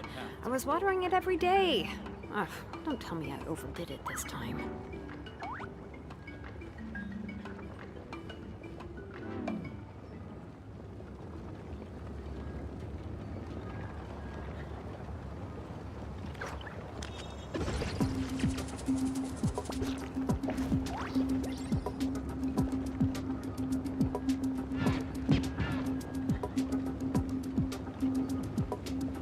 Failure is just a step on the path to glory.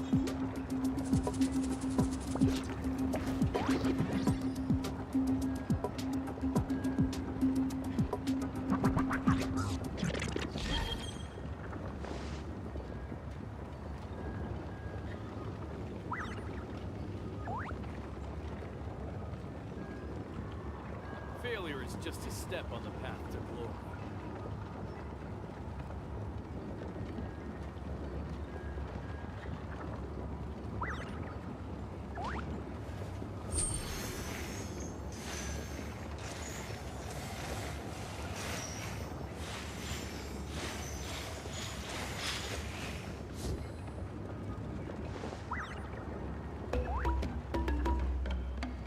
Failure is just a step on the path to glory.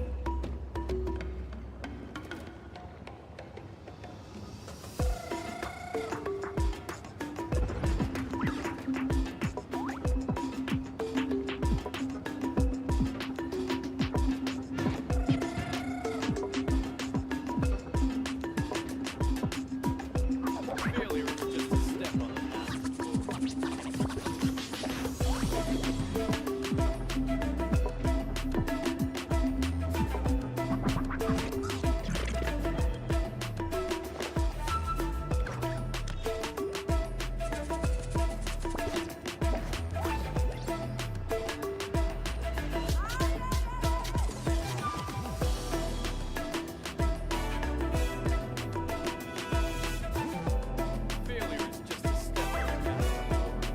We should take a break after all that running around. Yeah, let's rest here for a bit.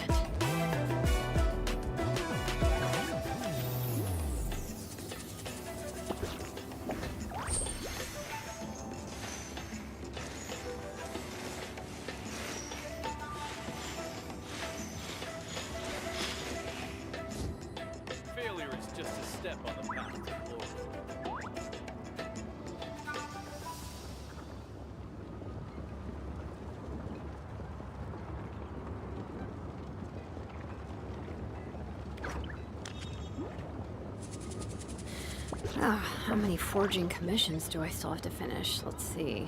1, 2... not so many as I thought. Failure is just I'll a step get to on the them path to tomorrow.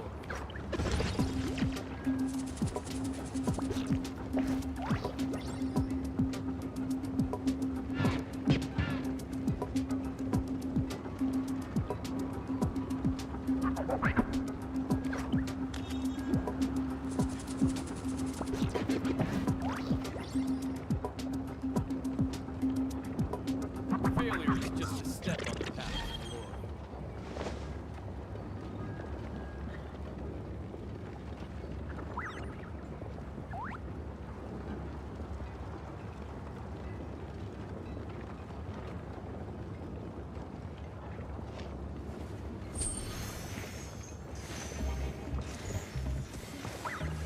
Failure is just a step on the path to glory.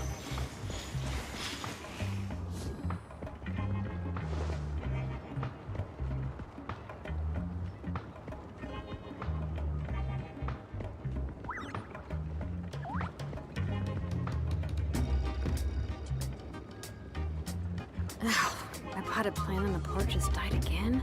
I was watering it every day. Failure is just Don't a tell step me I on the path overdid to it this time.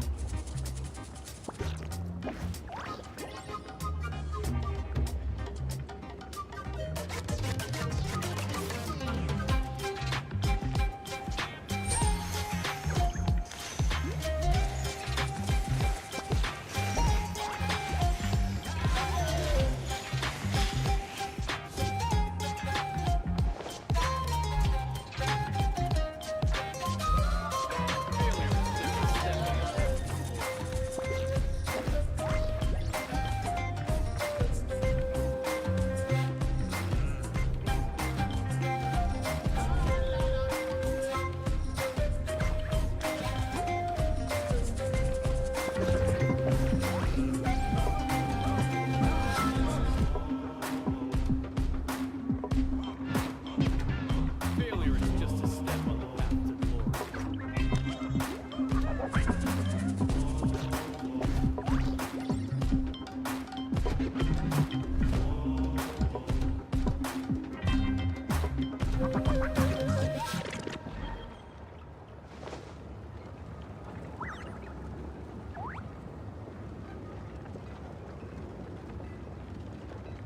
Failure is just a step on the path to glory.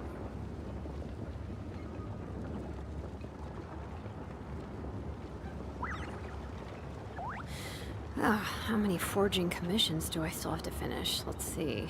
1, 2... not so many as I thought. I'll get to them tomorrow.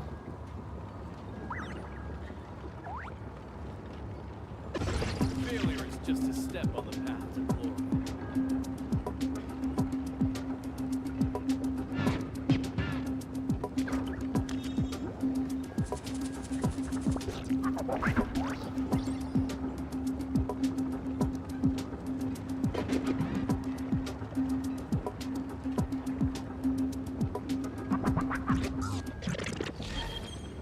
Failure is just a step on the path to glory.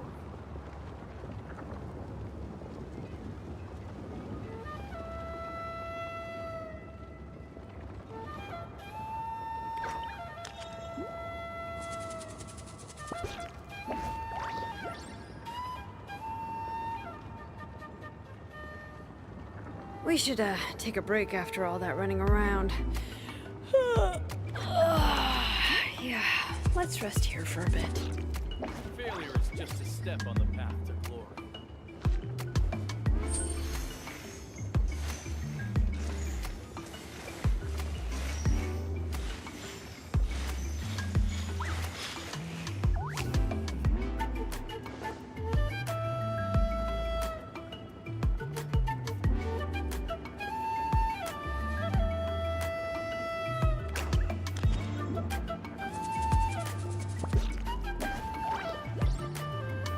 Failure is just a step on the path to glory. How many forging commissions do I still have to finish? Let's see. 1, 2... not so many as I thought. I'll get to them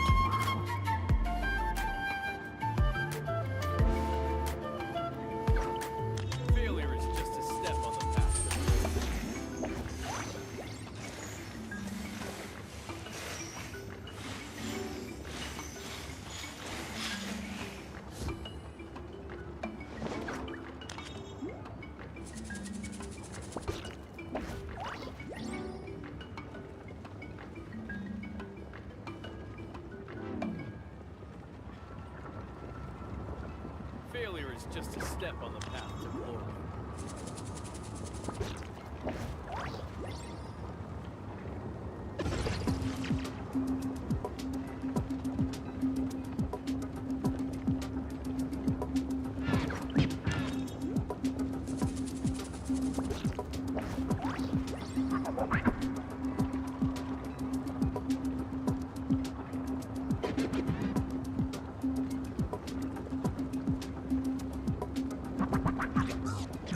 Failure is just a step on the path to glory.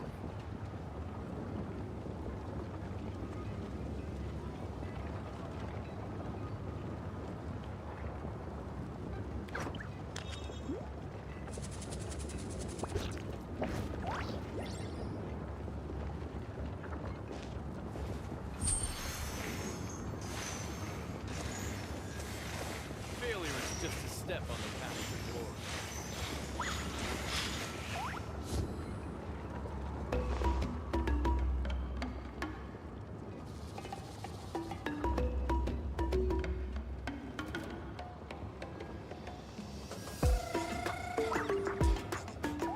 Failure is just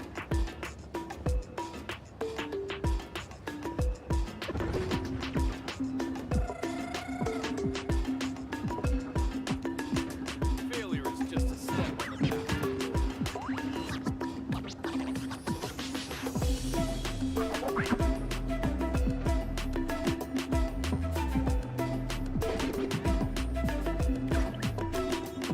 to glory.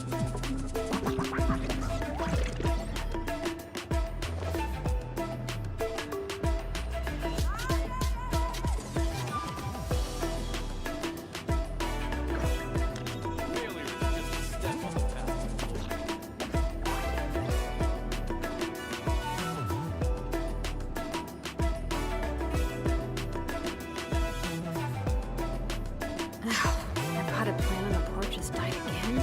I was watering it every day. Ugh, don't tell me I overdid it this time.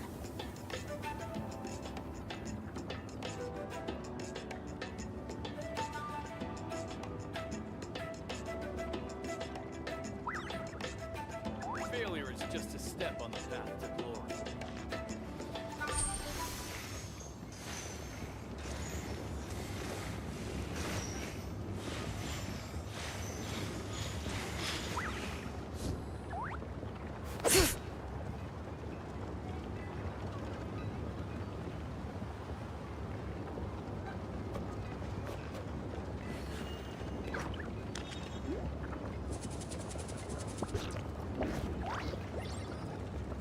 Failure is just a step on the path to glory.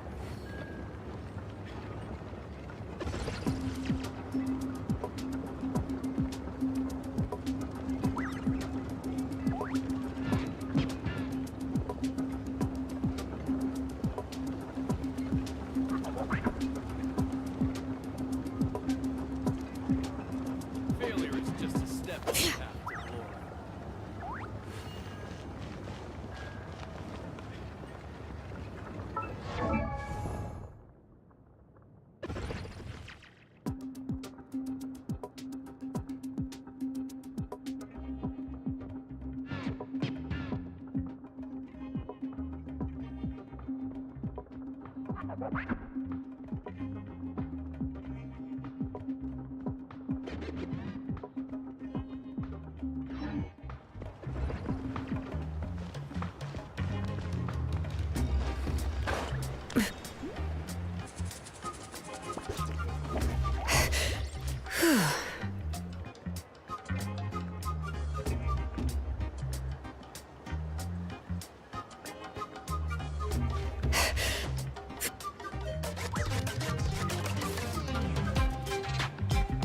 Shilonen, good thing you're here. I'm wondering if I can... Oh, the shelf on the left, second row down, first X on the right. That one's yours. And the garden hoe belongs to Iknal, and the hammer is Pakal's, so make sure you take the one that's yours. I haven't even said why I'm here.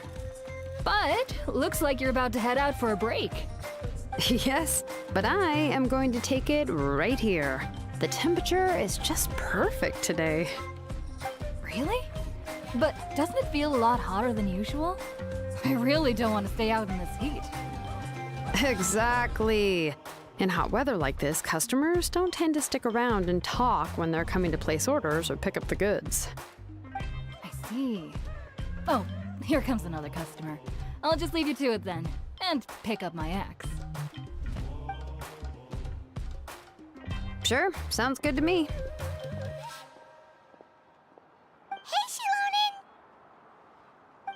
Oh, Traveler, Paimon! We meet again. Oh, you two seem to be in good spirits. How's your, Pilgrim's Chronicle been? Run into any issues? Oh, good. It was also my first time receiving a Pilgrim's Chronicle, even though I've already turned it over to you. There are still a lot of things that could go wrong, so I wasn't sure if there'd be any issues. Huh? So, what are the chances that something might still go wrong? Well, less than the chances of Mualani accidentally falling off a spirit way, I'd say. Oh, well, that definitely would never happen. I found the axe Lonin. Thanks a lot. By the way, Nichka's birthday's coming up real soon. Are you planning to visit her? I've prepared a gift, and was just getting ready to take it to her. You're not planning on giving the kid a full set of pliers again, are you? Or, let me guess, woodworking tools?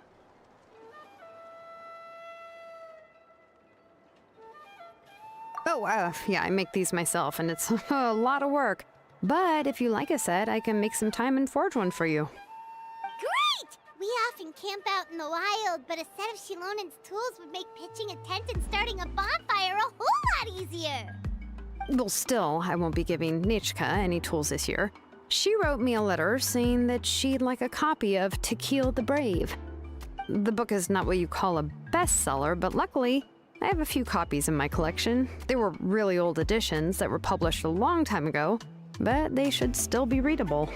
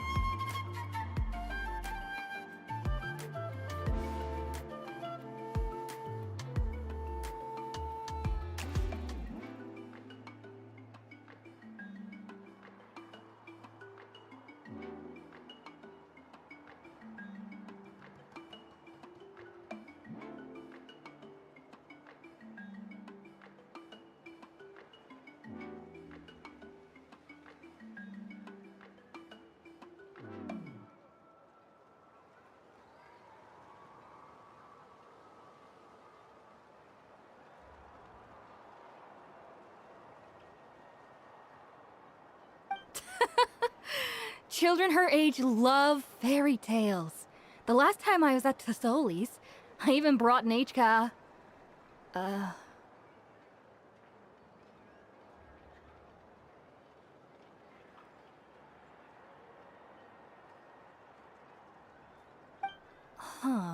Wait. What did I bring her again? It must have been her favorite thing, but, why can't I remember it anymore?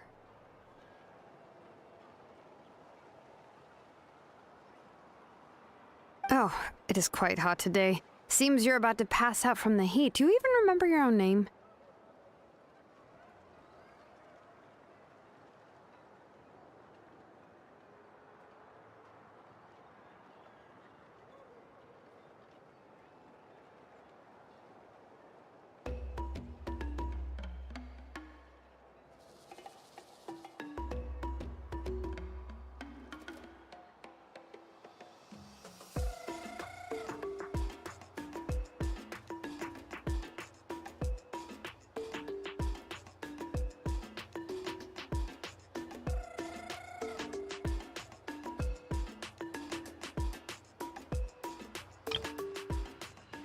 The book is not what you call a bestseller, but still, I won't be giving Nichka any tools.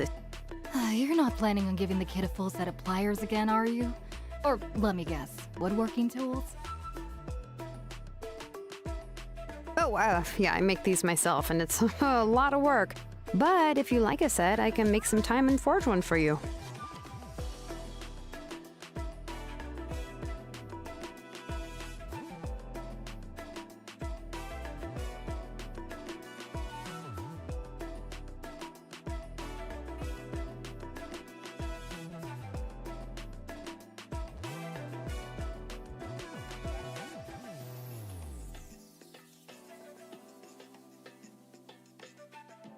Great! We often camp out in the wild, but a set of Shilonen's tools would make pitching a tent and starting a bonfire a whole lot easier.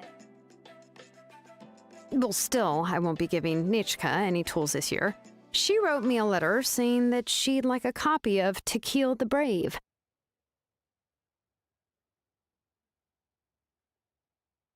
The book is not what you call a bestseller, but luckily, I have a few copies in my collection. They were really old editions that were published a long time ago, but they should still be readable.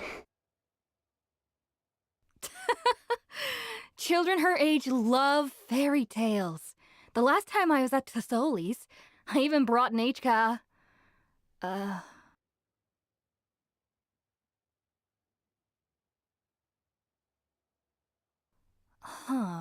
Wait. What did I bring her again? It must have been her favorite thing, but, why can't I remember it anymore?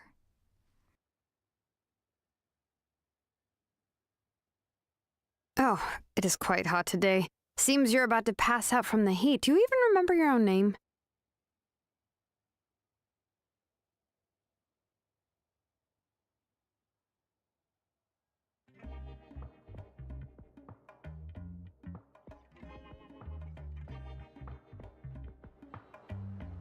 My memory can't be this bad. It's just these last few days. I've been forgetting things for some odd reason. Well, in that case, why don't you use the Blaze Gem inscription you have as a memo to engrave some important things to remember? After all, that inscription will never wear out, and it's easy to carry. I'd say that's quite a fitting use for it. You do have a point, but my inscription is almost already full. No. I engraved some wishes on my Blaze Gem inscription.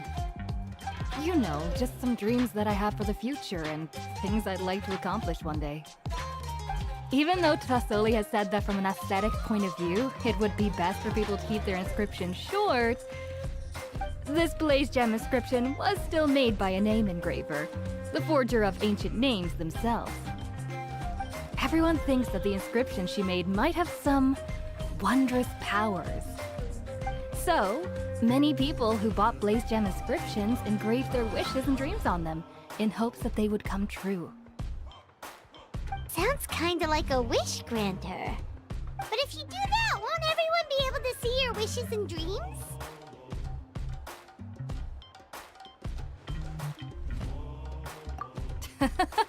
Don't worry.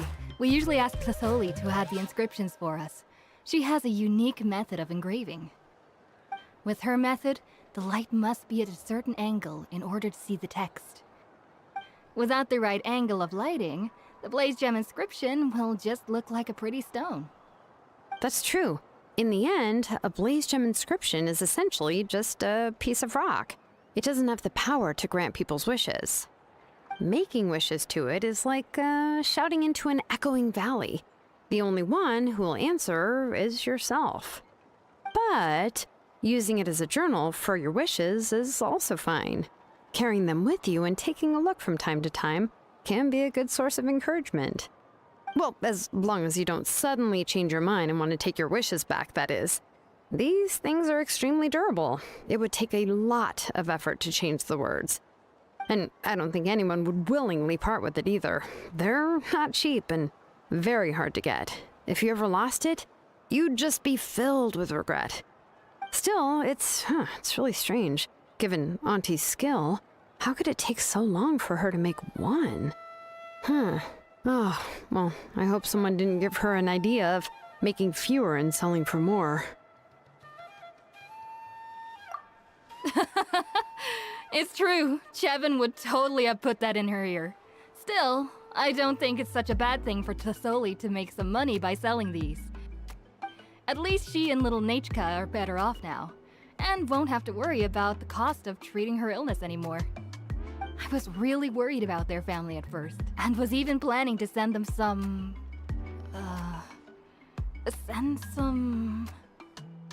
Huh?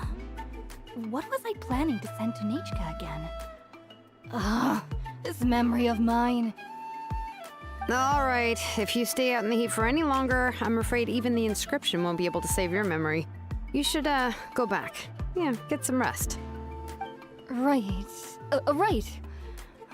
Please give my regards to Tlisoli and Nachka.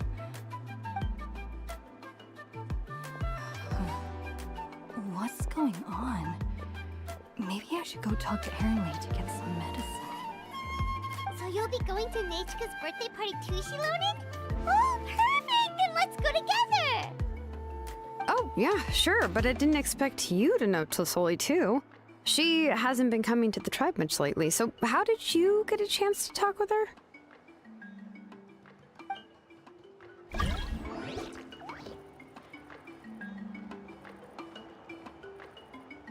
Oh, so that's how you met her. She even wants to use volcanic crystal as a forging material. Guess she's really pulling out all the stops for her daughter.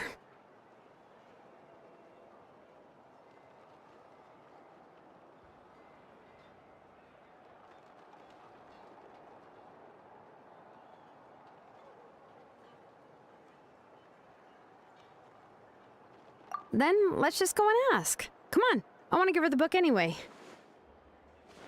Huh? Wait a second, our birthday gift's supposed to be a surprise? If we ask Nachka, then she'll know what gift we'll be getting her, and that would ruin the surprise! But if you don't ask her, then how will you know what kind of present she would like? Here's another idea. Perhaps you can also give her a storybook based on what she wrote in her letter. That might be a good option. But shouldn't we give it a little more thought? If we all give her books, it might seem like we didn't put much effort into it.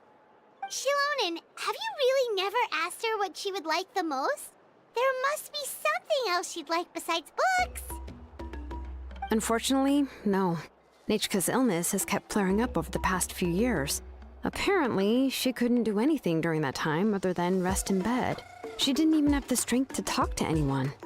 It wasn't until recently that she started to recover from her illness and regained strength to write letters to others. Anyway, there's no need to overthink it. Worst case scenario, I can split the book into 2 volumes and we can each give her one. Yeah, even though it would ruin the surprise, we could at least get her something that would make her happy. Anyway, could you tell us a bit more about the book that you're getting her? Is it really that unpopular? Well, it's a little difficult to explain. You see, there are actually 2 versions of To Kill the Brave. The premise of the book is pretty straightforward. It's basically about a set of twin brothers working to defeat a demon lord. But after defeating the demon lord, the older brother, To Kill, discovers that the king's spirit has possessed his younger brother, Remok. In the ending of the original story, the older brother kills his younger brother to defeat the demon lord, before jumping into a volcano.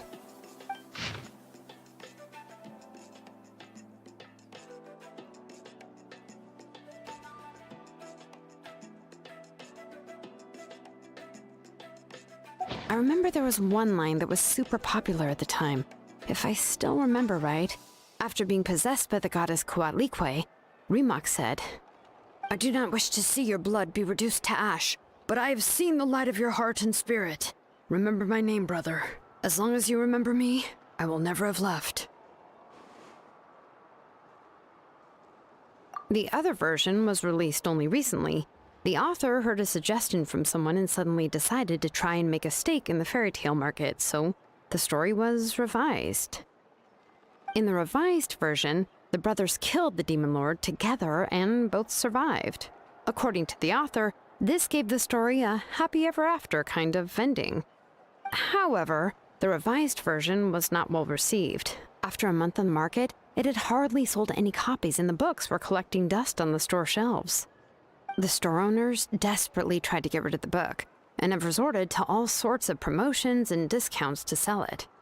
Even now, the only edition of To Kill the Brave you can find in the market is the newer one, whereas the older edition is nearly impossible to find. Anyway, I couldn't bring myself to give such a poorly rated book to Nechka, so I spent a few days looking and managed to find a few copies of the old edition in a warehouse. I picked out a copy that looked relatively new and wrapped it up as a present for Nechka. If you're interested, I can give you this extra copy to read. The pages are pretty old though, so please be gentle with it. Oh, and here's a copy of the newer edition too. They gave me a free copy when I went to buy some chocowaddle. So that's how they're trying to sell off the book. Could it really be that bad? Even Paimon's curious now. Let's get going. Celestoli lives pretty far from the tribe, so it'll take us some time to get there.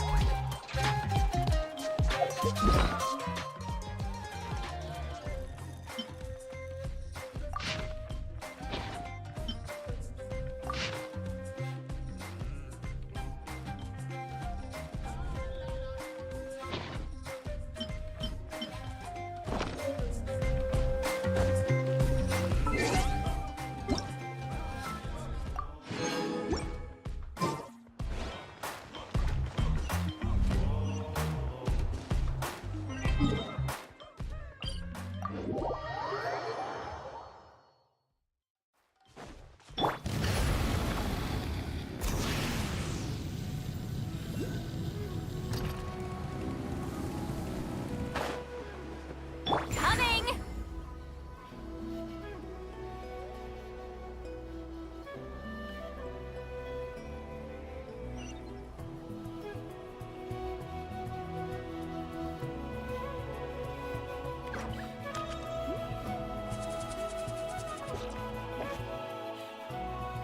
Go on now, Iengu. Nechka is still resting. Hey, Tlasoli, we're here!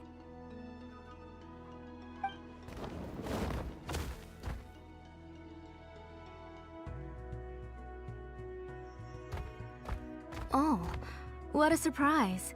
And even Shilonin is here too. Oh, it's been a while since I've seen you, Auntie. I received Nechka's letter. She wanted a copy of To Kill the Brave, right? Well, I've brought the book for her. There are several editions of the book in Natlan, and I wasn't sure which version she'd prefer. I asked a messenger from the Scions of the Canopy. It seems this softcover edition is one of the most popular options, so I brought it for Nechka. You haven't changed a bit, Shilonin. Let's go inside. I was just boiling some chocowaddle, so you can all try some.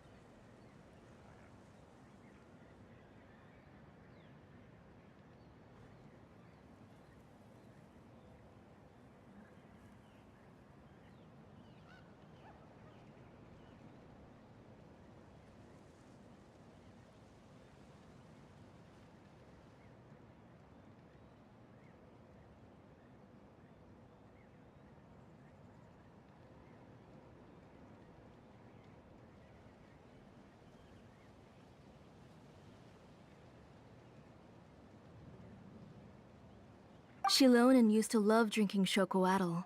When she was little, she would always have several cups every time she came to visit me.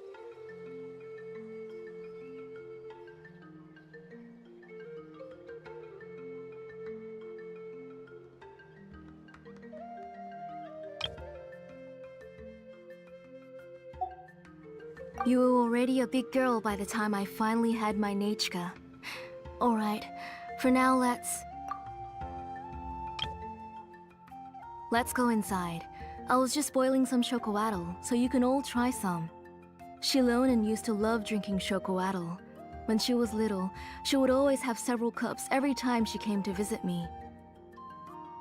You were already a big girl by the time I finally had my Nachka. Alright, for now Oh, Auntie, let's go inside. Traveler, please help me get her into the house. Oh, Paimon will help too! Be good, Yangu, and don't get in the way.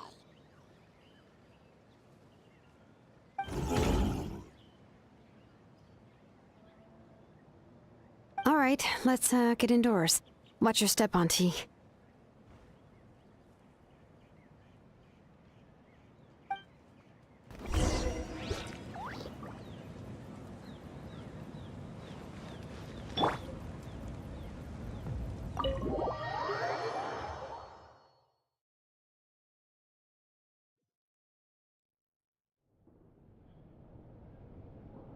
Sorry. Nachka's illness has been flaring up recently, so I was up for a few nights.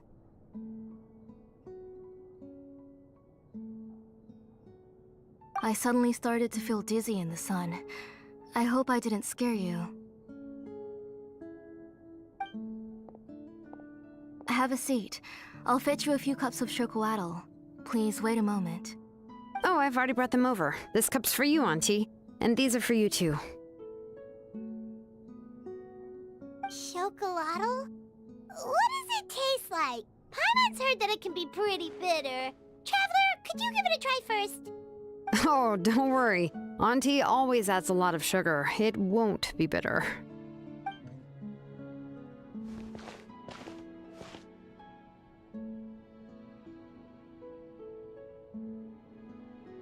The last time you came to visit, you were still just a kid. But now you're a pillar of the Children of Echoes. No, of all Natlan even.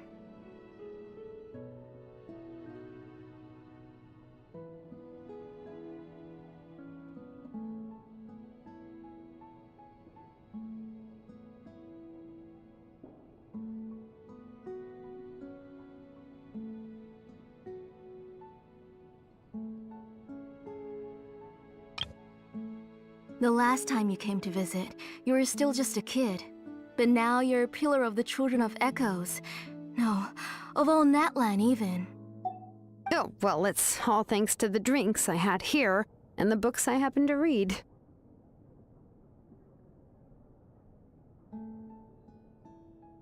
We heard that you two are from the same tribe, but Paimon had no idea you were so close.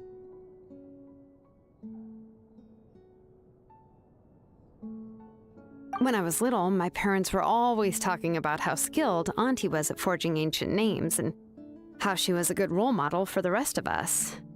The moment I became idle at home, they would toss me into Auntie's workshop to watch and learn. Then I would have your parents go back, boil you a pot of chocolatl, and let you play in the house. Yeah, and then I would drink and listen to you banging away with your tools in the workshop. But eventually, she moved out of the tribe to find some more space, and I didn't have the chance to visit again after that. But why did you seem so familiar with the place when you went to the kitchen for the drinks just now? Because the layout of this place is identical to her old house. Let me see. Yeah, that should be Nachka's bedroom then. That's right. I remember you used to hunker down in the room to read and draw. But you're all grown up now. Even if you wanted to live here, I'm afraid you've already outgrown Nachka's bed.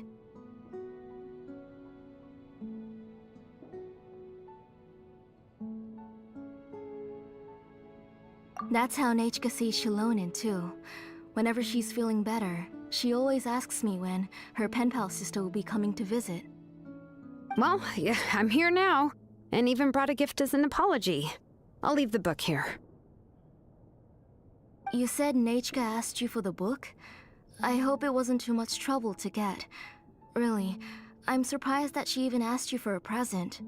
When she's at home, she'd even ask me for permission to eat some snacks. Maybe I've been too strict with her. She's obviously starting to like her big sister more than her own mother. Oh, really? Well, I'd say I really haven't done enough to deserve the title of Big Sister. Yeah, I wasn't able to help her when she was sick, and I didn't even come and visit her that many times. Well, the only thing I have been able to do is to help her find some books. Don't be too hard on yourself, Shilonen. You have great responsibilities as the name engraver of the tribe. We both know you are far too busy to take care of her. The responsibilities on your shoulders also became far heavier when I gave up on my work. You just had more important things to tend to, Auntie. No one in the tribe blames you. We all know that Nachka needs her mother's care. But that doesn't change the fact that I gave up on my work. And even now, I still have not found the courage to pick up my hammer again. I'm sorry to leave you to shoulder all the responsibilities alone, Shilonen. Oh. Ooh, why so somber all of a sudden? Don't be so sad, everyone! Hasn't Nachka gotten better lately? Oh, relax, Auntie. I can handle the work. But once Nachka is back on her feet, you should get back to work and let me have a vacation. You'll be the one who's busy then, and I'll be sitting at the side drinking chocolatl and cheering you on. If that day really comes, you can have as much chocolatl as you like. If you asked me before, I wouldn't have even been able to talk about it. But now that she is gradually recovering, I've also gained some courage to face what happened back then. Nachka's illness actually originates from the Abyss. That night, I was in the tribe, having a discussion over the forging of new ancient names. Before we could finish our discussion, the alarm started to ring outside. A horde of monsters from the Abyss suddenly attacked the tribe, so everyone banded together. I joined the fray as well, and it wasn't until the monsters were repelled. Before we could finish our discussion, the alarm started to ring outside. A horde of monsters from the Abyss suddenly attacked the tribe, so everyone banded together to fight them off. I joined the fray as well, and it wasn't until the monsters were repelled that I got back home with some guards from the tribe. But Nachka was gone. I can't remember how long I spent searching for her. Maybe for 2 or 3 days. In the end, we found Nachka at the bottom of a short cliff. She was holding a dried up embercore flower in her hand, and there were traces of abyssal corruption around her wounds. I know. It was all my fault. Before the incident, Nachka had asked if I could forge an ancient name for her. Work was busy at the time, so I told her that if she could find an embercore flower, I would use it as material to forge her an ancient name. Oh, Nachka, my daughter, my Nachka. I was holding her in my arms, but no matter how many times I called her name, she wouldn't open her eyes. Work was busy at the time. Oh, Nachka, my daughter, my Nachka. I was holding her in my arms, but no matter how many times I called her name, she wouldn't open her eyes and look at me. I was the one who decided to move my workshop to the outskirts of our tribe for work, and I was the one who left her home alone. Oh, my daughter, my Nachka. Why do you have to suffer like this? Whoa, hey! It's okay, right? Nachka's getting better. She already has the strength to write letters now, doesn't she? Well, Shilonen has even brought her a gift.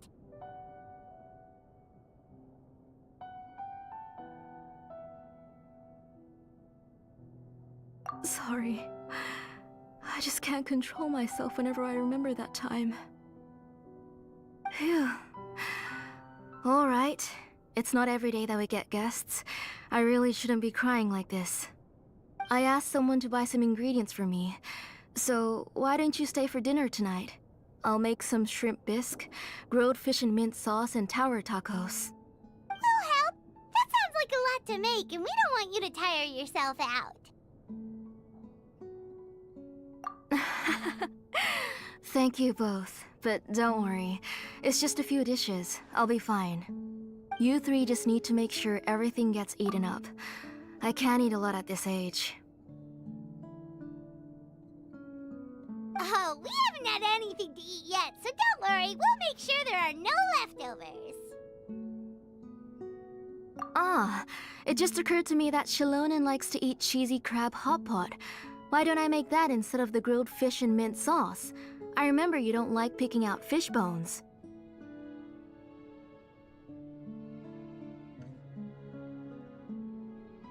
Nah, both are fine with me.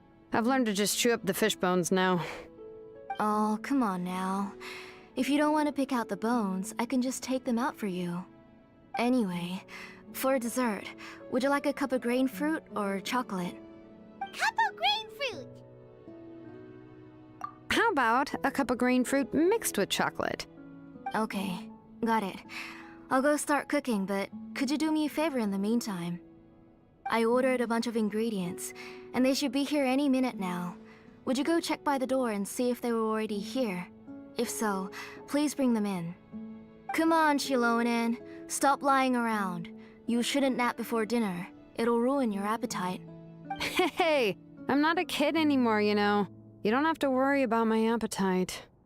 That's beside the point. If you don't watch out for your health while you're still young, then when you get older, you'll... All right. I'm getting up.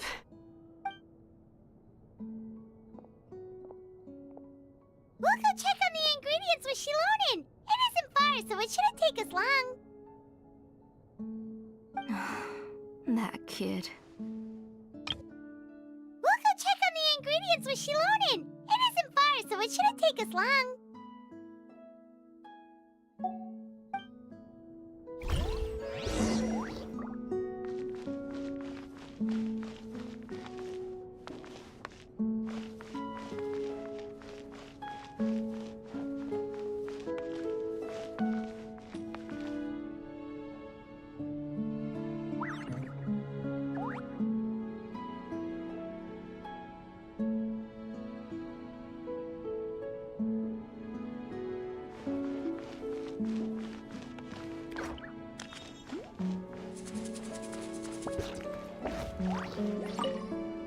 That kid.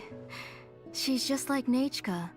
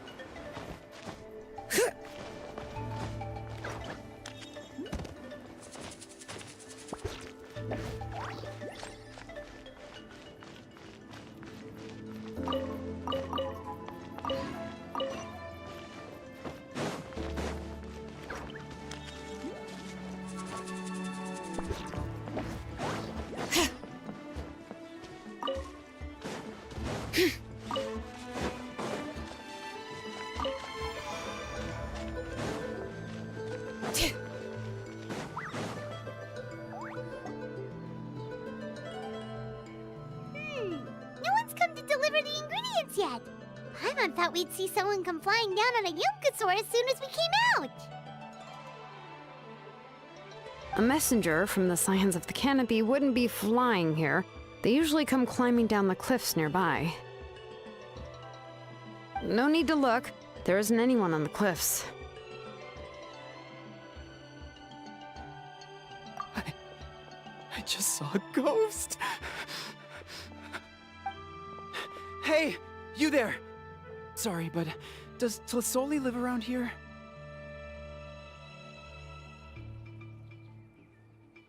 Oh, are you the one who's supposed to deliver the ingredients? Ingredients? Are you kidding? I was nearly eating myself! Never mind that now. Those monsters are still hot on my heels. Please, you've got to help me!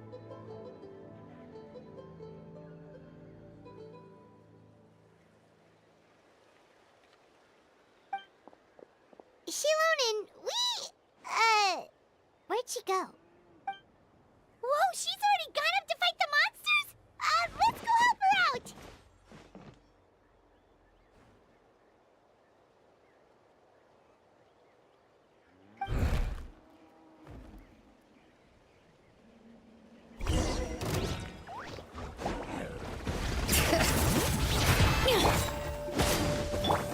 Lolene, eat Papa! Get him! Fulfill our pact! Rise with the sun! Everybody stand! Light of the blazing sun!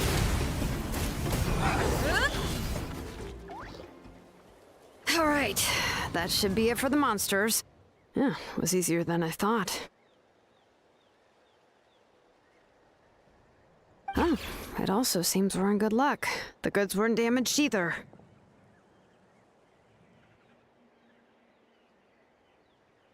Strange, we didn't see any monsters on the way here.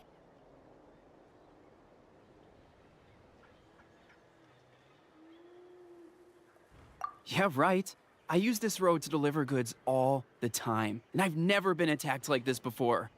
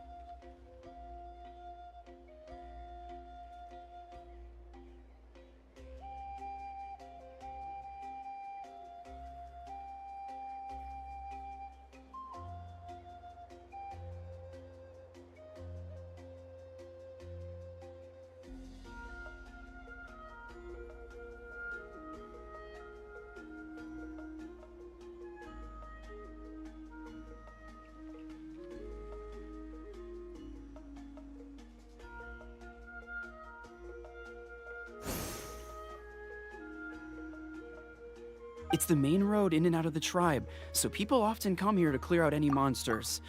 This area is usually very safe.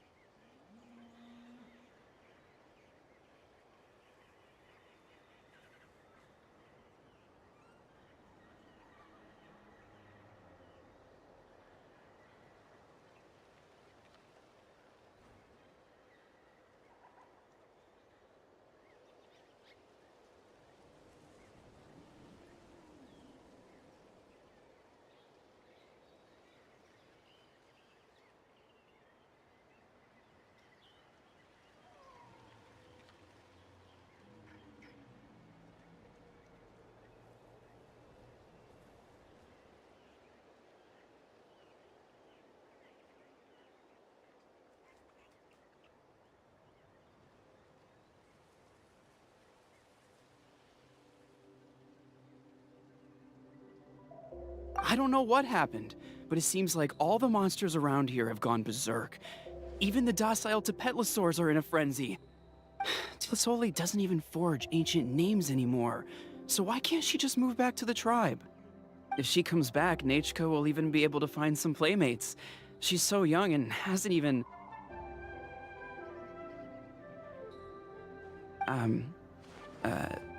Nachka's playmates. No, wait, I feel like my kids have played with her before. They've even told me about Nechka's favorite game. If I remember right, it was strange. I always remembered it before. How could I forget all of a sudden? Look at that! He has a Blaze Gem inscription too!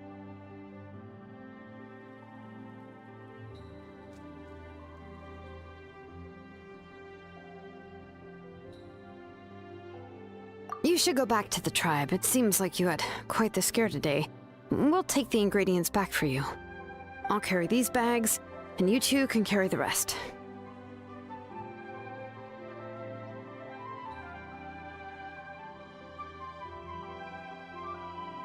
If you say so. Thank you so much. I guess today's just a really bad day for me to go outside. That's so weird. Why is everyone we run into today having trouble remembering stuff? Paimon's not sure how to say it, but she's got a strange feeling about this. Like it's all somehow related. Once you live long enough, you'll eventually start experiencing strange days like this.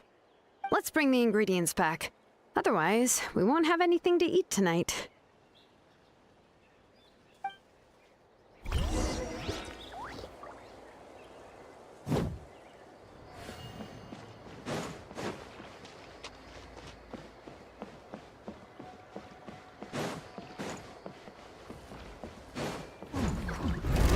Let's light it up! All right. Let the mountain's veins boil! Burn it down! Suffer the wrath of Eatsley! Show no mercy! Get to work! Let's light it up! Teamwork is wrath from the sky! Yes, you are. Incinerate!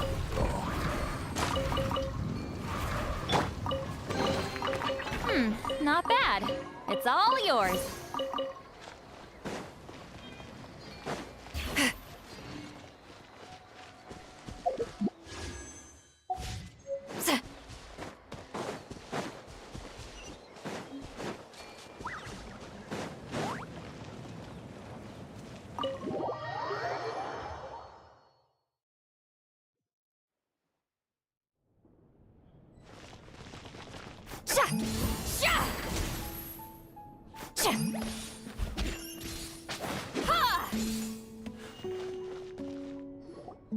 Ah, you're finally back.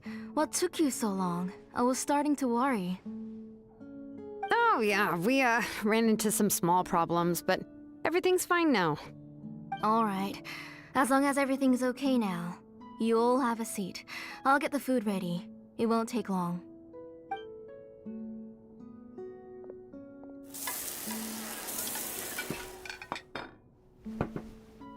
Whoa, there's so much tasty food! You're amazing, Tlasoli! They were all pretty simple dishes to make. Don't be shy. Dig in, everyone. But Paimon can't reach that dish! Could you give Paimon some? Come on, come on! Ooh, yeah. Can I get another serving, please? You're done already? Do you even chew when you're eating? Of course! Didn't I say that I chew up the fish bones? I'll have just one more fish and leave the rest for Nechka. It's okay. Just go ahead and eat all you'd like.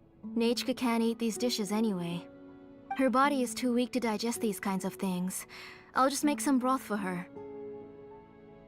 Oh no, but Paimon thought she'd already recovered from her illness.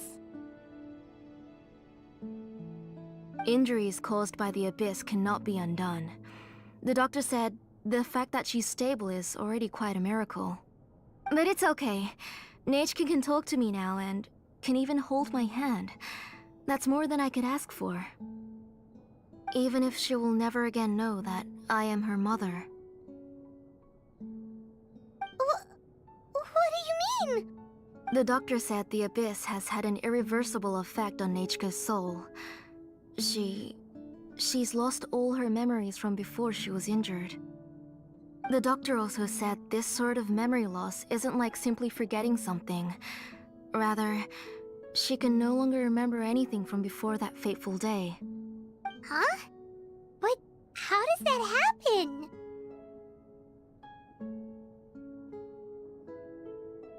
You know about the woven scrolls that the Masters of the Night Wind use to record things, right? Well, generally speaking, forgetting things is like when the woven scrolls would gradually start to fade. As long as you repaint and weave the threads again, the faded memories will come back to life. But the case of Nechka's memory loss is as if her woven scroll had been cut in two, and the portion of the past was burnt to ashes. The books she loved to read, the flowers she took joy to grow, and the time she spent in this house were all cut off by the abyss, and can never be retrieved again. As one example of that, Nechka now only sees me as a strange, unfamiliar auntie who claims to be her mother. She's a good kid, and doesn't want to upset this lady who's been taking care of her so much, so she still calls me Mom.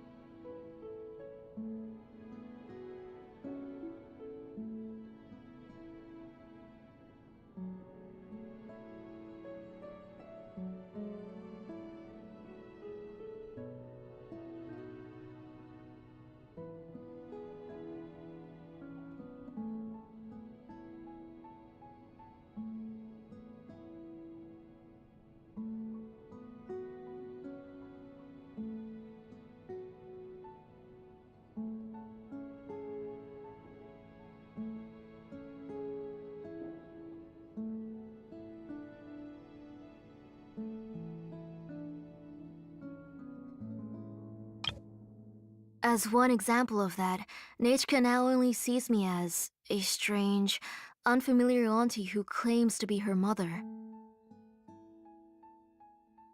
She's a good kid, and doesn't want to upset this lady who's been taking care of her so much, so she still calls me Mom.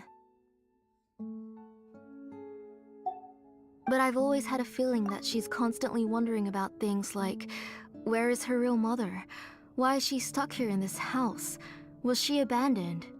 Nechka really has no idea that her real mother is right in front of her, and has never left. So you plan on recreating Nechka's woven scroll all by yourself? What do you mean? Or should I say, you've already started reweaving that scroll long ago. The delivery guys. I saw it hanging from his waist, so I asked to borrow it from him. Don't worry, I'll return the inscription to him once we've figured everything out. These things aren't cheap, after all. When did you know? Yeah, I noticed it back when blaze gem inscriptions suddenly became popular among the tribe. It was then that I also noticed that everyone wearing blaze gem inscriptions had varying degrees of memory loss. Traveler, you've picked up on it too, haven't you?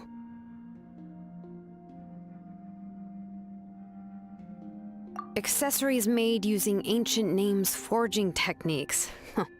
For what's only supposed to be a pretty souvenir, this inscription contains a phlogiston engraving with a truly overkill level of complexity.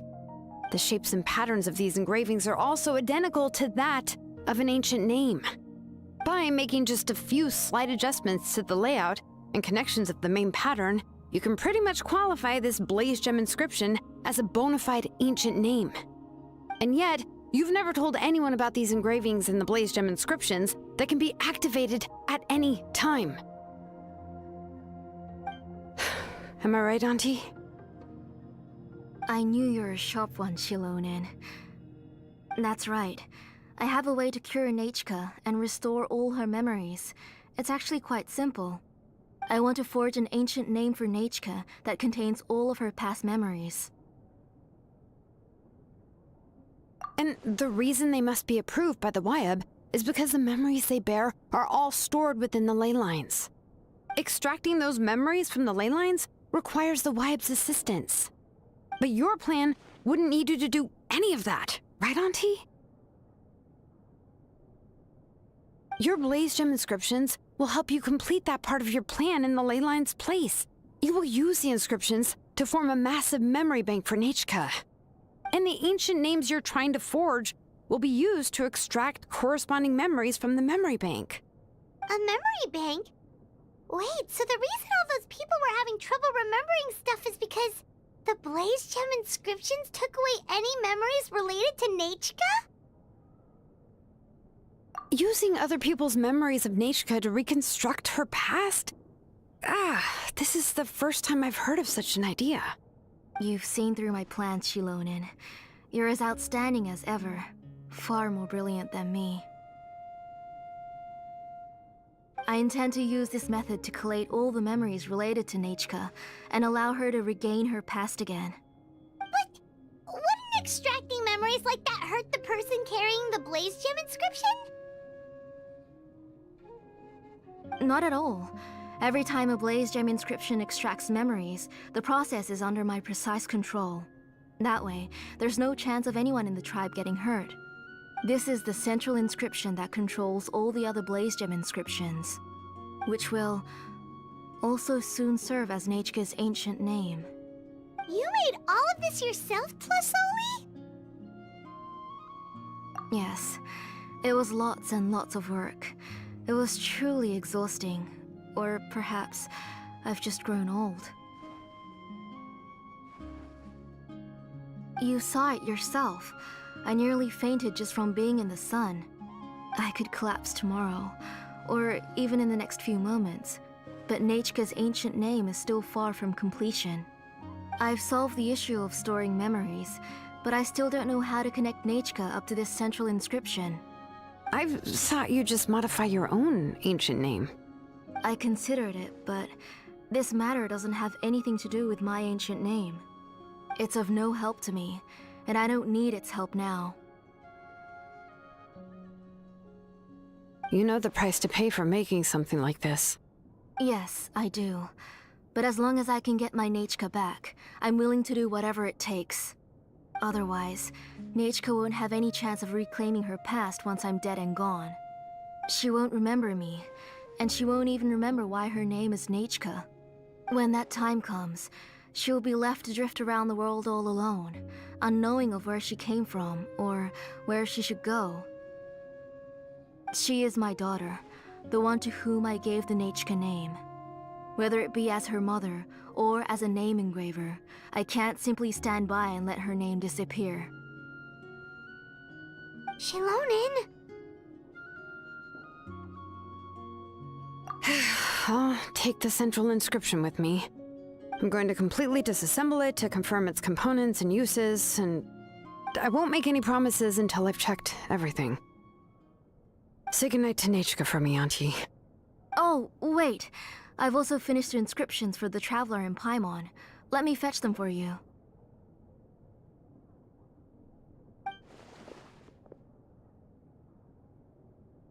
I'm sorry it took me so long to finish them. Hold on, Auntie. The Traveler and Paimon have never met Nechka before, so you can't draw any memories from them. That wasn't my intention. They're just ordinary gifts. Please, take them. Huh? What was that noise? Nechka must have woken up and wants to get out of bed on her own. Sorry, I'll go check on her first. Nechka, don't try to get out of bed. Just tell Mom if you need anything. You go ahead and take care of Nechka, Auntie. Let's go, Traveler and Paimon. There are a few things I want to tell you.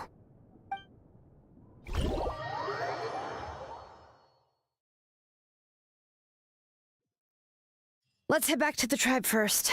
There are some things I need to get from my workshop. Disassembling the central inscription? It's not going to be easy.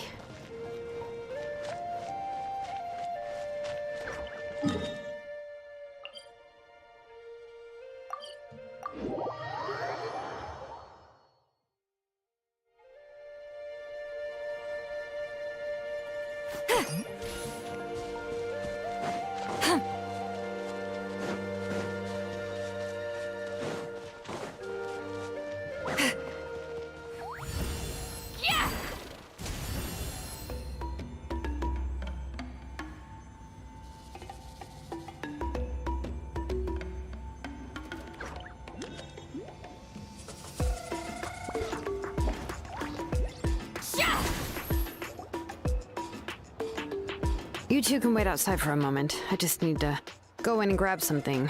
The workshop is a little messy, so unfortunately, I won't be able to show you around.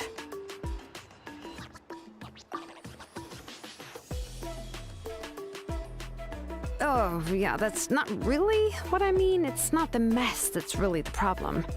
It's just that the workshop is cluttered with way too much stuff. Books, files, and even ancient texts I got from the Masters of the Nightwind. Everything's piled up to the ceiling. You probably won't know where to step once you're inside. Kachina suffered quite an unfortunate series of events the last time she went inside. Well, I suppose it was my fault for being so focused on searching for information at the time that I forgot to lock the door. After entering the workshop, she was shocked to find herself face to face with a massive woven scroll from the Masters of the Nightwind, and then she turned around and knocked over a huge stack of forging blueprints. She tried to step out of the way, but tripped on a poster tube that was behind her, and then boom! The forging blueprints came crashing down right onto her head. Oh no! She's lucky I noticed in time. I found Kachina in a daze and managed to save her before an entire set of the history of the Children of Echoes was about to bury her. I then dragged her up to the second floor. Ever since then, Kachina always waits outside the door and doesn't dare take a step in whenever she comes to see me. Yeah, you're an artisan and woman after all. We thought there would be weapons and armor hanging all over the place. But it seems more like a library than a workshop. Well, my primary work is forging ancient names, which is much trickier than making swords and tools. Aside from the necessary craftsmanship, I also need to consult many ancient texts.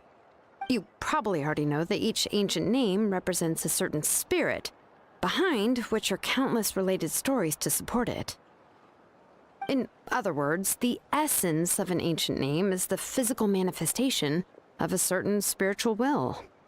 And as a name engraver, when I'm working on a new ancient name, I'm not only trying to give it a physical shape, but more importantly, I'm also trying to understand the spirit contained within the name. And to do that, I have to collect as many related stories as possible and read through them all. But, as you might know, people tend to add a lot of extraneous details when it comes to stories about themselves. For stories that have been clearly exaggerated or altered, I must gather other related stories and information as cross-references. This way, I can filter out all the absurd and exaggerated details and restore the person's life to its true nature. Only in true stories can you find the authentic spirit. And this is the only way for the spirit to become an ancient name that matches its essence. We've heard about the concept behind ancient names before, but after hearing you explain the details, Paimon can't help but think that ancient names are really powerful. Well, no matter how powerful ancient names could be, they would never be able to suddenly turn into a blade or allow you to smash through an entire cliff in one punch. It's just a form of spiritual power that's passed down from generation to generation. It doesn't have those kinds of physically tangible effects.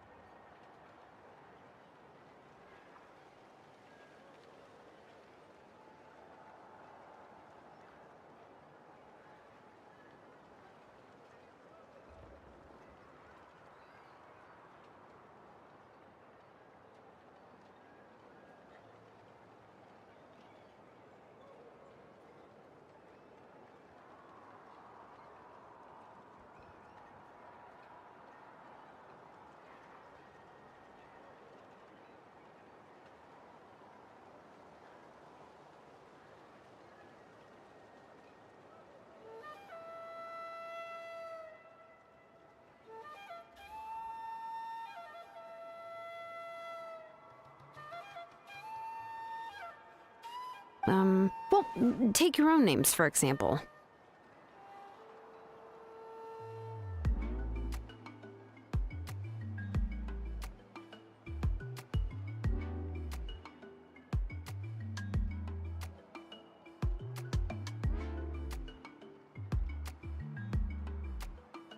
From the moment you appeared in this world, some person had already prepared a blessing for you.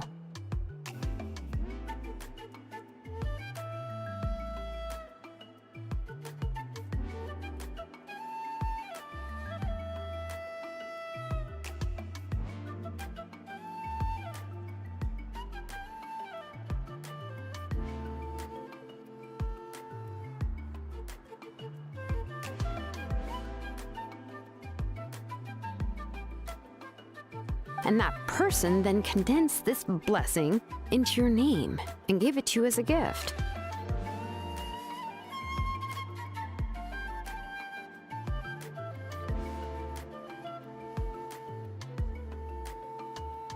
It may feel like the moment you received your name is already in the past, but it will always stay with you and move with you in the future. Names are blessings for the future from people standing in the past. Well, that's what Auntie once told me. It may feel like the moment name is already in the past, but it will always stay with you and move with you in the future.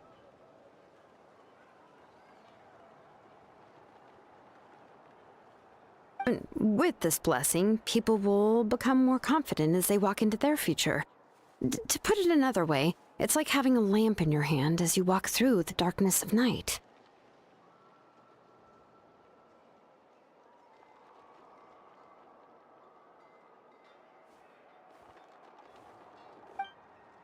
Oh, Paimon gets that! If you're alone when you're walking in the dark, it's easy to get scared and tired quickly. But if someone else is walking with you, then it won't be nearly as scary. And, well, you might still get tired, but it'll still be a whole lot better than walking alone. The Traveler always has Paimon by his side, though, so he'll never have to worry about that. Oh, Paimon sure many wish they could be in your shoes, Traveler.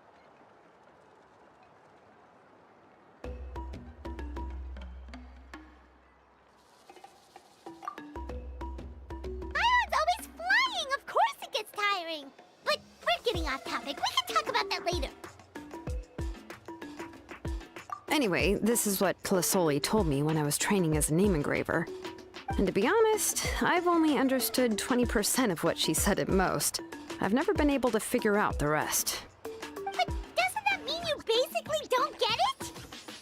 Well, that's not entirely true. Auntie and I have at least come to a consensus on the most important thing. You know what? I am sick of talking. We can talk about all of this later. Please, wait a moment while I grab my things.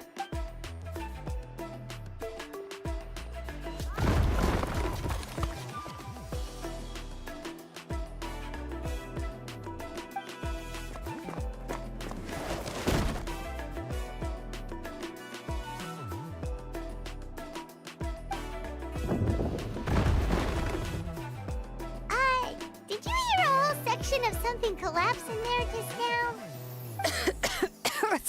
It's fine, it's fine. It was just a bunch of very old ancient name records. I've already made copies of them. I kept this set of phlogiston wedges in the back, so it wasn't easy to take out. I had to resort to brute force. Come on, let's go disassemble the central inscription. It shouldn't take long.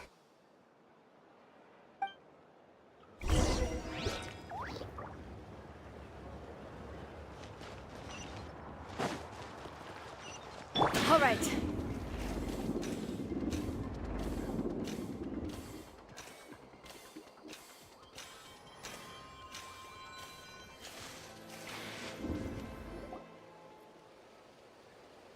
Here we are. This is the place. This cliff is pretty high. What are we going to do here? Are we going to climb to the very top and then throw this inscription down the cliff? I'm going to use phlogiston to make an engraving circle on the cliff wall. That will allow me to investigate the internals of the central inscription. Now let me see if this thing can even turn on. I was still an apprentice last time I used it. Before we attempt to engrave the inside pattern of an ancient name with phlogiston, we always use this to draw out the engraving diagram on a cliff or open ground. Only after we've confirmed that phlogiston can flow properly through the internal engravings can we start formally working on the small internal engravings of the ancient name. If we want to dismantle the central inscription in a non-destructive manner, we'll have to use this thing. I really don't want to engrave such a large diagram with my bare hands. Oh, so you'll be able to see what it looks like on the inside without ruining Tlasoli's inscription? For the most part. If it were just an ordinary unfinished ancient name piece, I'd just take it apart and pour phlogiston into the internal engravings to see everything. But since it's a central inscription, it would be better not to destroy the blessing that Auntie has prepared for Nechka.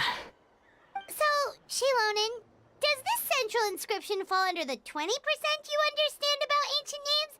Or the other 80% you don't understand?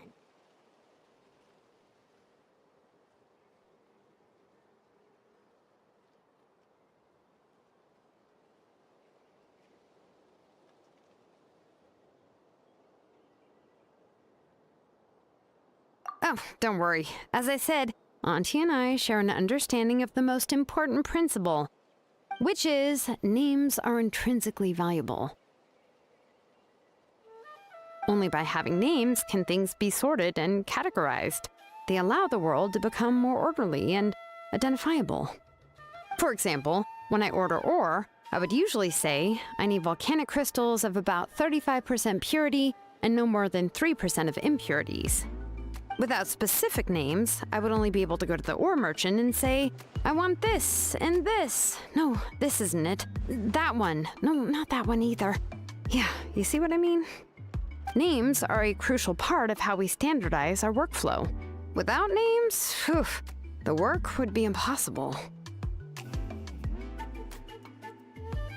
Yes, because forging ancient names is first and foremost a technical job. There's no debating that.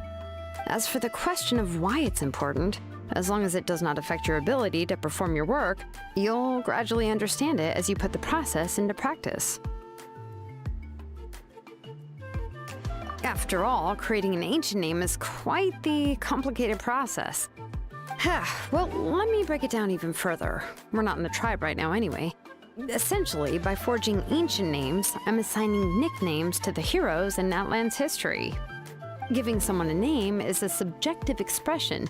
You just need to express your hopes and wishes for them. But giving someone a nickname is a much more objective expression. To come up with a fitting and accurate nickname requires much thought and observation. If ancient names or nicknames aren't descriptive enough, no one will remember them anyway. So the best I can do is gather all the information I could and try to come up with the most fitting nicknames possible. Even a minor mistake in the process could cause people to misunderstand the nickname. For a name engraver such as myself, such mistakes would be considered a major blunder.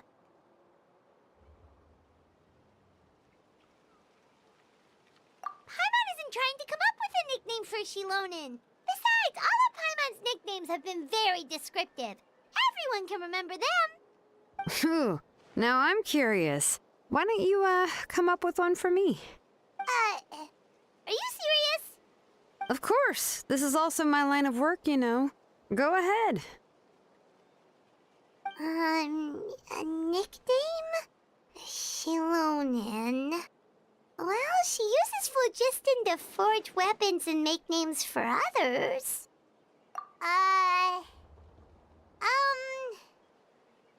Smith? Yeah, not bad, and quite fitting too. I'll remember it. But, you should keep observing my work, Paimon. Maybe you'll come up with an even better nickname. Right, okay, time to make like a smith and start smithing. Watch closely.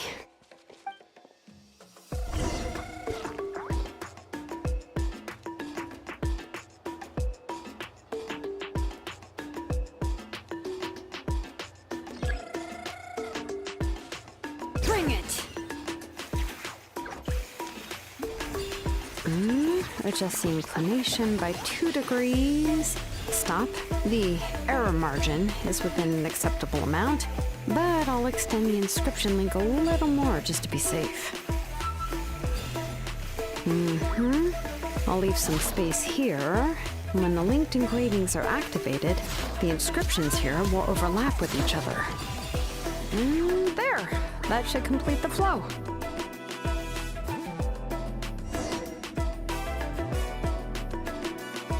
Amazing, Shilonen! You were running all over that cliff as if it was flat ground! Oh no, it doesn't have anything to do with my tribe. It's just the, phlogiston adhesive I have on my shoes. But after all that running around, I'll have to infuse them with more phlogiston again. Huh. I should prepare a spare supply of phlogiston to bring with me next time.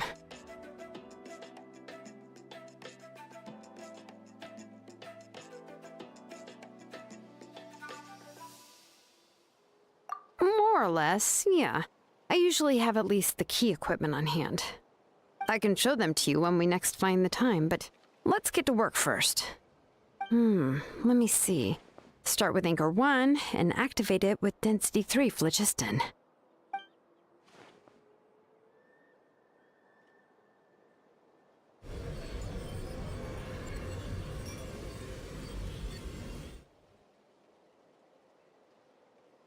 Whoa! A super huge diagram just appeared! Tlasoli's central inscription is even floating!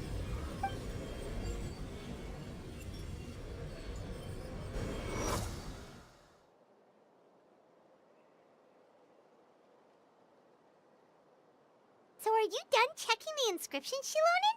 How does it look? I didn't find any anomalies in the phlogiston engraving. All the adjustments are indeed based on ancient name engraving techniques. That means we can help Tlasoli and Nichka now, right? Well, probably, but I have good news and bad news. Oh, but I'm also just going to go ahead and share both, so it's not like you'll have a choice in the matter. Paimon will cover her ears after the good news. Well, even if you cover your ears, the issue will still continue to exist. But, before we get to that, I want to ask the Traveler a question. What are your thoughts on absorbing memories?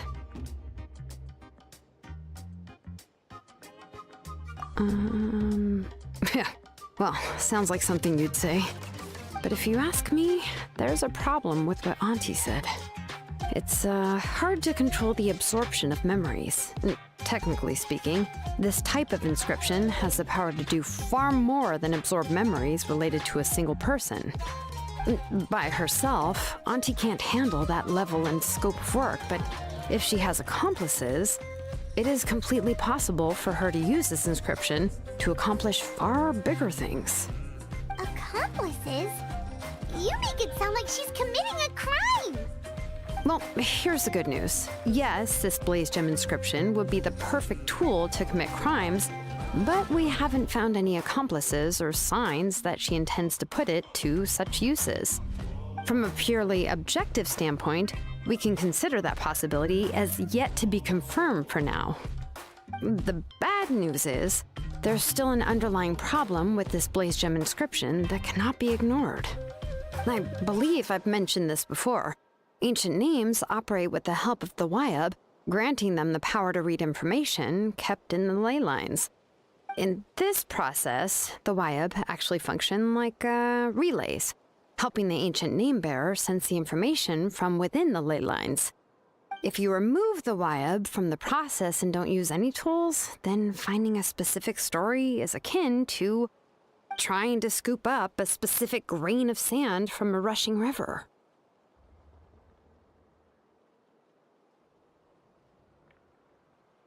Yeah, exactly. Anyone who attempts to do so will likely lose most of their cognitive function or become a babbling madman who talks to themselves all day long. Now, let's consider the memories that Auntie has gathered as the ley line, and Nichka as the only ancient name bearer of this ley line. There's no way Auntie would let Nichka plunge into the river of memories without any tools. She'd only be overwhelmed by the surge of memories. And considering that Nichka has forgotten all of her past, she'll be unable to work on her own to accurately find the correct past. Only Aunt Tlasoli can help her filter the correct memories of her past. So, if my hypothesis is correct, Auntie is actually planning on turning herself into Nichka's Wyab to help her extract the corresponding memories in the different situations she may face. In an ideal world, this would be perfectly fine, as long as every extracted memory is correct.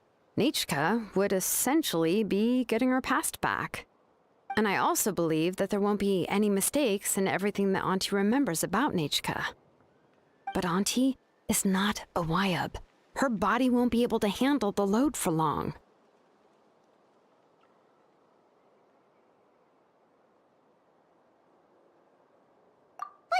How can we solve this problem? No matter how we try, Tlasoli will... Names are blessings for the future from people standing in the past. I've also made up my mind. Come on, let's go see Auntie.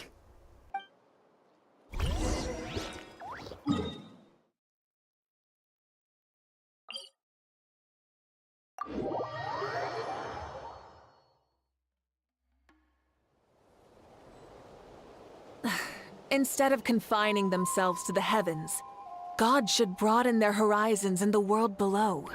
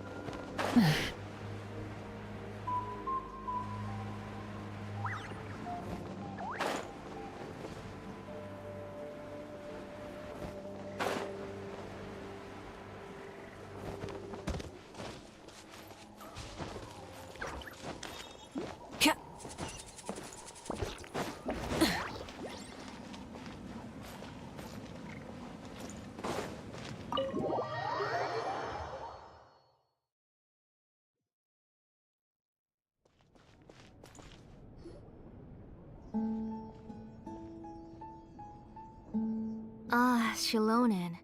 It looks like you've made your decision. Am I right? Yes, here's some research that I've done. You can reference it to modify the way the central inscription operates. I'll also help you continue working on the Blaze Gem inscriptions, but I must have complete control over all the inscriptions and the memories that can be absorbed by the inscription. I'll also help you continue working on the Blaze Gem inscriptions, but I must have complete control over all the inscriptions and the ability to oversee their uses.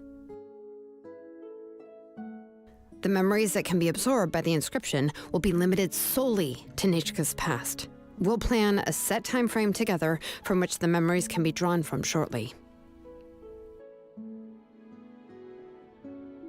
If you attempt to extract any memories beyond this scope, then I'll consider that as committing a criminal act and halt all work related to the central inscription. After the memory bank is constructed, the Blaze Gem inscription's absorption functions must be stopped immediately. Only functionalities for outputting memories will be kept. I accept. Thank you, Shilonen. I really... Auntie, you know I can't stand it when you do this. If you needed my help, you should have just said so. There's no need to beat around the bush like you did. Using technology for ancient names to forge other things without permission is no trivial matter. Yes, it's a major departure from the technology's intended use, but it's nothing compared to a child who needs help, compared to a name that's about to be lost. But once this is all over, you must come with me to see Pakal and discuss everything that happened. That's fine. I'm willing to accept any punishment for my little Nichka.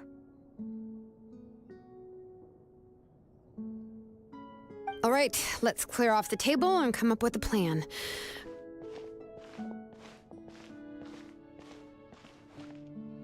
I need some time to consider how to let Nichka control the Blaze Gem inscription on her own and extract the memories from her past. Oh, by the way, did you give the book to Nachka?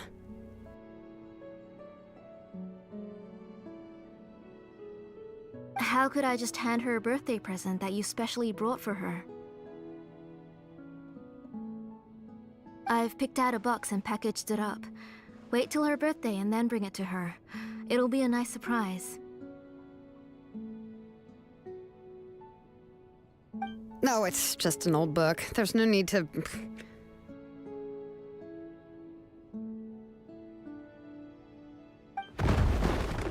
Again.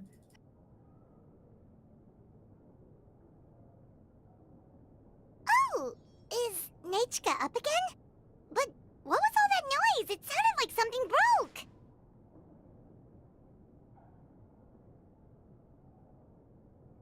Uh-oh. That's not good. Let's go have a look.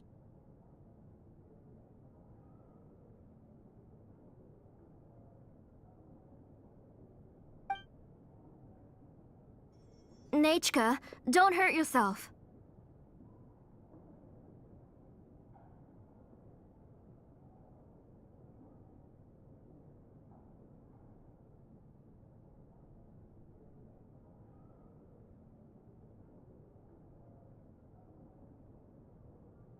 On 25th,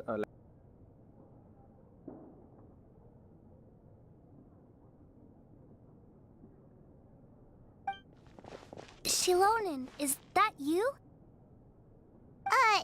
You're Nachka? How many times have I told you? Don't get out of bed on your own. You were running a fever yesterday. Hello, Nachka. Thank you for the book. I've already read it several times. You've already read it? But didn't Tlisoli package up the book that Shilonen brought? No. She's all mixed up. The one she read isn't from Shilonen. It's one I bought for her before.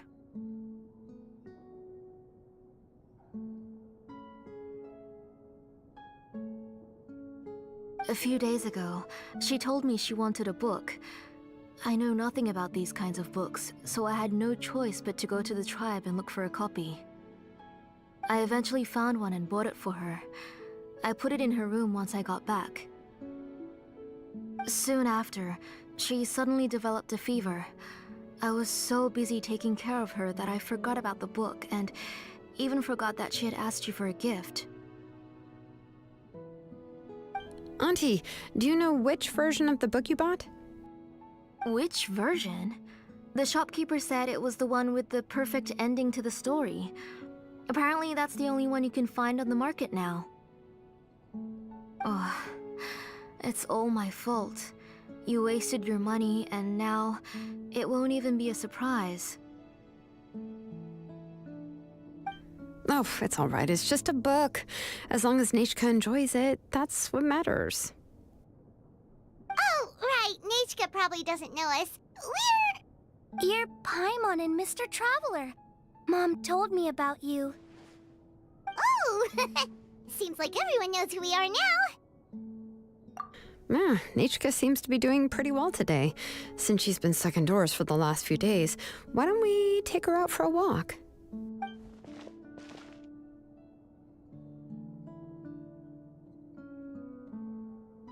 Take her for a walk. But considering her condition, I don't think she... Oh, don't worry, Auntie. She'll be safe with the Traveler and me. We won't leave the tribe, and if anything comes up, we'll be sure to find the doctor immediately. Besides, it's her birthday in a few days, and we need to go to the tribe to buy some things. Let's give her a proper celebration. What do you think, Auntie?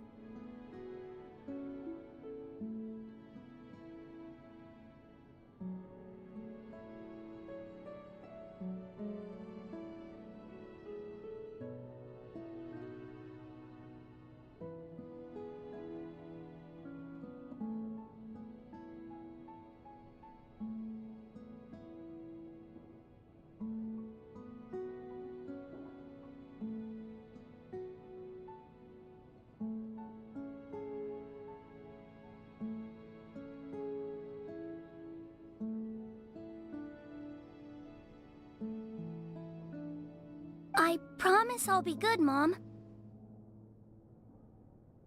Didn't you say before that I need more fresh air?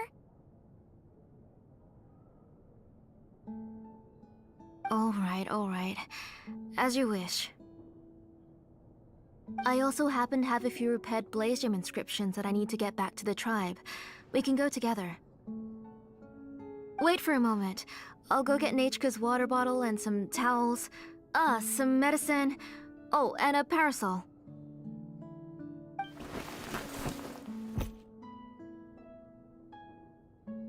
Talk about being prepared. It doesn't hurt to be prepared. Okay, let's go. Please be good now, Nachka. Don't cause any trouble for Shilonen and the others. Oh, you can let me carry these. And don't be a stranger, Nachka. Feel free to tell us anything. And even I was quite a handful for Auntie when I was little. Yeah! It's not often you get to go out to play, so just have fun! Everything will be fine! Okay, thanks everyone. And please don't worry, Mom. I'll be good. Let's go look for Iknal. I've had her Blaze Gem inscription for a while now, and I'll finally return it to her today.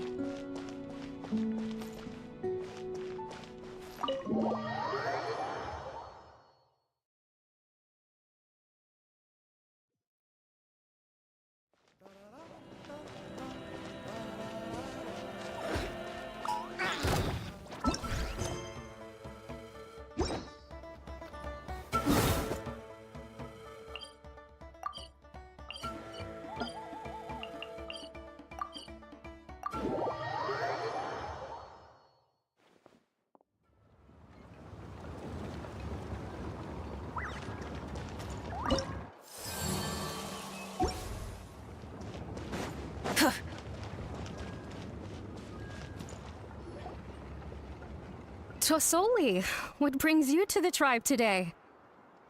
Oh, and Nichka too! Oh, she seems to be doing much better now. She's even out and about.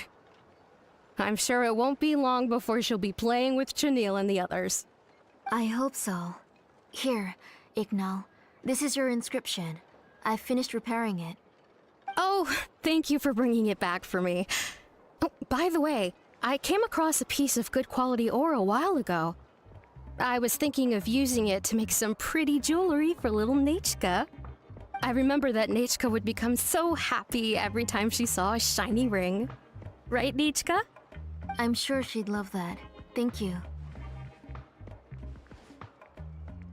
My pleasure.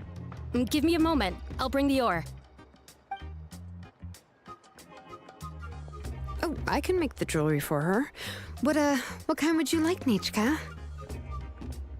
I would like... something shaped like an embercore flower would be nice. She was always asking me before to make her an ancient name with an embercore flower design. Mm-hmm, noted. I'll make that as a gift for her next birthday. Sorry, Nachka. It won't be a surprise for you. That's okay. Thank you, Shilonen.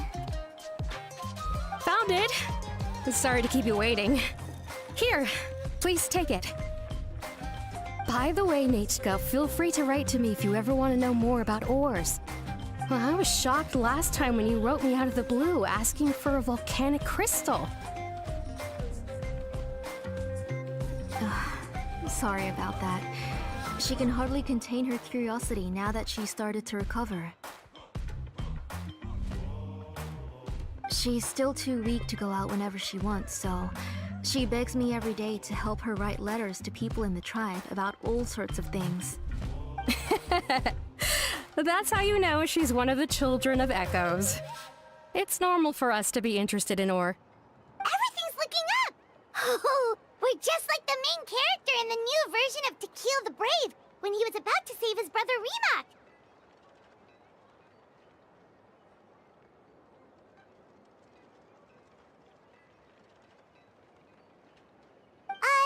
According to the story, we should be right around... let Paimon see...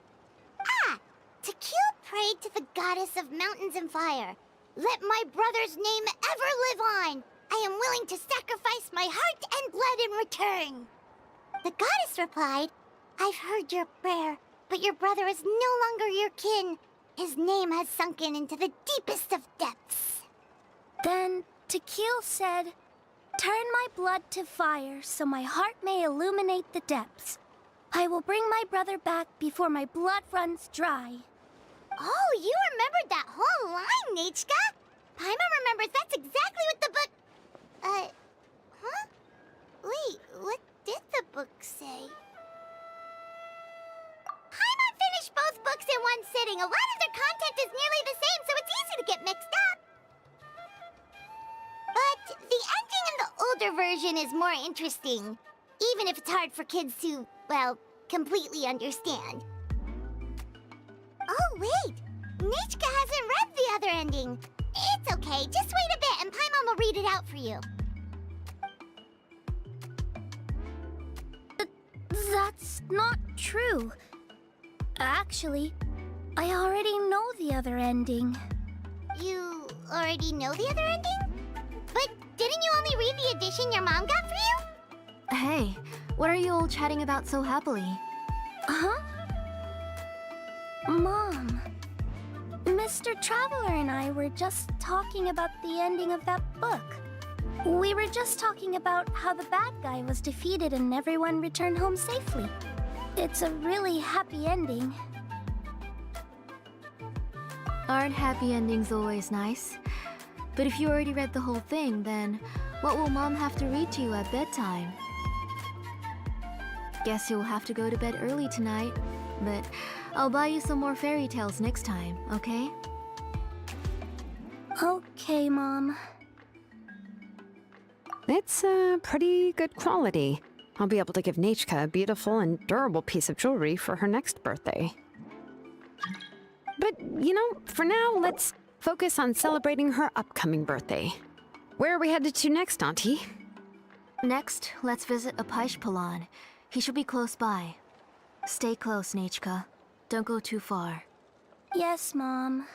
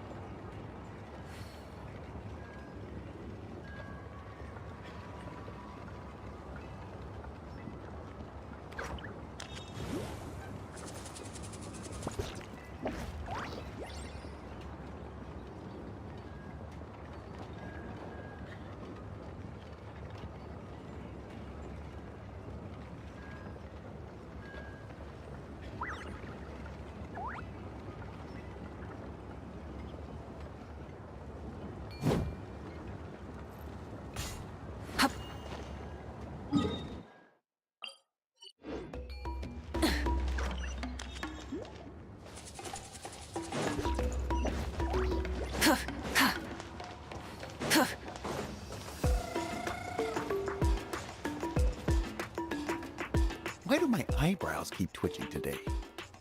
Strange. That means you're about to hit the jackpot, Apaish. I didn't expect to have 2 name engravers coming in today. Welcome. What are you looking to buy, Tlazoli? I'll give you a discount like usual. Whoa! Offering a discount just like that? Tlazoli sure has connections. She was once our name engraver and did a lot for the tribe. It's only fair that I offer her a discount. Thank you for your generosity. I've finished repairing your Blasium inscription. Here, have a look. Come on, Nechka, say thank you. Thank you, sir. Oh, so this is Nechka. Tlazoli has shown me some pictures before. It looks like you're doing much better now. How about this? Go ahead and pick anything you'd like from the store. Think of it as a gift from me. No, that's all right. Mom told me that you've already given a lot to our family. Oh, well, that was for your family. I've never given anything just for you. If you don't feel like it, you can also let your mom choose for you. Oh, no need to stand on ceremony, Auntie. Go ahead and pick something for Nechka. His drills and small clamps are good quality. The measurements of each part are exact, and they're always very durable. I always come here to buy things if I find myself in a pinch. Oh, do you have any child-friendly safety scissors? I remember seeing a few different styles. I have a few in stock, but I put them in the back. Let me bring some out for you to pick. Oh, no need to bring them all the way here. Why don't we just go in the back and choose there? It should only take a moment. I don't know much about that kind of scissors. Why don't you just go yourself and... Well, there are too many different designs and varieties of kid scissors. If you don't come and help me choose, I won't be able to pick one that Nechka would like. Come on, Auntie. It'll only take a moment.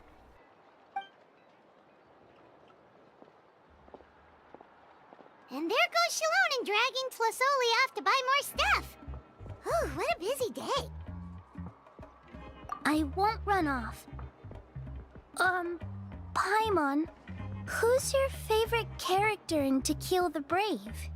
Paimon's favorite? To Kill, of course. He went through a lot to rescue his family. In the old version of the story, he was never able to reunite with his family, but he was still really strong and fought as best as he could.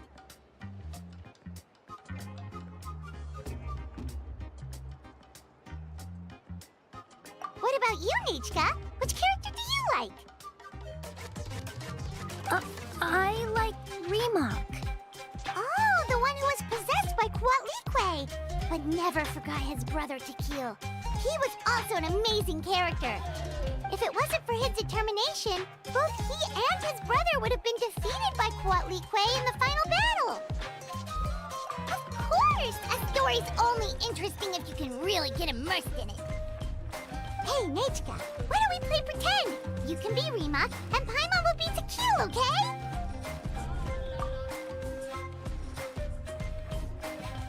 Mr. Traveler, can I play the role of Quatlique?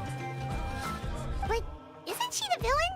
In the old version, she even ate Remak and took on his appearance.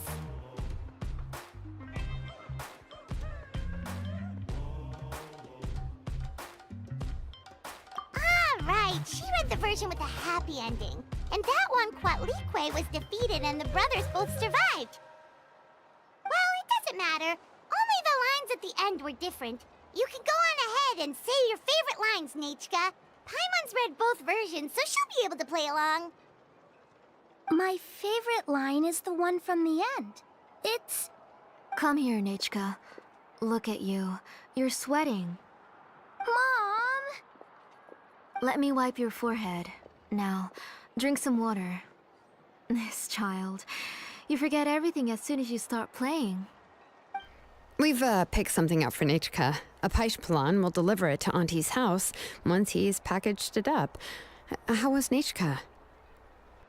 Oh, we were just about to get to the exciting part. Really? Oh, now that Paimon thinks about it, Shilonen has dragged Tlasoli away from us a couple of times now. But why? Let's talk later. Just trust me and act normal for now. Oh, we should head to our last stop, Auntie. It's real hot today, and we shouldn't let Nechka be in the heat for too long. Right. Let's go see Chevin and head back home.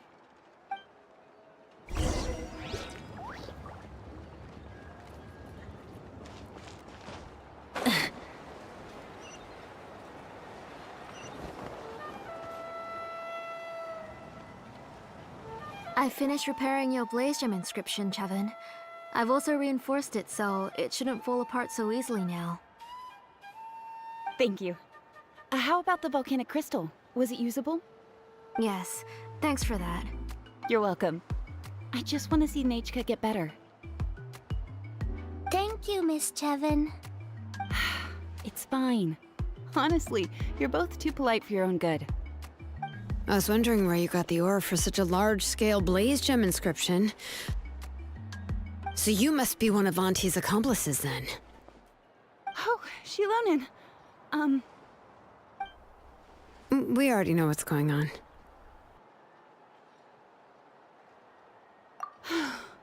You had me worried there.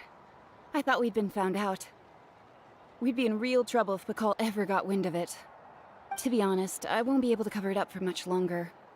I've been traveling away from home every few days, and the ore reserves have noticeably decreased. The last time Pakal came and asked me about it, I could only say that I'd been using up a lot of ore to research new styles of jewelry. As for why I had been leaving so often, I said that I had found a new ore vein and wanted to extract some new gems from it. Sorry. I've been talking my head off. Please, come in and have a seat. Sure, we can sit for a moment, but... Miss Chevin, can I go see some of the jewelry over there? You mean Amisha's work? Sure, go ahead. Remember to stay in the shade as much as you can. Paimon wants to go too! We'll go together. Paimon hasn't looked at Natlan's jewelry very closely yet. Really? Then Paimon's gonna take a good look at what they have!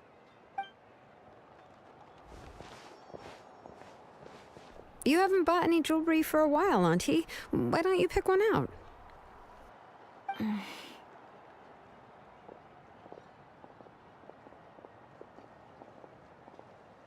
on, Nichka! We don't know anything about Natlan's jewelry, so you can help us pick something out!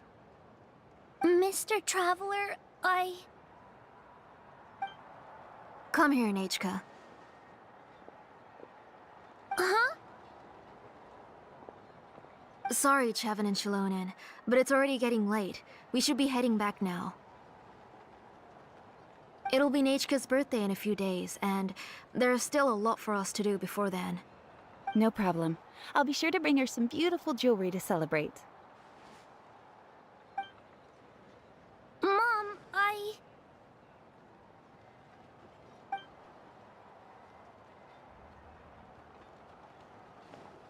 You're getting hot again. Here, Mom will carry you. Let's get going. You forget to take care of yourself once you start playing. Let's go back and we'll have a talk. I didn't. Nachka, I never taught you to lie. Sorry, Mom.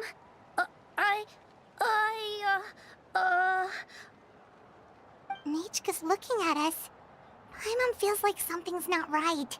What should we do? No, Nachka was having so much fun today that she forgot the time. It's not a big deal. Let me help carry her home. I'm worried you would also have to recover if you carried her the whole way. No, it's fine. I'll carry her. Let's go, Nachka. It's time to go home.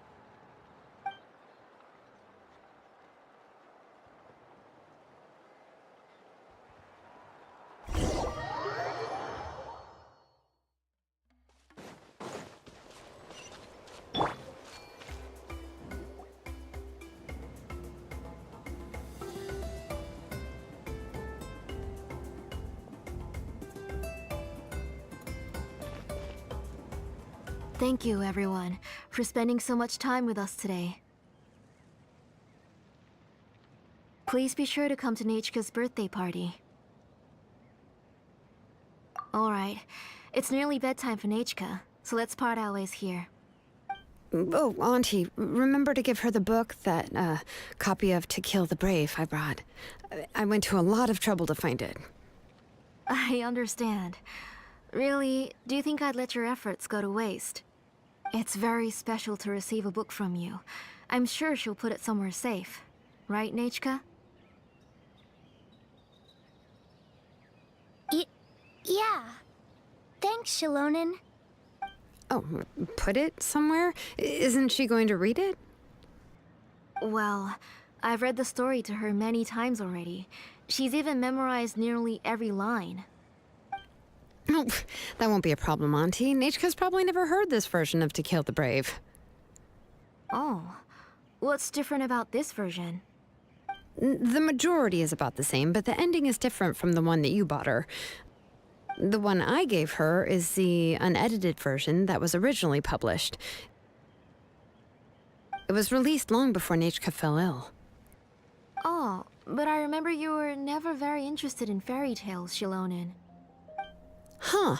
Well, I was just thinking that if what you said about Nechka's illness is true, she shouldn't be able to remember anything about her past before her illness. So, the ending to the original version of To Kill the Brave is also part of the past that she should have forgotten.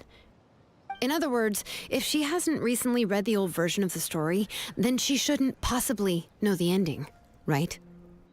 I don't understand. Why are you so concerned about the ending of this book?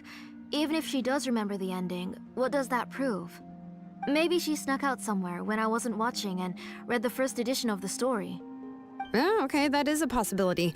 After all, she does remember things that have happened recently. In which case, yeah, let's go ask around the tribe and see if anyone remembers Nechka reading the book. There are only a few shops in the tribe that sell books, or we can just ask Nechka where she'd read it. The booksellers all have inscriptions, so there's a chance that their memories... So, you admit that the inscriptions can affect the tribe's current memories? I was very clear that I would consider that a crime and would stop all work on it. There must be a few more books at home. I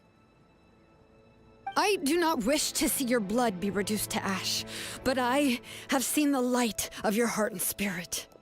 I beg your pardon? Nechka, where did you read that book? Answer me. Go home, Nechka.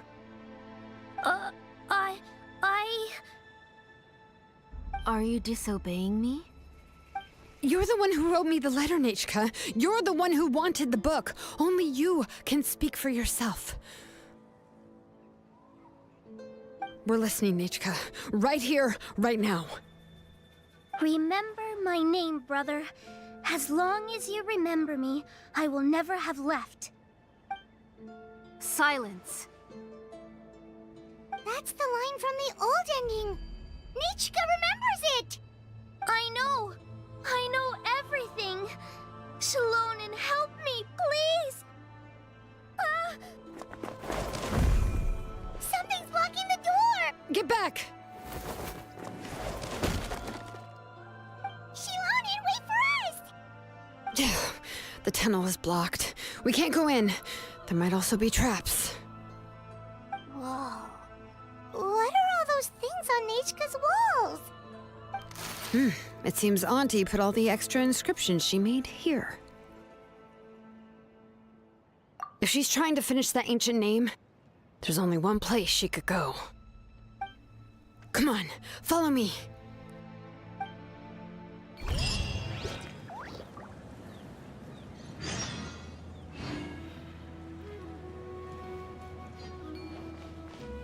Letting great names echo!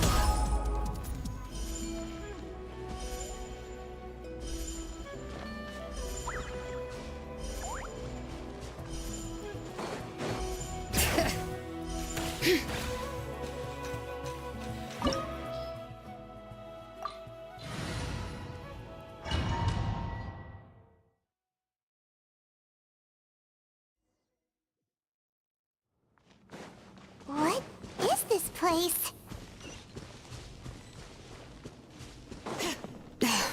Auntie's workshop.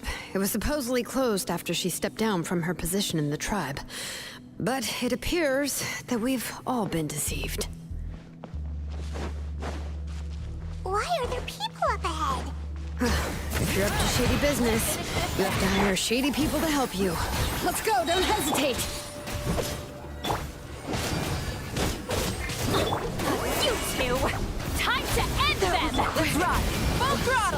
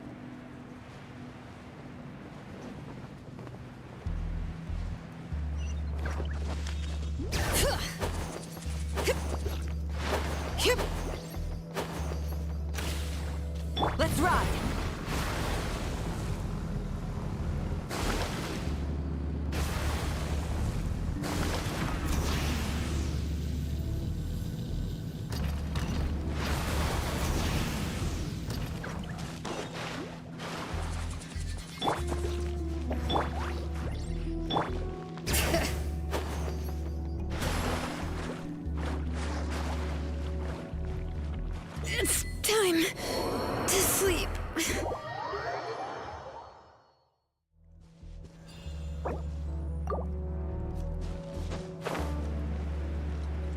Let's ride!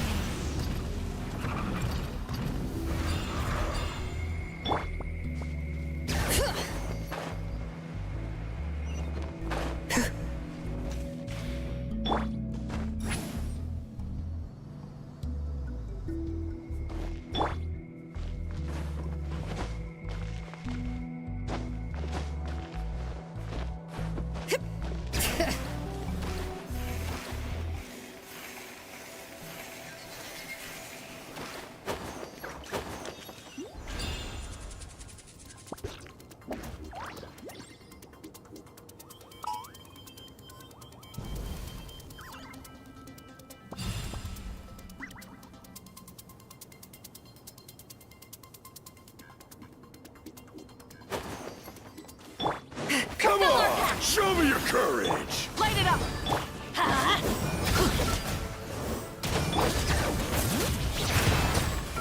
Everybody stand back!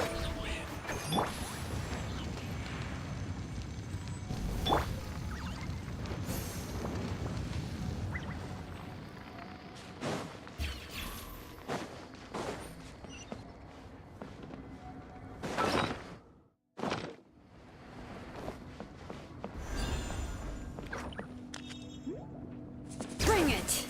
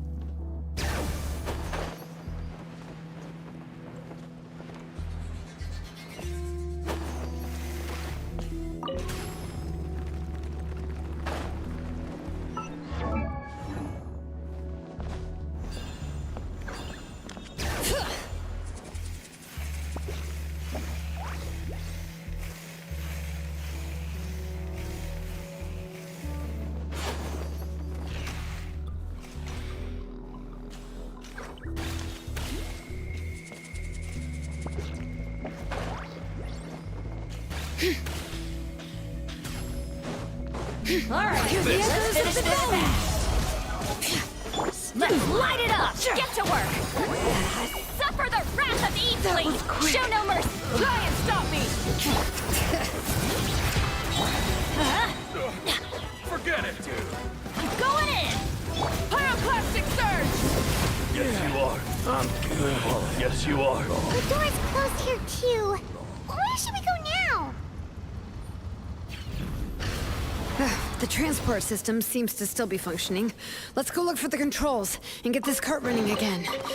Maybe it can take us further inside.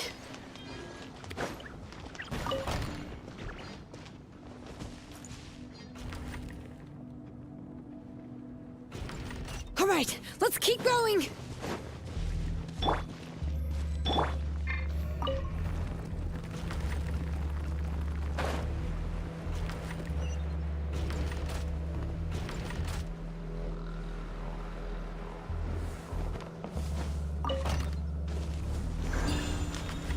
Bring it!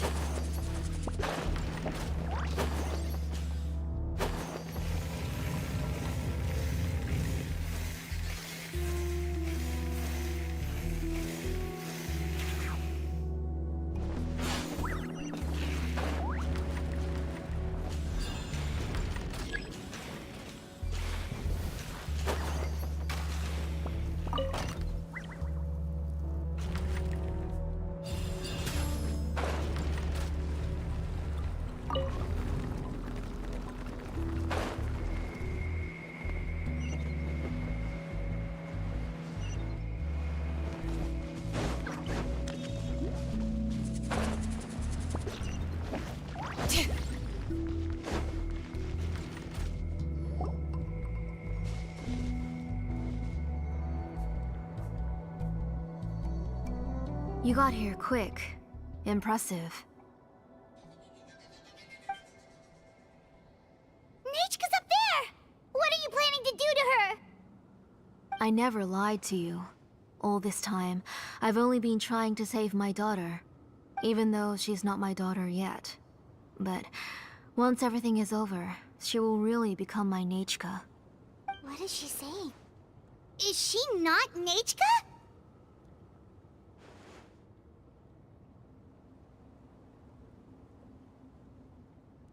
So you figured it out.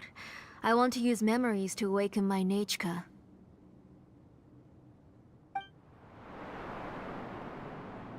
She has stayed in the Night Kingdom for far too long. She's afraid of the dark and cold. I'm the one who made her stay there alone, so I must bring her back. Don't worry, Nechka. Mom hasn't forgotten anything. She has always remembered your name. I'm afraid so. Then, who's that girl lying up there? She's a child from my tribe.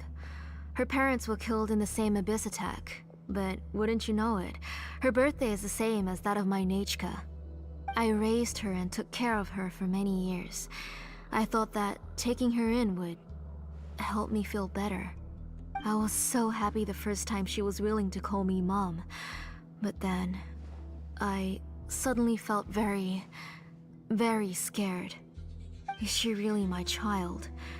My child's name is Nechka. It could only be Nechka. How could I be happy? My little Nechka is still waiting for me to get her home. As I said, I only want to bring Nechka back, even if it costs me everything. And now, the time has come for me to pay.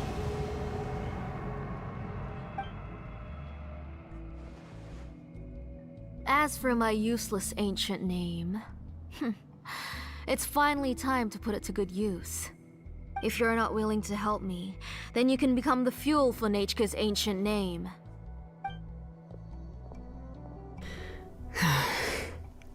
Shilonen, you have yet to make a move. I take it you're examining the inscriptions around you. It's no use.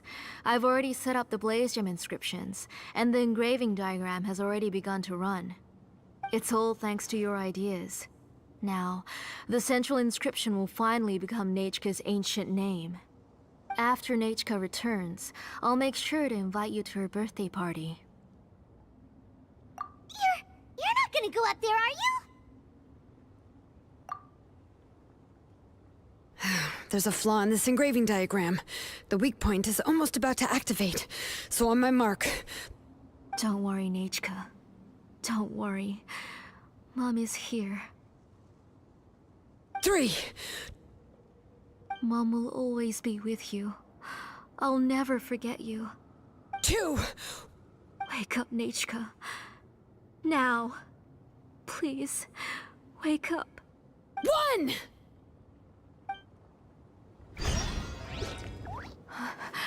It's alright. It's alright. You'll see Mommy soon. Nechka.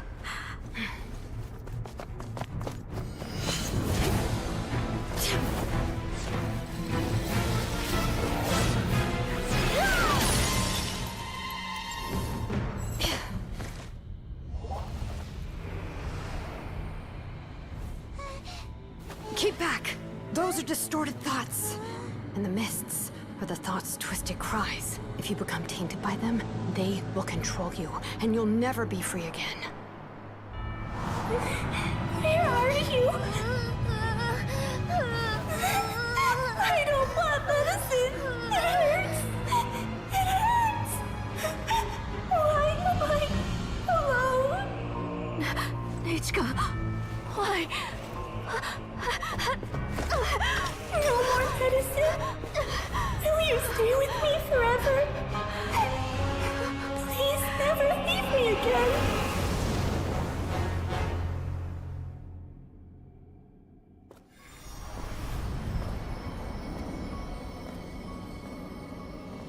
Telasoli, you're the one who twisted Nechka's name into a shackling prison. It's time for you to hear her true voice. Stone engraved and echoing peaks. converge, disperse. In ashes be reborn, for flames born anew, and the blazing dawn. Mommy will be with you. Nechka. Always. And forever. Mommy, I've always been with you. And now you're finally listening to me.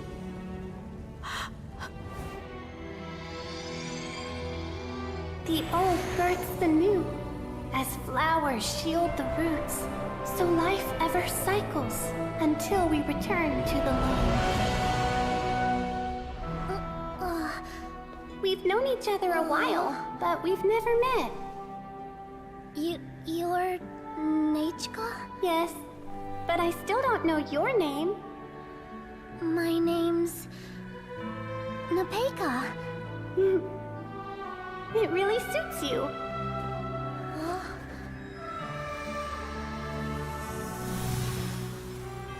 Nepeka, I bless you from the past and wish that every day of your future will be filled with peace and happiness.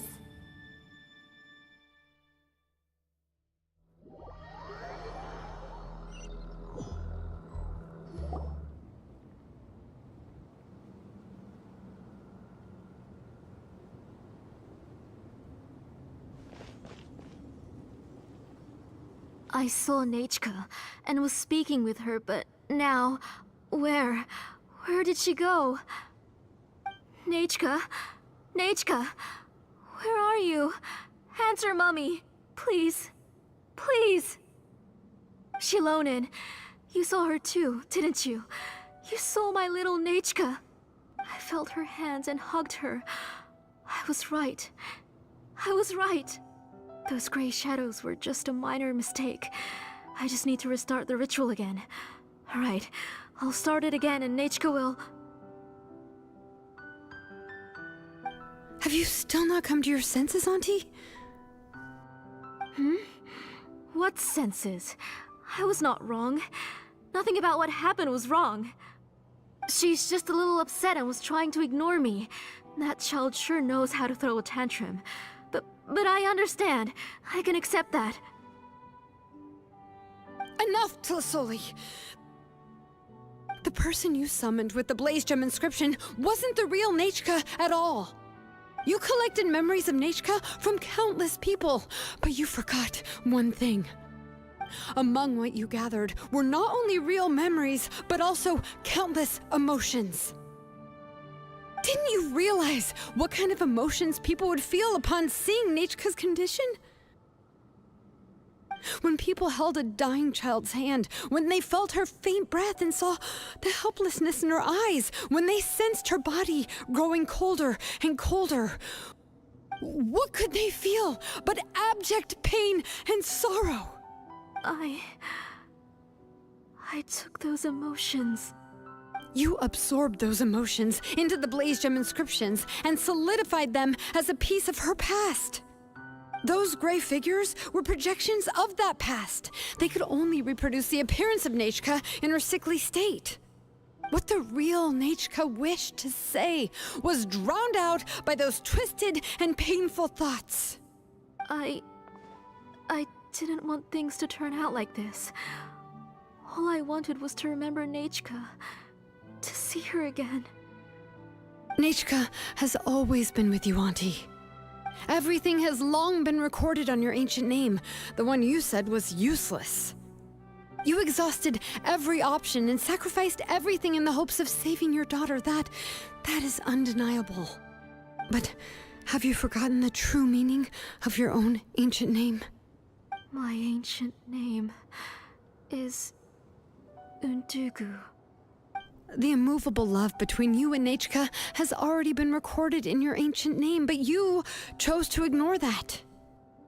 Names are blessings from the past to the future. You told me that, Auntie. You gave Nechka her name, her first blessing. But now, you've turned her name into a prison by taking an innocent child captive, and you've imprisoned yourself. Nechka is everything to me. Without her, I can't see any future for me. And as for blessings... What blessings have I had since the day she passed? I see her in my dreams every day, grasping my hand, telling me she's in pain, asking me to hold her. But I can't say anything. I can't grasp her hand. All I can do is shout her name over and over again until I wake up. Every day, every single day, I've hated myself, and ancient names too. Who knows? Maybe hate would have been the only thing left to her too. You think Nechka would have come to hate you?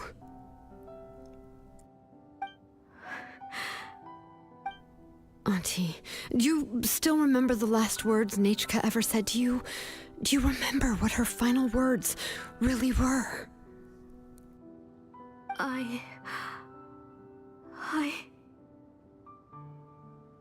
The reason you haven't felt blessed is because you've forgotten the true past.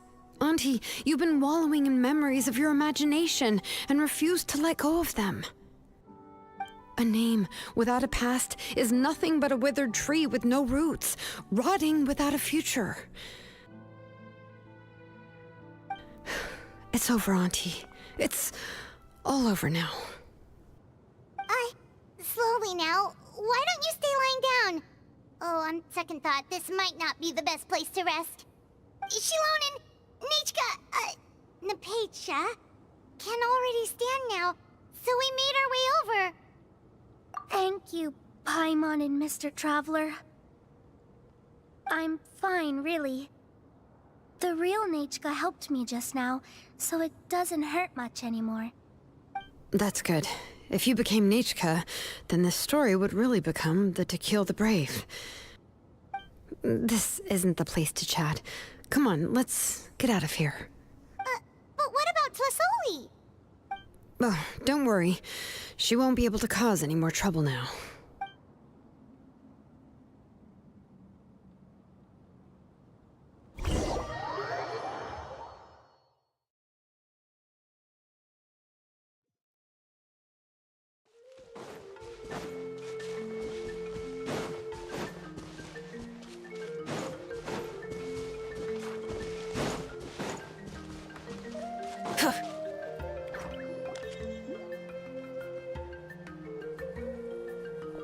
All right, I've locked Auntie in the house with a few ropes.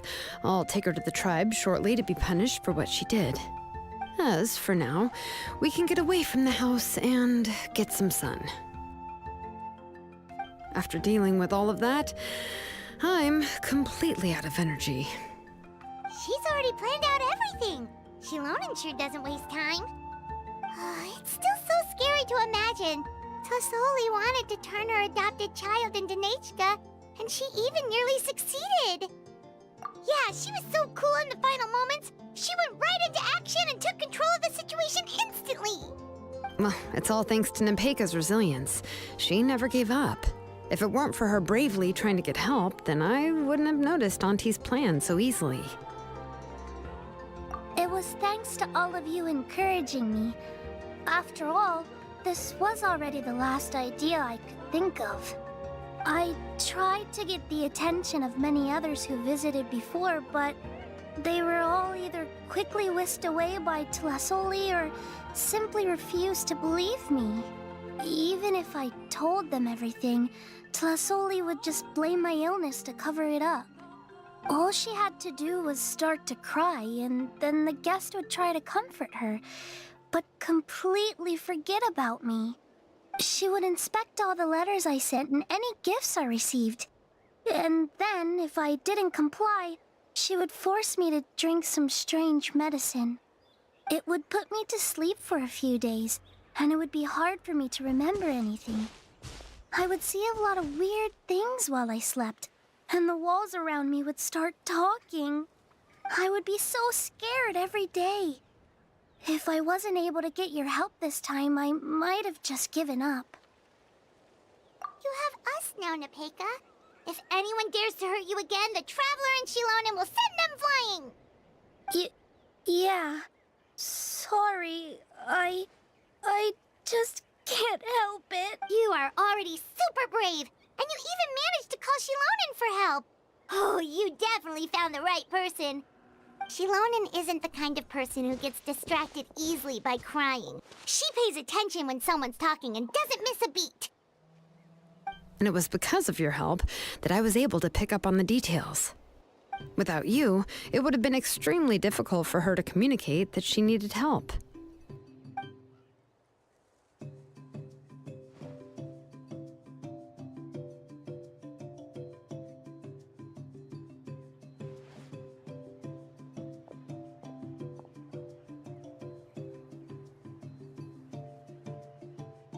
Tlisoli would certainly be more on guard if I tried to speak with her, and would probably have just kept Nepeka locked up in her room again.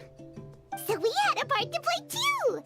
But where did Tlisoli even get the confidence to try this scheme? When Nechka was alive, surely many tribe members would have tried to help her. Was she not scared that someone would realize that Nepeka wasn't Nechka?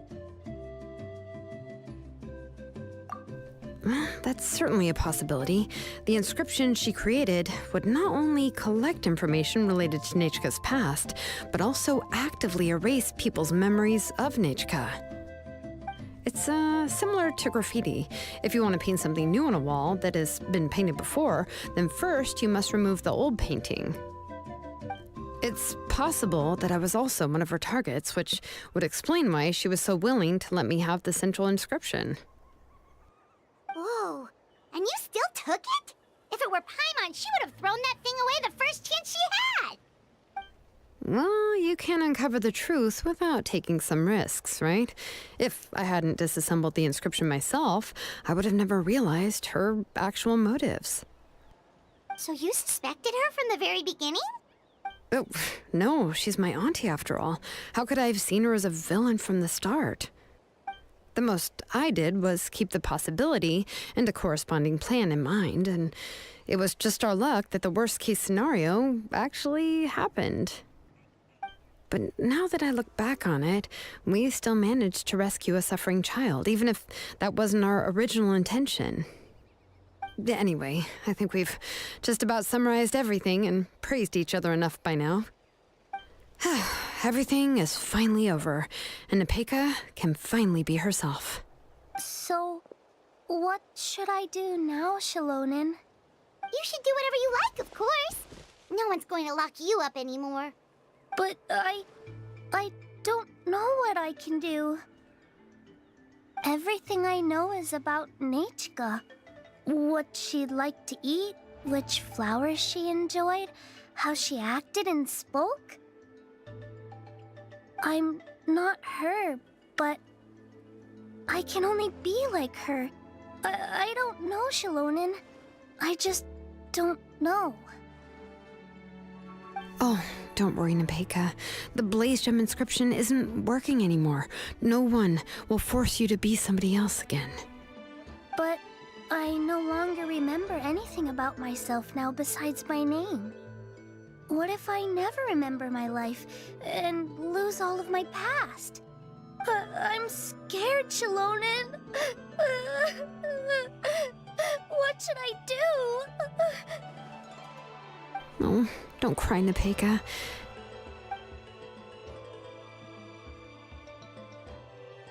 Here, take this. I took some ore from Tlisoli's collection and made this as a mold. A Blaze Gem inscription! You can make them too? Oh, of course not. It's just a pretty piece of stone. Take it.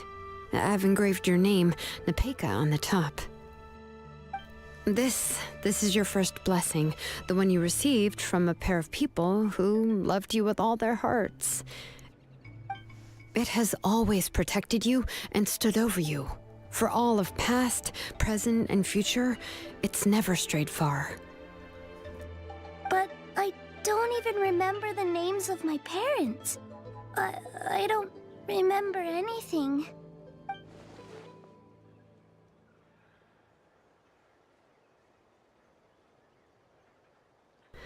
Huh. I won't make any big promises and say everything will return to normal. I'm not sure what kind of future you will face. I can only promise that no matter what the future holds, your name will never fade. This is a blessing given to you by a name engraver. You'll continue to grow and mature as a sapling sprouts upward and becomes a healthy tree, or as birds spread their wings to fly high into the sky. Your name is your starting point, as well as your guide. Remember your name and everything you've experienced, and you'll know how to step into your future. I'll do my best. You can do it, Nepeka! Thank you all. Shalonen, Paimon, and Mr. Traveler. If you really can't come up with what to do, don't worry. Just relax and take it easy. We're from the same tribe after all. If nothing else works, I can always go to the elders and look up your history. And until then, you can stay at my workshop. I can handle another mouth to feed. Oh, I don't know if the plan will work. I'm not even sure who I should look for. Well, rather than placing our hopes on a plan that relies so heavily on luck, we should just focus on ourselves. Well, anyway, enough about all that for now. Let me take Tlasoli back to the tribe first. Oh, come with me, Nepeka. Oh, gosh. I nearly forgot that we haven't even had dinner yet. What would you like to eat? Huh? Oh, anything. I'm not picky. Oh, good. Let's go. We have a lot of work to do. We have a very busy future ahead of us. Oh, and one more thing. Happy birthday, Nepeka.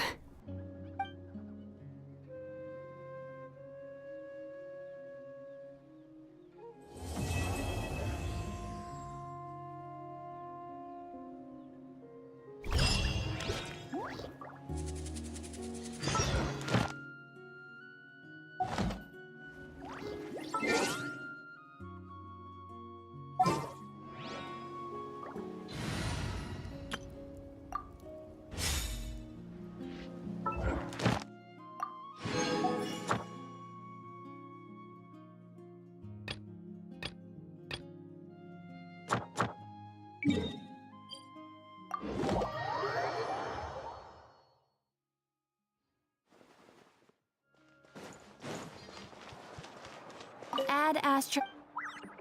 Thank you for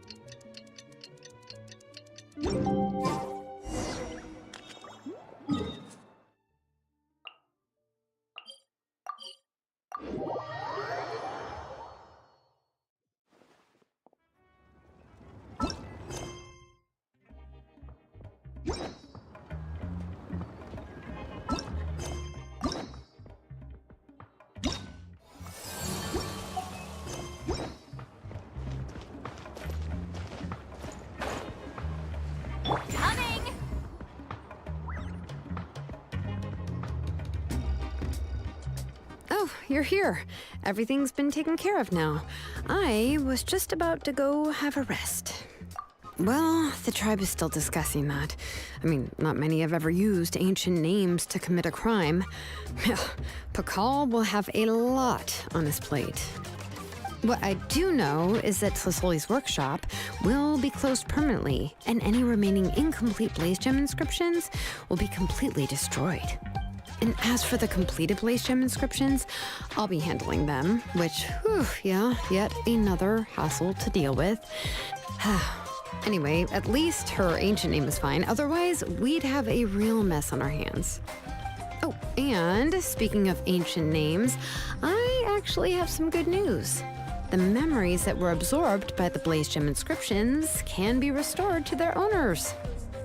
Now, once all the Blaze Gem inscriptions stop working, the memories will return to their respective owners.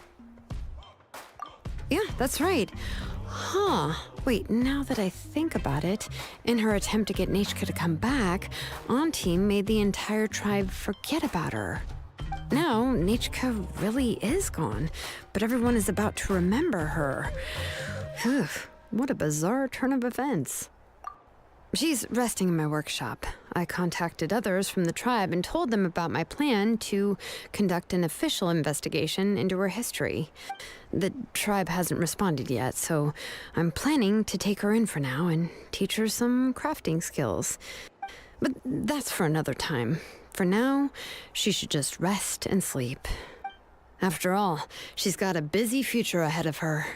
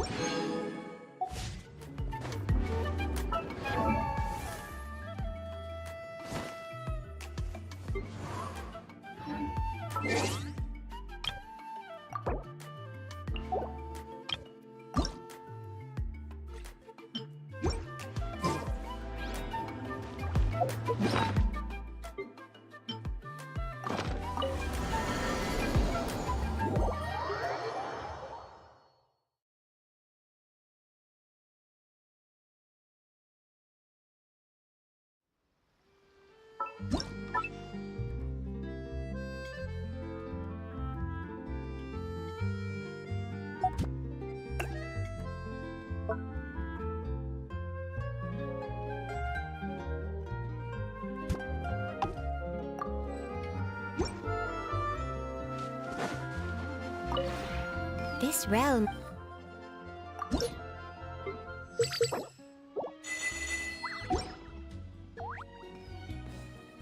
If you ever...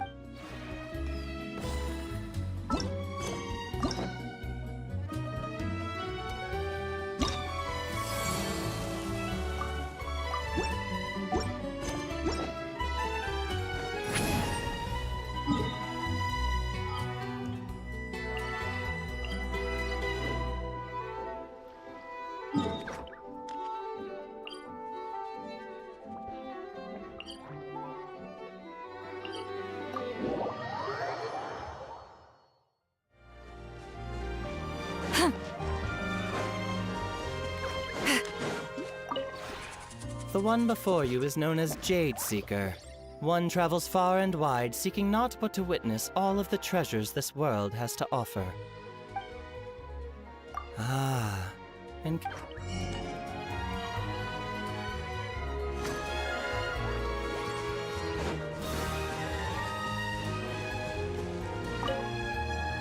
Wow! I never thought I'd get to take a walk down the country lanes while I'm here. Did you set all this up just for me?